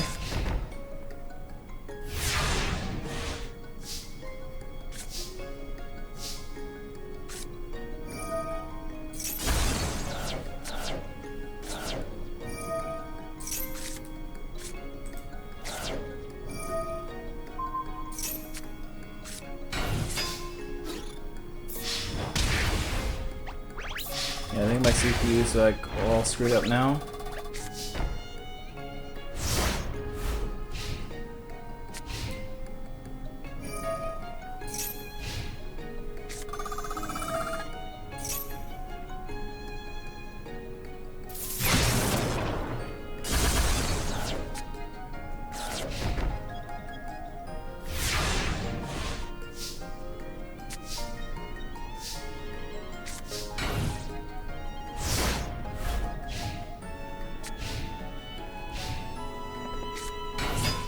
Looks like someone's breaker.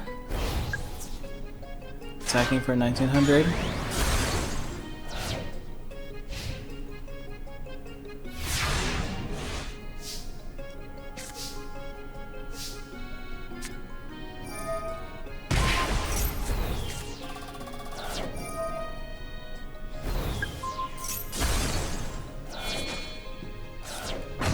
We're in the Air Knight Parasol. But it's going to take the damage for himself.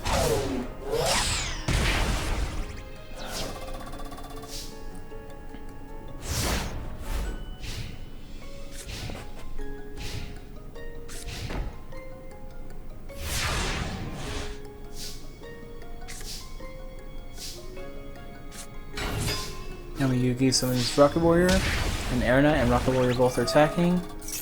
Air Knight lets him draw a card.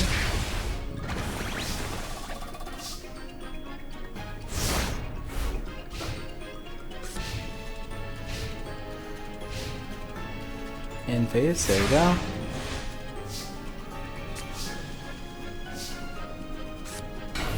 Let's go Dark Magician attacks. Air Knight Parasol attacking.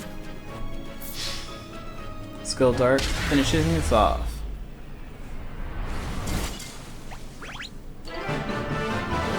Yep. It's dying right now. Well, it looks like Yuki wins this duel. And is the king of the Nightmare Trobadour AI tournament contest. Now I'm gonna go back in time and see what if Umbra or Docs won, and if they did, I'm gonna record some of the battles again, trying to fix the finals, if that is the case. Alright everyone, if not, have a good night.